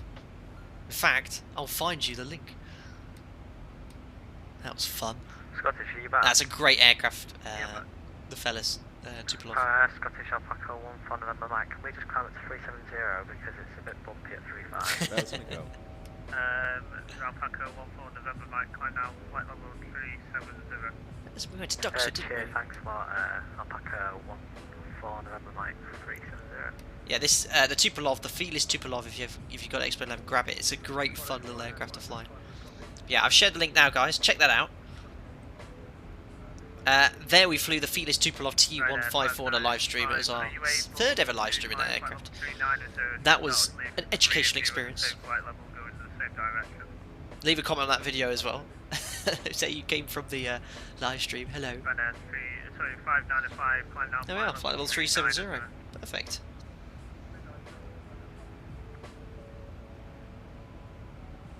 Freckles, can we do a quiz? I've got no quiz written. In fact, actually, 737 Cookie did write me one. I've not checked it. We will do, but I haven't got it printed or prepared. We'll be doing quizzes. Domino Mosina's quiz champion length continues. He's been quiz champion for well over a month now. I just realised the overlay's all over the place. Let me just tidy this up slightly. I think it's because of the different sims. There we are, Mr. Escobar, quiz champion. That's looking a lot better.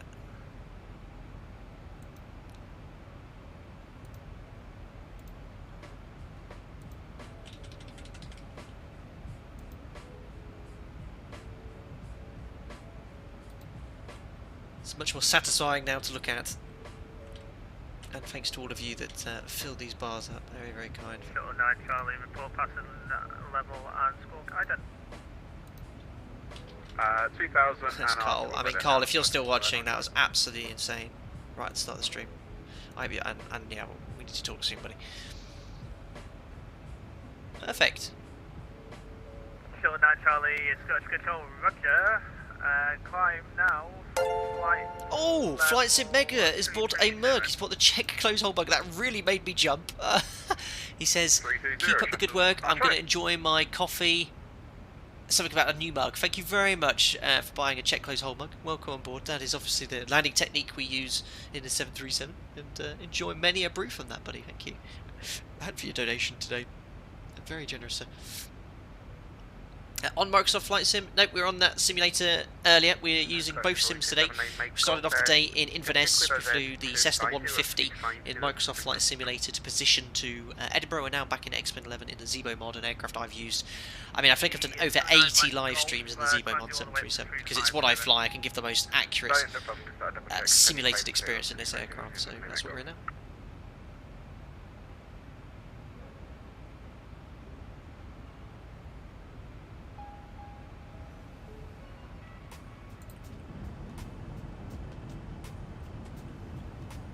Thanks for subscribing, Carl, and GH Blish, welcome aboard, guys. Tom Boulder, what's the outside air temperature? It currently is minus 56. That's ISA, actually, that's ISA 0 for Flight Level 370.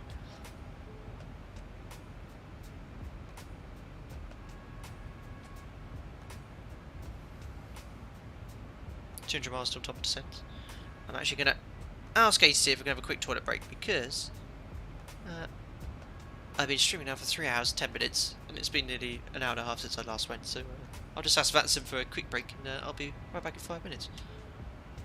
Let's go to Alpaca 5 Delta Lima, just need to jump out for 4 or 5 minutes. Alpaca 5 Delta Lima, don't jump out the plane without a parachute, but report back. I'll leave the parachute stowed and we'll be back shortly, thanks. Pants. Right, I'll see you guys shortly.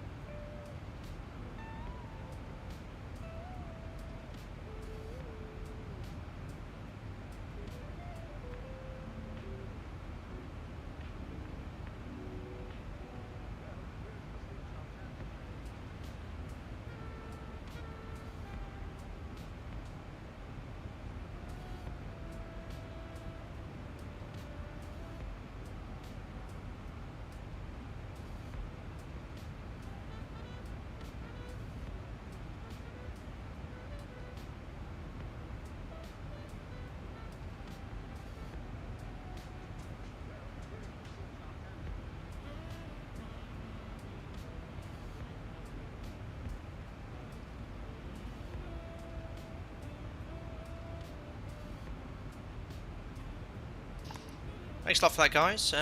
All refreshed. Had a mouthful of macaroni cheese, which Marianne has been making in the background, so a little bit of an energy spike. And we'll let ATC know we're back.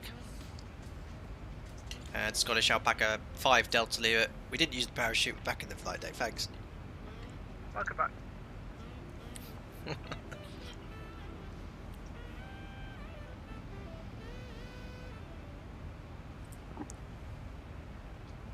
At ALW, several years since my flight sim days, are there still active virtual airlines in the FS world? Loads ALW.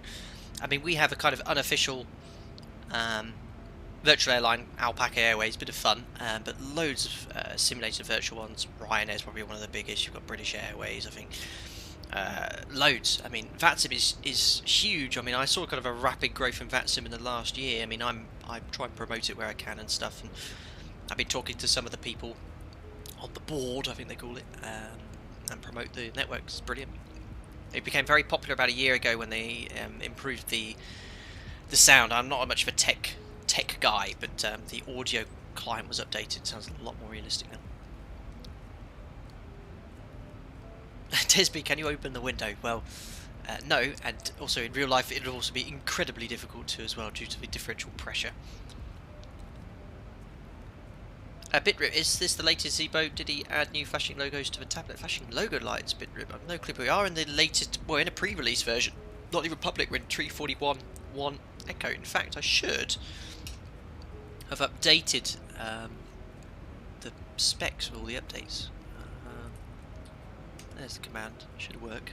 It will say that we were in the default Cessna to start with, and then in the ZIBO model. Did I probably forgot to turn that on for this stream. Should come up. There we are. Fix map textures for guidance which covers fixed bugs and corrected systems, probably. Stefan, you started your 737 type rating today. Good man. Good man. And very fortunate as well. I mean, crikey. Not many operators right now doing it. I mean, I consider myself extremely lucky. Extremely lucky to have a job. And if you are a colleague of mine, or you are perhaps furloughed, or perhaps starting your type rating, I mean, my thoughts are with you, really. They really are, and I realise how incredibly lucky I've been. And we're still not anywhere out of the woods yet. We're still nowhere near out of the woods with this awful pandemic. Hibicus, are you going back to Microsoft Flight Sim after this again? No, we'll be ending the stream after landing in Dusseldorf. It'll be 4 hours. Sorry, this stream. 595. 595. 122, destinate. Bit of a tongue twister.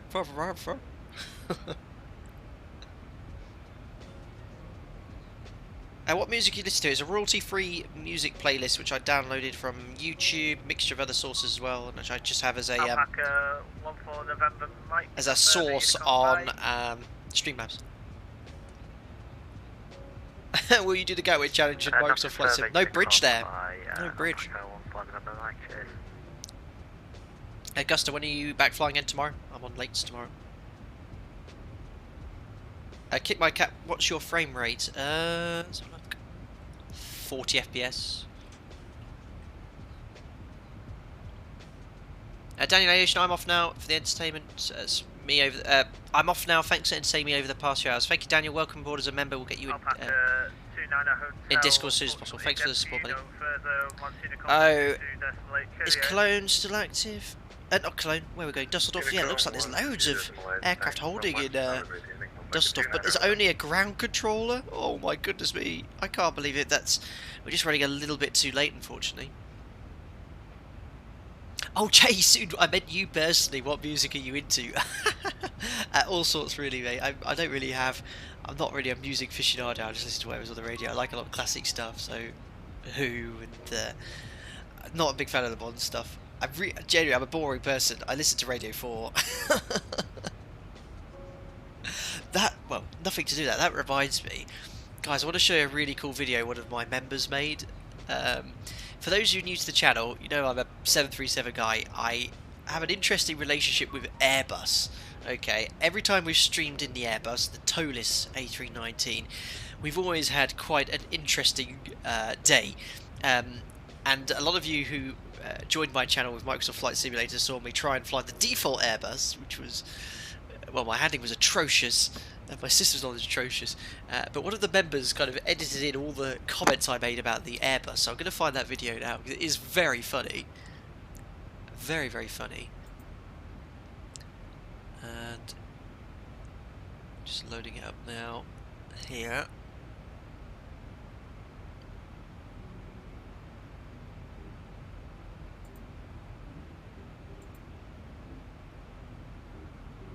Who was it? Ian. It was Ian Perez. That was it. Ian, you're an absolute legend. I might upload this as a separate video because it's so funny. I just need to find it now. Where did I put that video? I can't find it now. I don't have to delete it off my PC.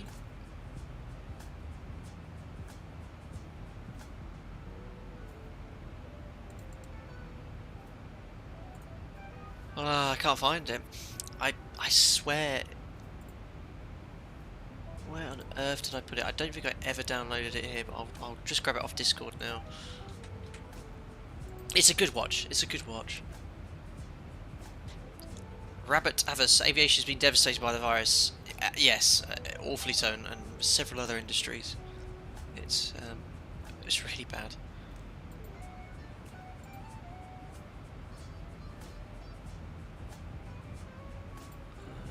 Download.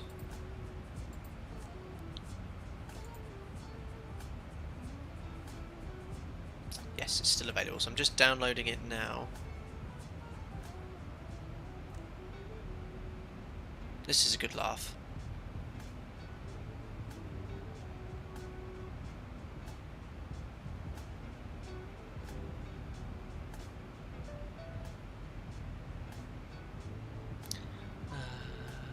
Discord. Bear with me, guys.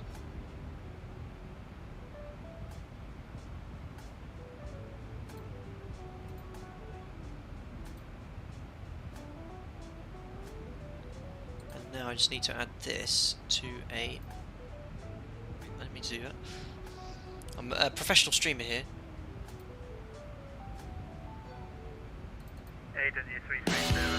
Yeah, that's the one. Yeah, thanks, mate. Watch your sound here, because it will be very loud.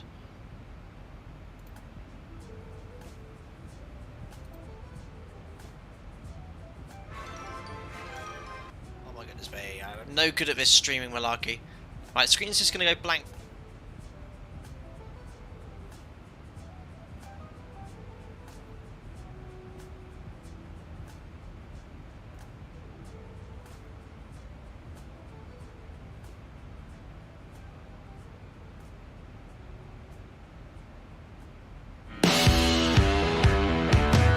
I have a sort of funny relationship. Yeah. Hello? Hold on, guys. I'm having some. Yes, are you a streamer? Let me just have a little bit of a tidy up here. Control, a very good evening. I have a sort of funny relationship with Airbus. I despise them. Oh, I was climbing so. I've literally got my nose full down. Again, I'm no Airbus guy. I hate Airbus. I'm going to skip another Airbus one because I don't like Airbus. Here we go. In an Airbus. Fantastic. Great. Wonderful. It's an Airbus, it shouldn't let me bank over a certain point anyway. Oh no! Go on!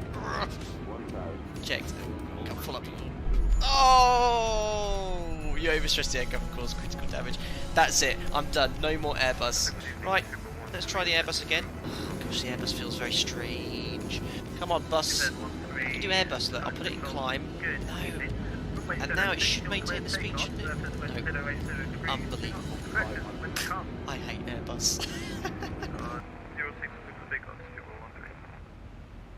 Amazing. Thank you so much, Ian, for that. It was brilliant. Oh dear, it was really well edited. Like, that was just from one stream. That was the pre-Microsoft Flight Simulator release stream.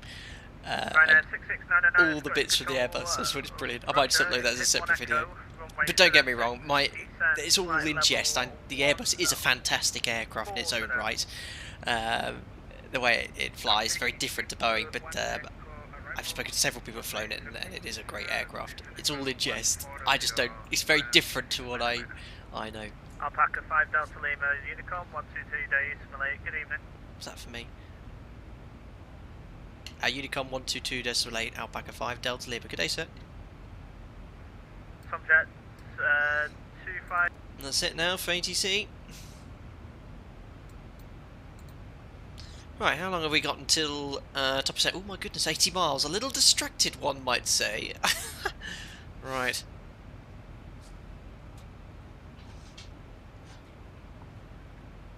Dan, what watch do you wear? I watch Generation 3. Right, so we'd best start setting up for this approach into Dusseldorf. So handover controls to Jim. He's now pilot flying.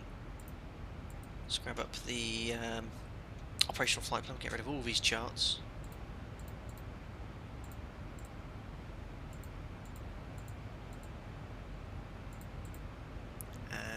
Charts. Here we go. So just need to put the forecast winds in. So 310, and we've got 292 at 56. 200 to 281 at 42.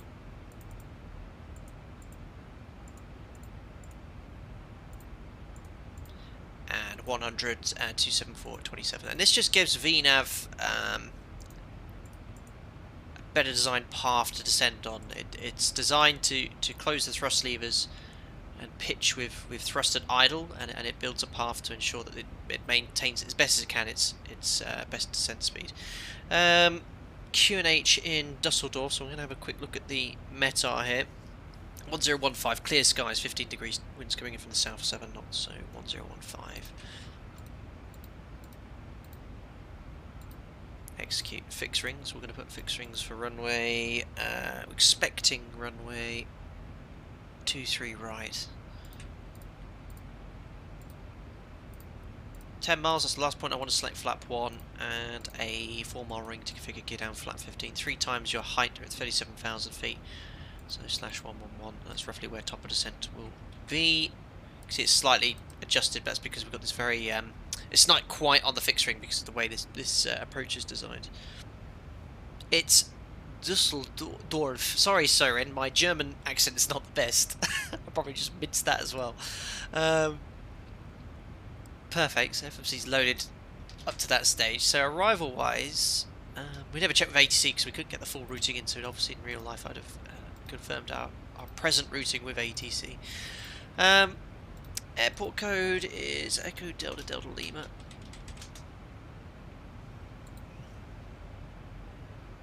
And the arrival we're going to be flying is the Turbo 3 Golf, or Tebro 3 Golf for runway 23 RNAV transition. These are the ones we want. Lovely. And approach will be, I think, ILS 23 right. We'll try and grab the ATIS. I think for the I've never been here, but I think for the southwesterly runway 23, they prefer landing on the northerly runway and take off departures on the southerly one. Grab an airport chart for taxi as well. And parking stands too. So the arrival coming in from Tebro. Let's go to the legs page, and we're already routing direct to Tebro, which is great. So you can see from Tebro we're going to go to Agadir, and then we start this kind of wiggling route all the way to the airport. Now this is designed to basically, you get at 140 here at ZAMOD, which we need to put in the FMC, so you can see, look, well, it's technically ZAMOD for runway 23 at or below flight level 140. And that will put you in a really good position for a straight-in approach. So that's the idea, and then you fly this arrival until ATC is ready to clear you in based on traffic. They call it point merge arrival. So I'm going to go here just to do a height check briefly. So I'm just going to go Regno after ZAMOD. So it says 186 at the moment. Now it says, oh my goodness me, 066. So for a straight in approach, we need to make sure you're pretty low there. So I'm going to go arrays, and it is 140 below. What I'm going to do is at ZIBO MOD, it says /66. Instead of putting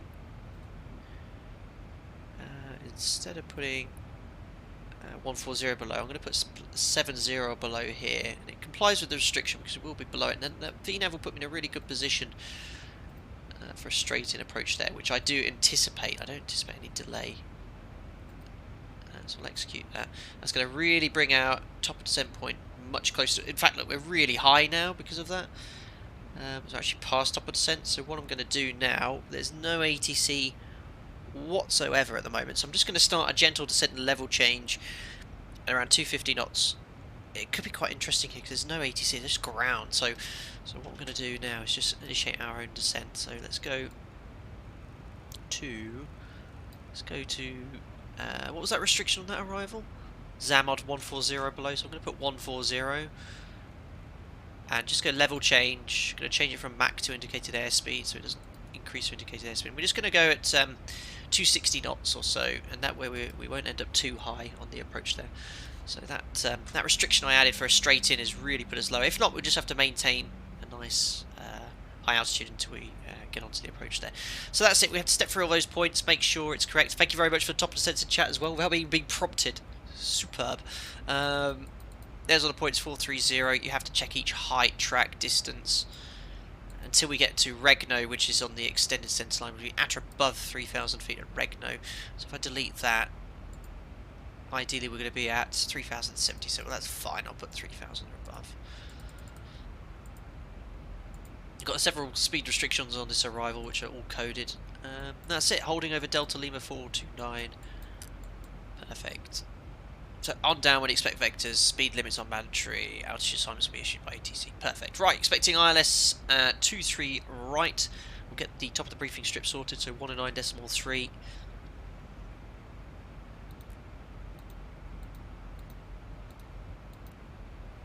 That's active. 109.3 active. Final approach course is 232.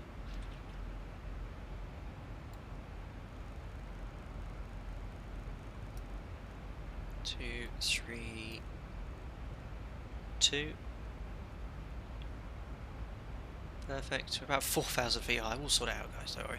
Height check at 5.5 DME, which is 1870, and that's not coded in the FMC. We're just going. Oh, it is there. There you go. The Foxtrot India 23 right point is 1870, but we're on the ILS by that point. Down we go to the minimums, which for a Cat C aircraft is 344 feet. So we'll set the minimums here now.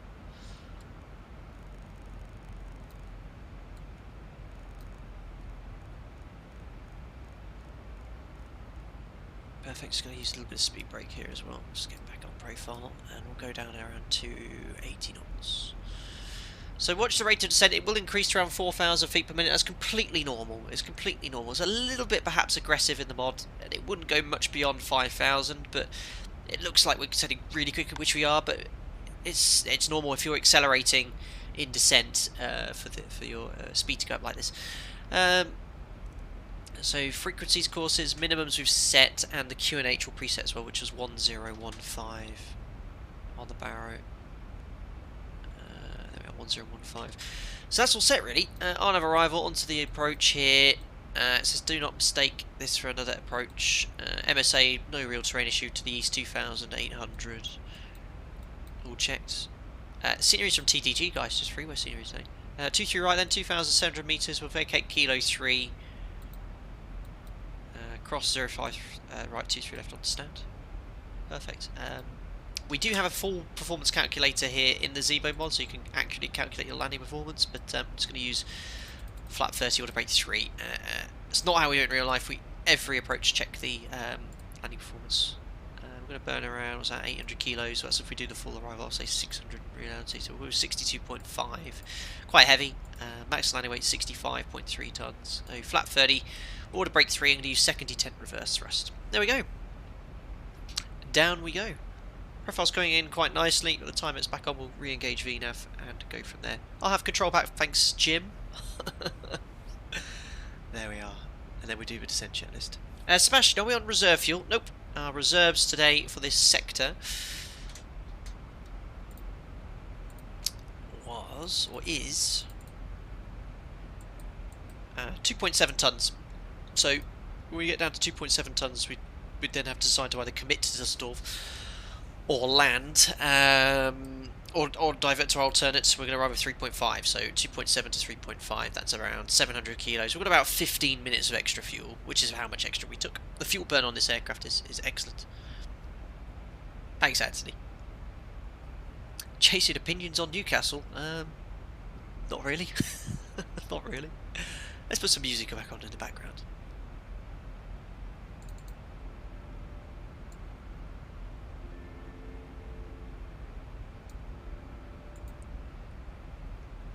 So we just have Dusseldorf ground. Wait, is there more controllers here? Or is it just ground? If it's just ground, he's got his work cut out. Oh no, we've got approach. Yeah, we've got Dusseldorf approach, Dusseldorf tower and ground. They're all online still. Fantastic. Well, the event's already finished. Tim Crawl bank angle, very well spotted.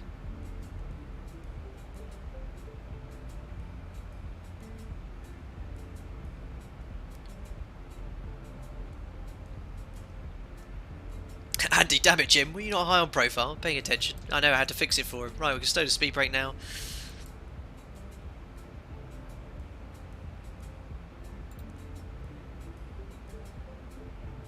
Go VNAV. It's going to go VNAV path. It'll dive a little bit for this profile and go slightly above its target speed, but it's fine for now.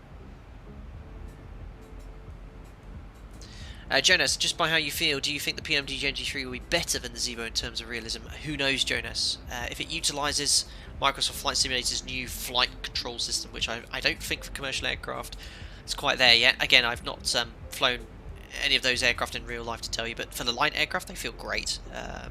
We'll have to wait and see. But ZIBO in its own merit is a brilliant add-on. It's my go-to 737 right now. Prot 748, hello, are you on VATSIM? We are. We are going to have ATC very shortly.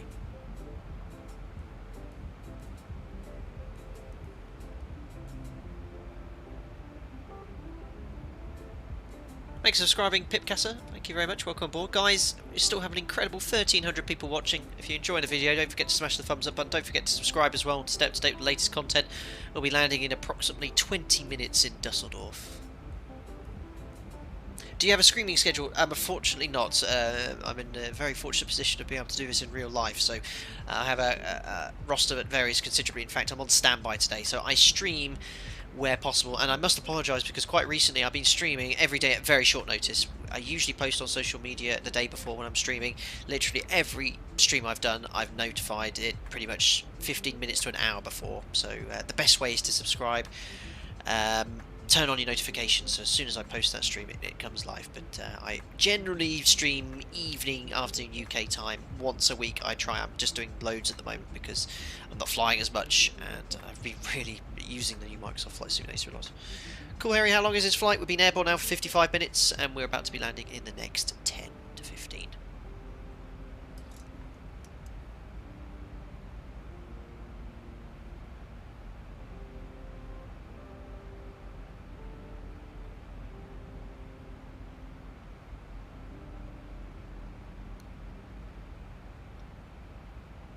Did you start liking Airbus meanwhile? Says Frozen Trigger. We just go back about 10 minutes, look at that wonderful video we played. So even though seatbelt sign stays on at all times, we just cycle it at around 15,000 feet. That just tells the crew we've got around 15 minutes to landing.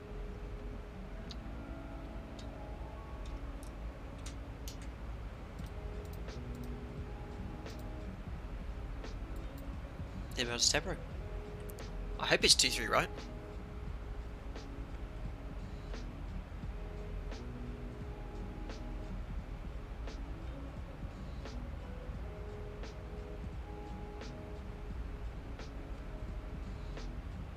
Having a little look on VATSIM traffic. Yes, they are landing on 2-3 right. Great. Shout out to the Dusseldorf controllers up more than 3 hours. I know, Dominic, that's great. Because I know the event finished 38 minutes ago, but if they're staying on, fantastic. Great endurance. We'll still have no ATC here, so what I'm going to do is I'm having a look at the arrivals, and it looks like they're flying the full kind of RNAV arrival, so I'm going to maintain flight level 140, which is going to put us high on profile. And what I'm actually going to do is briefly delete this, which is going to put us very low, but that's because we were expecting a straight in. So that's completely correct, 999. We've respected the restriction at ZIBO MOD, essentially. 140, ideally it'd be a bit higher, but I didn't think we'd have ATC online for the approach, which is why we're much lower. Cool, Harry, when's the next Microsoft Flight Sim video? We did one today, right at the start of this stream, so if you play that back. I don't have I'm flying the next 2 days, so no stream. No streams for the next couple of days at least. So perhaps next weekend will be the next one, and we'll see what we do.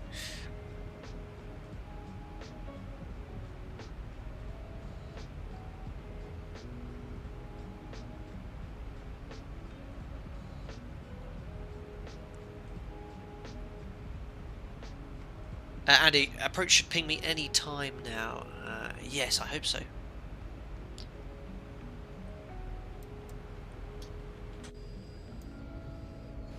No traffic around at the moment.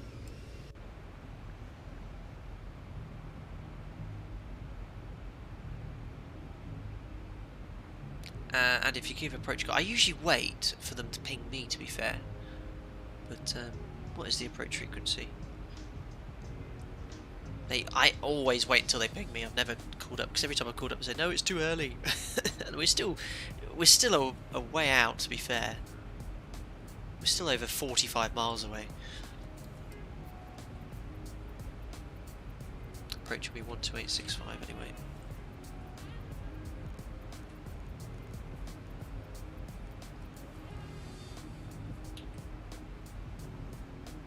Awesome stuff. Frozen Trigger, what would your job be if it wasn't flying? Good question. I always had a backup career in law, because I studied that at A level, so I'd like to think I could go into that, but I don't think I would have had the patience or kind of brain to do all that, remembering all those laws and rules and things. I was quite happy, as a lot of you will know, you'll find this amusing, so probably a lot of you don't know this. I sold chickens before becoming an airline pilot at a supermarket in the UK. And I honestly would have probably stayed in that role because it was a good job, and there's a lot of good roles to be had in supermarkets. Work your way up. That was always another backup thing as well. Thanks, Liam, for reminding everyone, as I already did. Chicken said I was. Your hot chicken from your supermarket. I was the guy that stuck them on the rotisserie. Bjorn Evan, I love chickens. Adam, you had to go around because of on the runway another aircraft. Oh dear.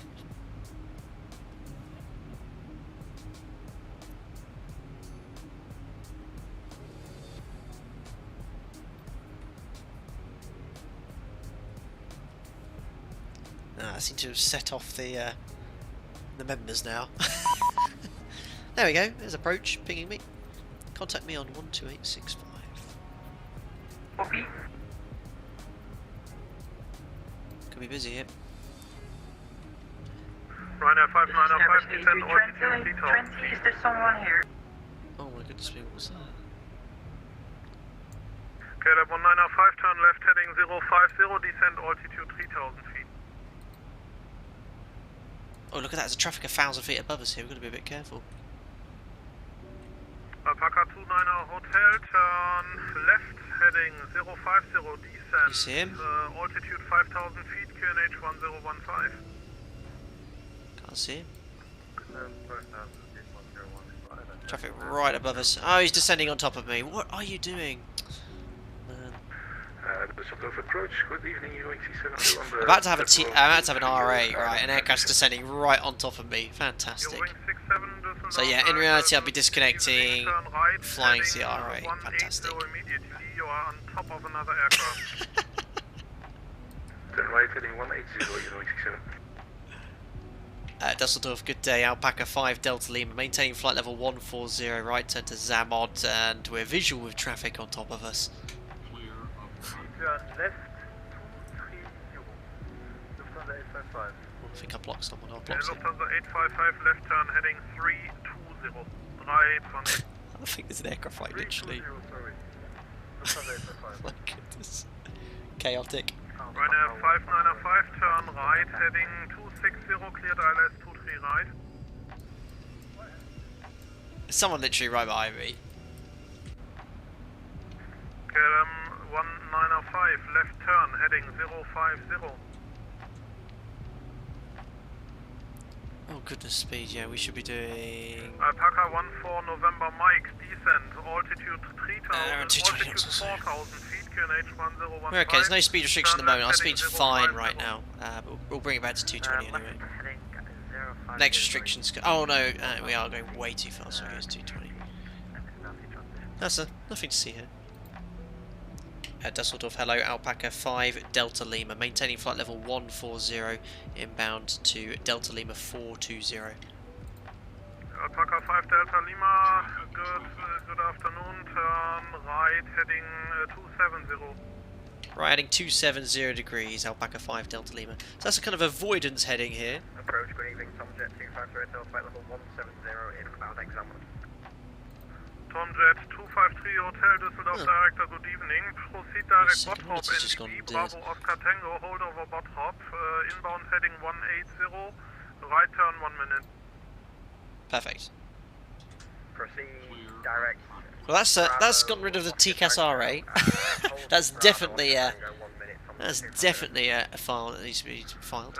Eurowing 67, descent flight level 100. So now vectors then for 23 right, or perhaps will be put back on the approach, but he had to get us well out of the way of that other aircraft. You can see, look at the middle, you can see aircraft on the arrival. That one there, one there, one there, one there.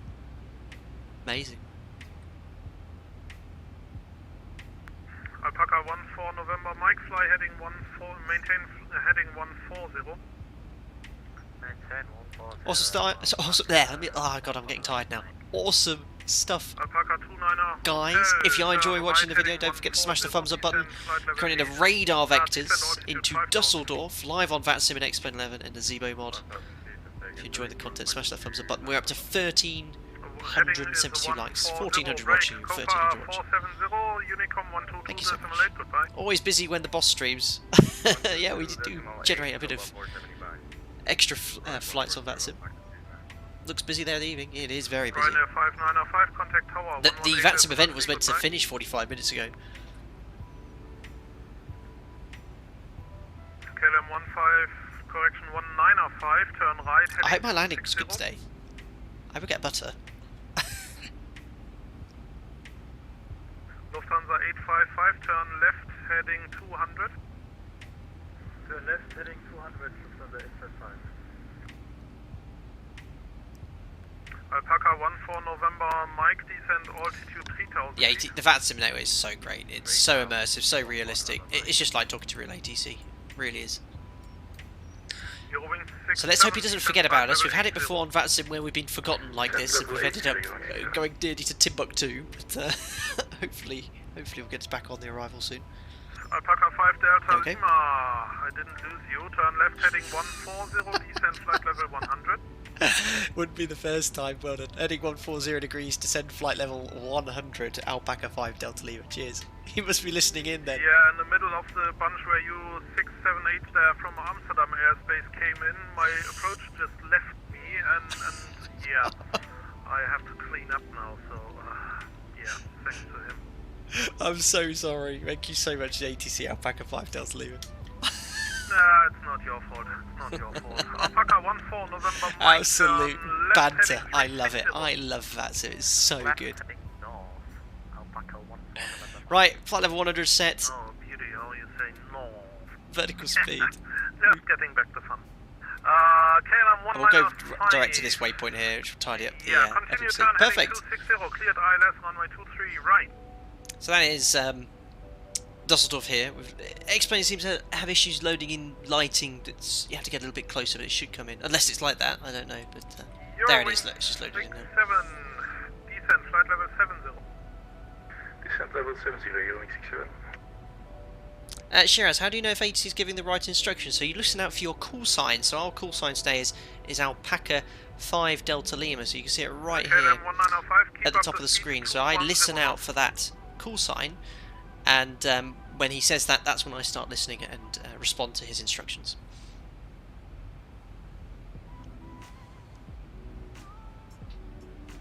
Tomjet 253 Hotel, descent flight level 100. Descent flight level 100, Tomjet 253 Hotel. So yeah, on the vectors, we're being vectored on this approach. He might even give us a cheeky shortcut, and we'd be quite high for that now, but seeing there's an aircraft to the left going downwind, you always kind of build a picture. Where are you in sequence? I mean, you can ask him, you know, where am I? How many track miles have I got? But, you can see here, look, there's traffic to the left going downwind, so we're not high. We can expect to go downwind on extended downwind here, so we'll just keep it going down 1,000 feet per minute.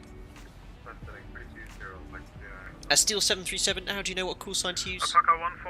Are they automatically assigned? So we have an official virtual airline called Alpaca Airways, and the beauty of VATSIM, you can use a fictional call sign, a real world call sign, like Chanix or Ryanair or EasyJet, and you tell on your flight plan on VATSIM what you'd like to be called, so you can choose whatever you like. A lot of people like to use real world flights, real world call signs. Alpaca 5 Delta Lima, turn left heading 050, descend flight level 70. Left 050 degrees, descend flight level 70, Alpaca 5 Delta Lima. So heading set, and then flight level 70, check. Just keep it in vertical speed, 1,000 feet per minute. In fact, I might even shallow it off more. We'll go minus 500 so we don't get up too low. ATC would at least expect this as a minimum. You won't want to be doing much less than 500 feet per minute.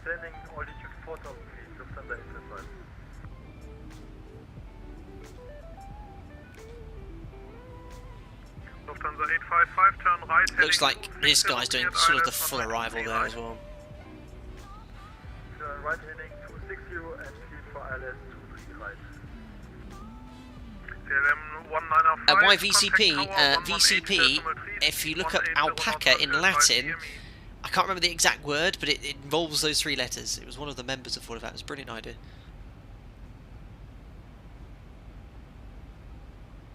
Jonas Cost, how long have you been a captain? Year and a half. Hotel, fly heading 140, descend flight level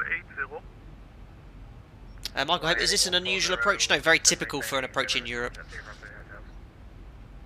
If it's very, very busy, it'll be something just like this. Alpaca 29 Hotel, descend altitude 3,000 feet. Waypoint Richie, is this a soon-to-be-released ZIBO mod version? I had a brief chat with ZIBO prior to the stream. Alpaca 5 Delta Lima, descend altitude 5,000 feet, QNH 1015.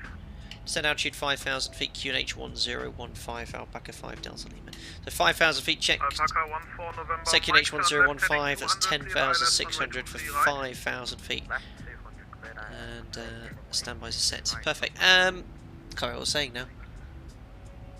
Can't remember what I was saying at all. Oh, sorry. Contact tower 118.3, tot ziens, have a fijne avond. What was the frequency for tower?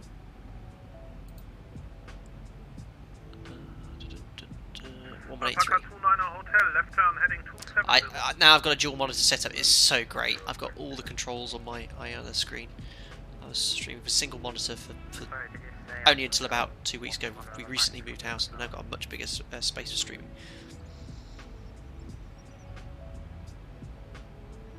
Paca 14 November Mike. So let's do the post-cruise checks, approaching 10,000 feet. So did I miss something?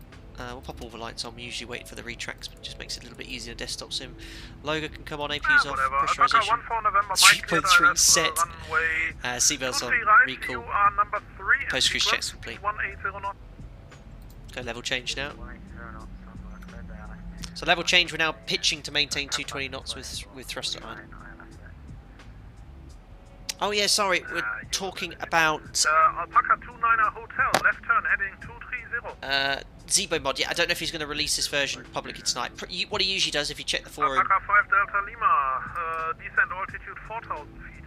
Descend altitude 4,000 feet. Alpaca 5 Delta Lima, 4,000 feet. Check. What ZIBO usually does is, as soon as I've landed, he'll release publicly the version I've flown. No problem, Waypoint Richie. This is what the stream's all about. I try and answer as many questions as possible.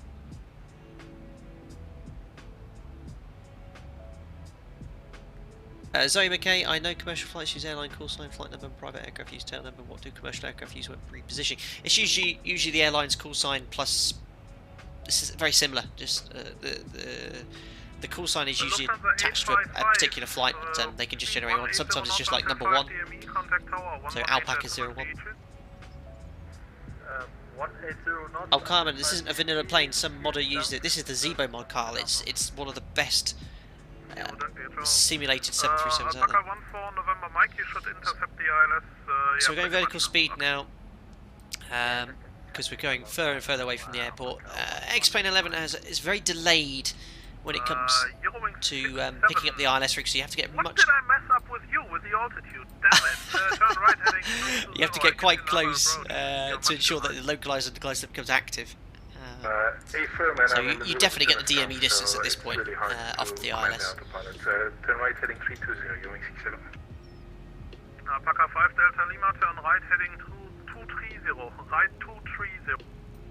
Right heading 230 degrees, Alpaca 5 Delta Lima.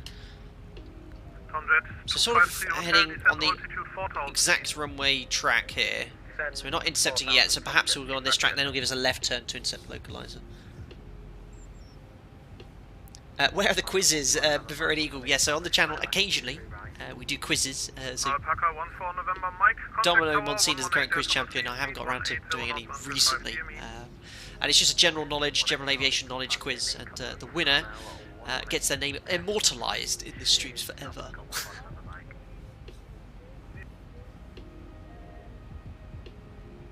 So about to go, what I'm going to do now is extend the centre line from Regno. Regno's on the extended centre line, isn't it? It is. So what we'll do, we'll select that to the top, put in here the final approach track for the approach 232.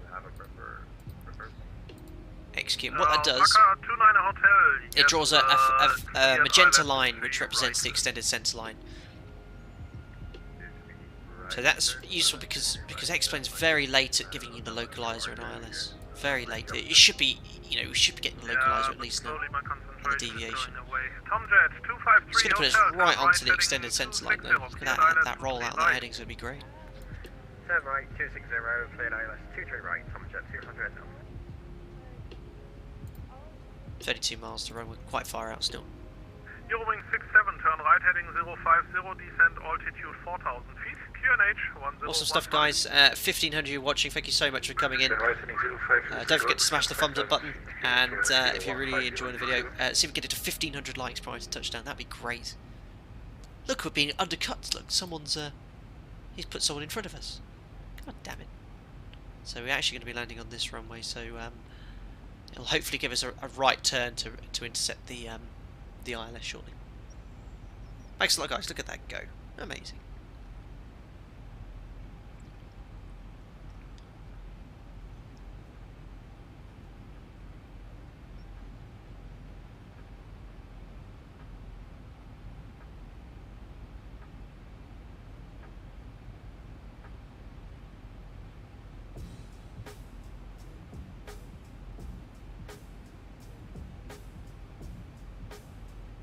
Hopefully it'll give us a little bit of an adjustment on this heading.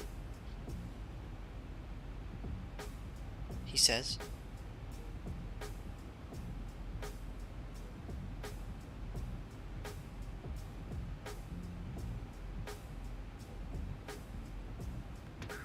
I'm coming up with the profile. How long did it take you to become a captain? About 7 years. I was an instructor at my airline as well. Could take a bit sooner. As I worked as what we call as an SFI, a synthetic flight instructor, working in the sim. Is cabin service still open, Chris? Are you talking about real life or this current flight? In real life, you can still have a cabin service on this flight. The cabin crew are now seated. Thank you. Alpaca 5 Delta Lima, report ILS active. Wilco, not yet, Alpaca 5 Delta Lima. You're about 25 miles out. I guess the ILS will become alive in a minute or so. We'll let you know, Alpaca 5 Delta Lima. Thank you. Eurowing 67. So yeah, this is X-Plane 11. It could be just really... you'd be kicking up the localizer now. It's always been very delayed. I mean, we're so close. 22 miles now. I mean, you can intercept localizer up to 30 miles away. Don't get confused with this airport. We're not landing there. We've definitely got it tuned. Just to double check we're not doing anything silly. 1093 is active. Look, once and twice. It'll come in here. We're capturing the VNAV profile as well. So we're going to aim to be at 3,000 feet at Regno. Right by 10 degrees to intercept. There it goes. Look, it's just coming live now at 21 miles. We'll just let that alpaca read back, and then we'll tell him the approach is live.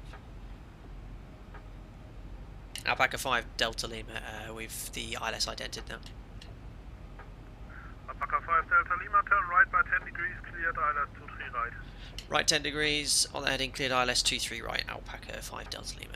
Perfect, so we've been cleared approach on VOR initially, and then we'll hopefully intercept the ILS. It probably should give us a few more degrees to the right, ideally. Otherwise we're not going to intercept the localizer until a little bit closer. And I'm just going to now use vertical speed to maintain the glide slope. There's a condor also coming in behind you, so turn right, heading 200, cleared ILS runway 23 right. Turn right, heading 200, cleared ILS runway 23 right, 067. Good. So we do the approach checklist. Make sure everything's aligned, tuned, courses, minimums are set. Fix rings. Otherwise, we're looking good. Great job, bye-bye. Damn right, it's a great job. Brilliant ATC.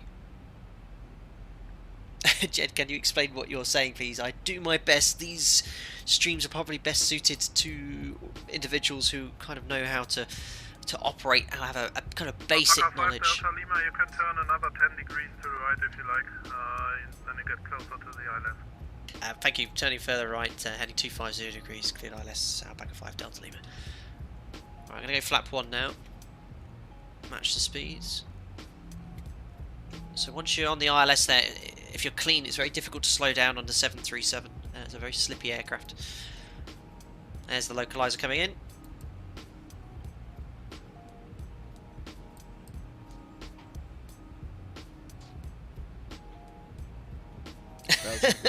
Kyle feels like he's speaking Greek, man. Dude, before you know it, you'll be doing flights like this in X-Plane 11 or Microsoft Flight Simulator. Practice makes perfect. Now, a lot of the guys I've met simming, they've really clued up on how to operate commercial aircraft. Very impressed. Right, there's localizer capture, runway heading 232 set. A little bit high here, so I've just gone flat 5, and I'm going to increase that vertical speed just to get back onto the glide slope.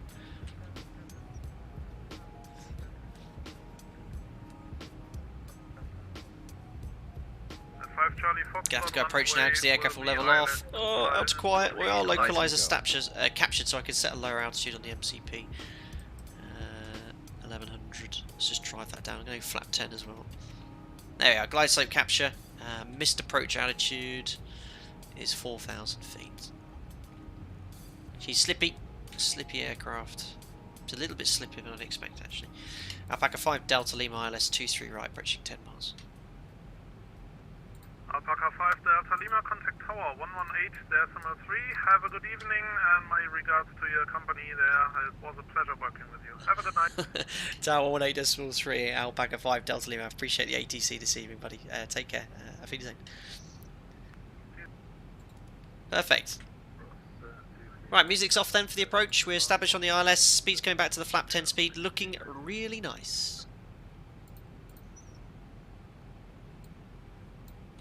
2500. Dusseldorf Tower, good evening. Alpaca 5 Delta Lima, ILS 23 right, approaching 8 miles. Alpaca 5 Delta Lima, Dusseldorf Tower, good day, number 2. Continue approach, Alpaca 5 Delta Lima. So number 2, yeah, I have a continue approach as well. Right, so we're all pretty much ready to go. We'll start configuring at around 4 miles. Looking good.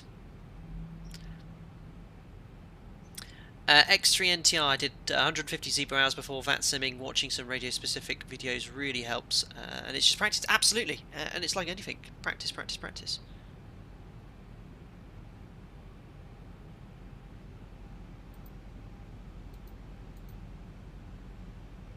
Looking good though. In reality, the lighting in here would be a little darker. Probably more like that. That's better. And the screens would be turned a little bit down too. That looks good.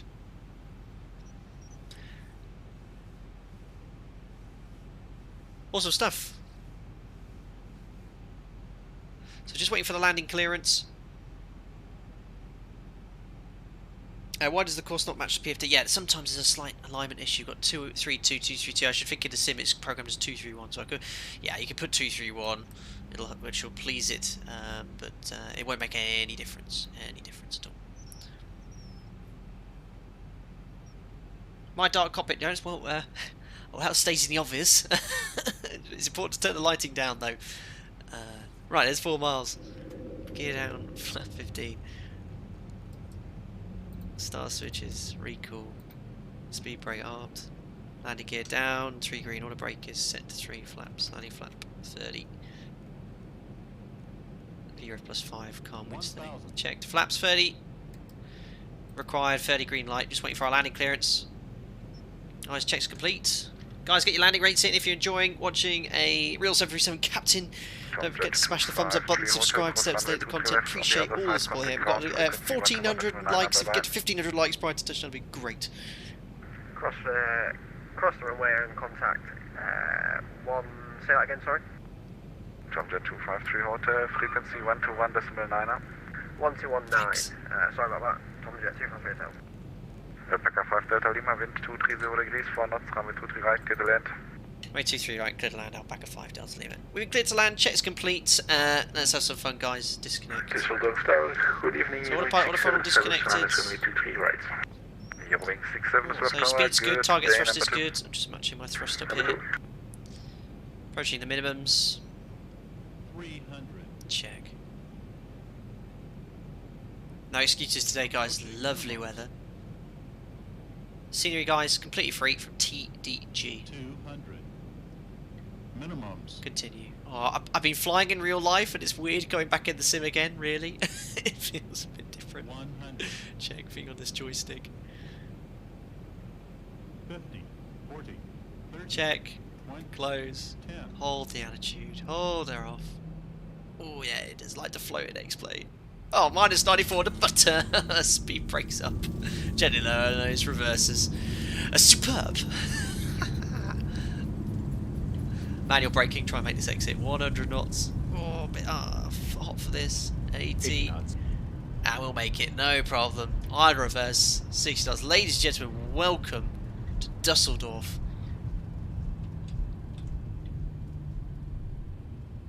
Stoner reverses. And speed brakes in as well. Wunderbar. There we go. We've vacated. Alpaca 5 Delta Lima vacated. Approaching Kilo 3. Your wings 67, wind 230 degrees, 4 knots. So don't cross the second runway here because that is an active runway. Clear to land, runway 23 right, wing 67. Packer 5 Delta Lima, cross runway 23 left on the other side, contact ground 121.9, bye bye. Clear cross 23 left, and once crossed ground 121.9 at Alpaca 5 Delta Lima. Cheers. Perfect. So I'm just going to put that on standby. Just double check we have it. 121.9. We do. Stack flaps up. We are cleared to cross the active runway from tower. So we'll pop that there. Speed to 100. We'll trim. Nose down. Flight directors can come off. Set that to plus 100. Just do a nice leisurely pace here. Pop the retracts off. Landing lights. And the strobes to steady. Probe can come off as well. And start switches off too. And we'll get the APU. Well, no, we'll do that later. Let's save as much fuel as we can for our airline. And yeah, this TDG series, it's free and it's just great. It has an accurate representation of all the taxi charts and everything. Right, so we've been told to clear across the runway, and we're going over here to Lima 6, and then we'll contact ground as soon as we've crossed the active. Awesome.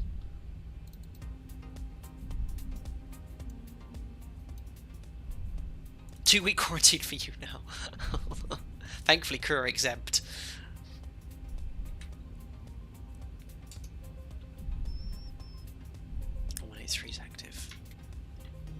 slow down here because I'm not sure which way we're going.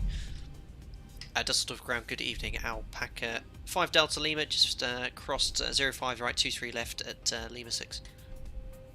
Alpaca 5 Delta Lima, still on tower frequency. Oops. Thanks. Rookie mistake, you know what to do, chat members. Ground, good evening. Alpaca 5 Delta Lima, just crossed 05 right, 23 left, Lima 6. Alpaca 5 Delta Lima, Dusseldorf ground, good evening. Taxi to stand Victor 72 via Mike and Lima 7. Victor 7-2 via Mike and Lima 7, Alpaca 5 Delta Lima. So Lima 7, have I just missed that? Yeah, I could do it just about. Now, I wouldn't do this in real life either. We've kind of just crossed over it. Just about get away with that. In real life, I'd commit to the other one. No, nothing to see here. Way too much thrust as well. Maximum 40% when taxiing.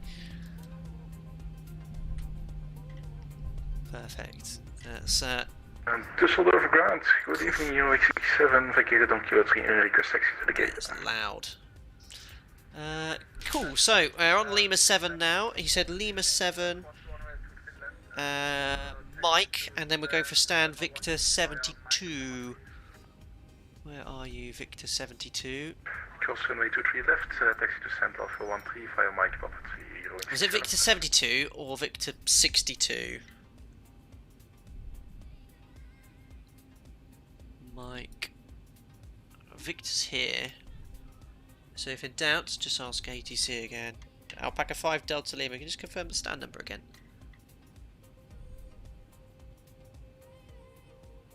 Hello?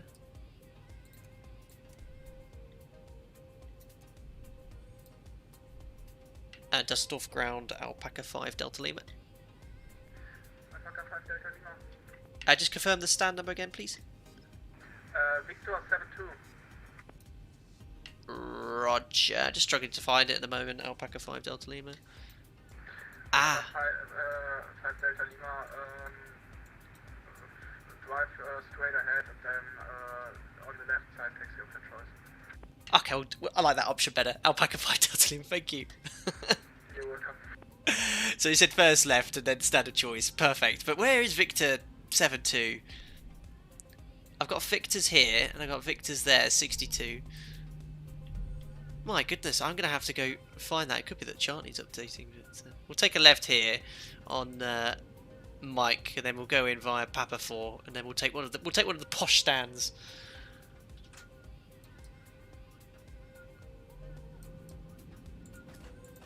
Maybe he's on the bus. This one's calling me. Look, there's already someone waiting. I can't find that. I mean, Victor 7-2. It's definitely there. It's just trying to find it. In fact, there's probably. Look. Here we go. Victor 7-2. Okay. So I've gone it's here, look, on this little apron here. It's completely my fault, and that's why, guys, we do a thorough, proper briefing, and you have a rough idea, so where you're going to be parking already, because your airline will only have a particular terminal or stand you'll go to. So what we typically do, we call up the company or the handling frequency, and we say, you know, okay, Alpaca 5 Delta Lima, what stand can we expect? You can expect stand Victor 72, and that way, prior to the approach, you know, in the cruise, we can actually brief, right, where are we parking? Oh, we're parking here. So it's unfamiliarity. There they all are, and I was only looking at the main chart here, but we'll take stand 806 instead. They're enough to 72.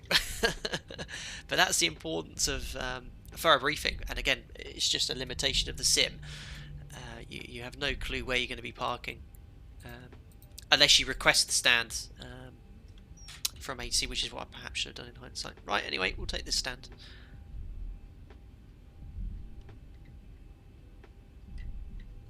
Oh my god, what a long stream this has been. Far longer than I ever thought it would be. Wow. We can even do a replay because it's explained. Fantastic. Stop. Wonderful. Right, there we go. Parking brake is all set. We verify we've got 2 blues, which shows the IGGs are disconnected. 1 red for the parking brake, and then the engines are dead. Parking brake off. Ladies and gentlemen, welcome to Dusseldorf. Local time here, 11:13 in the evening. Air bridges connecting up. Another successful Alpaca Airways flight on the inaugural Edinburgh to Dusseldorf service. 72 flights a day, starting immediately. Great. What a lovely stream. Frozen Trigger, it's been a real pleasure watching you doing stuff. Thanks, buddy. Okay, Aviation, are you in Germany? We are. A number to call busted taxi instructions. No comment, nothing to see. Right, let's have a look at the landing. Oh my goodness me, I missed a donation. Thank you so much, Nick Hall. So sorry about that. Thanks for the $5. He says, Wonderbar. I have friends who help engineer Boeing jets in Charlestown. Awesome stuff, Nick. Very sorry for the delayed response to donation there, and I have all the alerts muted still. So it didn't ping up, which is why I didn't see that. So thanks a lot, Nick Will. Very, very kind of you, sir. Double dose, are you a real pilot? I know. But that's, again, is why there's also two of us, too. Awesome stuff. Guys, so that's it. End of the stream. Thank you so much. I hope you enjoyed that kind of Microsoft Flight Simulator X-Plane combo. I really enjoyed it. It was nice to do something a little bit different there. To jump in both simulators, have a little bit of a comparison. My thoughts on all of it, and I suppose I'm in a bit of a position to give my analysis now. I mean, Microsoft Flight Simulator, I think, is the future. I think the potential is there for aircraft like this to be accurately modelled. Because you saw earlier when we had the Sunset flight into Edinburgh, it was fantastic. The GA aircraft handle, as far as I remember, as realistically as possible. X-Plane 11, though, for right now, if you want to be flying jets like the ZIBO mod, the TONUS or whatever, it's still the go-to simulator, and I think give Microsoft some time, I think it will get there. But I'll be still using X-Plane 11. I really enjoyed the stream. I hope most of you enjoyed it too. I know a lot of people want to see Microsoft Flight Simulator as well, and we'll be combining them. I think I'll do a few more of these streams where we perhaps position to the airport in Microsoft Flight Simulator in a general aviation aircraft, and then we'll jump in the ZIBO mod or Concorde or whatever. Well, Concorde will probably be a dedicated stream, but I quite like doing these comboed mixed streams. But yeah, let me know in the comment section below after the video is finished what you think about these sort of streams, and I hope you enjoyed it, especially to any of the new subscribers. I mean, we gained 13,000 subs in the last week or so, so I hope you enjoyed this and you appreciate and shared some of my knowledge, and perhaps you can grab the ZIBO mod too. Awesome stuff. So we'll call it a day. We just had a member join as well. Thank you so much to GVR has just joined as a new member. Welcome on board. The alerts are muted at the end of the stream here as part of the approach, so thank you very much. We will be doing the replay airline comparisons. Of course, we never end a flight data sim live stream in X-Plane 11 without a replay, because we can't currently do it in the other sim. So we'll end the music here, and for those who are new to the stream, lo and behold, what you get to listen to now. We always end the sim by listening to some funky music. Even though I have two monitors, I can't quickly find it. Right, are you a real streamer? Yes, I am. Here we go. It works still. Right, let's have a look at this landing then. Best log off VATSIM as well. It does it automatically for me now, doesn't it? Perfect. So disconnect from there, and we'll have a little end of the Sim Toolkit Pro as well. Cool stuff. Right, let's now jump on into the flight deck. Perfect. So let's have a look from there. Grace says, thank you, stay safe, thank you very much. Let's get ourselves into a lovely position near the threshold. I know it's dark, so unfortunately it doesn't look so great at night time, but we'll do our best to look. Turn up those sounds for you. It was a lovely little greaser. Now, having just flown the airplane recently, I can tell you it's floaty in X-Plane. Aircraft want to float compared to the real aircraft. The 737 settles down a lot easier, or a lot sooner. It really wanted to keep flying, and it just took me going back to work to realise that.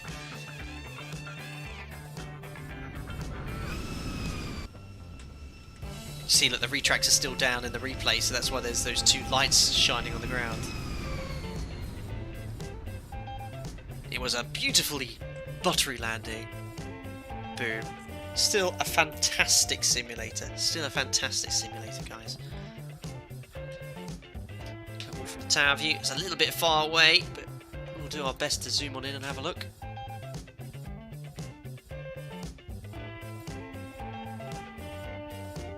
go. Still a very well placed touchdown. Thank you. It's where we wanted it. Boom. Lovely. There's the reversers. There goes the speed brake. Another successful buttery Alpaca Airways flight. Well then guys, that's it for today. Thank you very much to everyone that turned up. Starting off in Microsoft Flight Simulator for the flight from Inverness to Edinburgh, we then switched to X-Plane 11 in the ZIBO Mod 737. For those who are new to the channel, I hope you enjoyed that. As I was just saying earlier, a little bit different. Of course, you're all used to Microsoft Flight Simulator content these days, but I'm looking forward to using both X-Plane 11 and Microsoft Flight Simulator as well. Both the sim platforms are excellent. Firstly, for everyone that donated today, thank you very much for the support. Carl Sangri, a special shout out to you.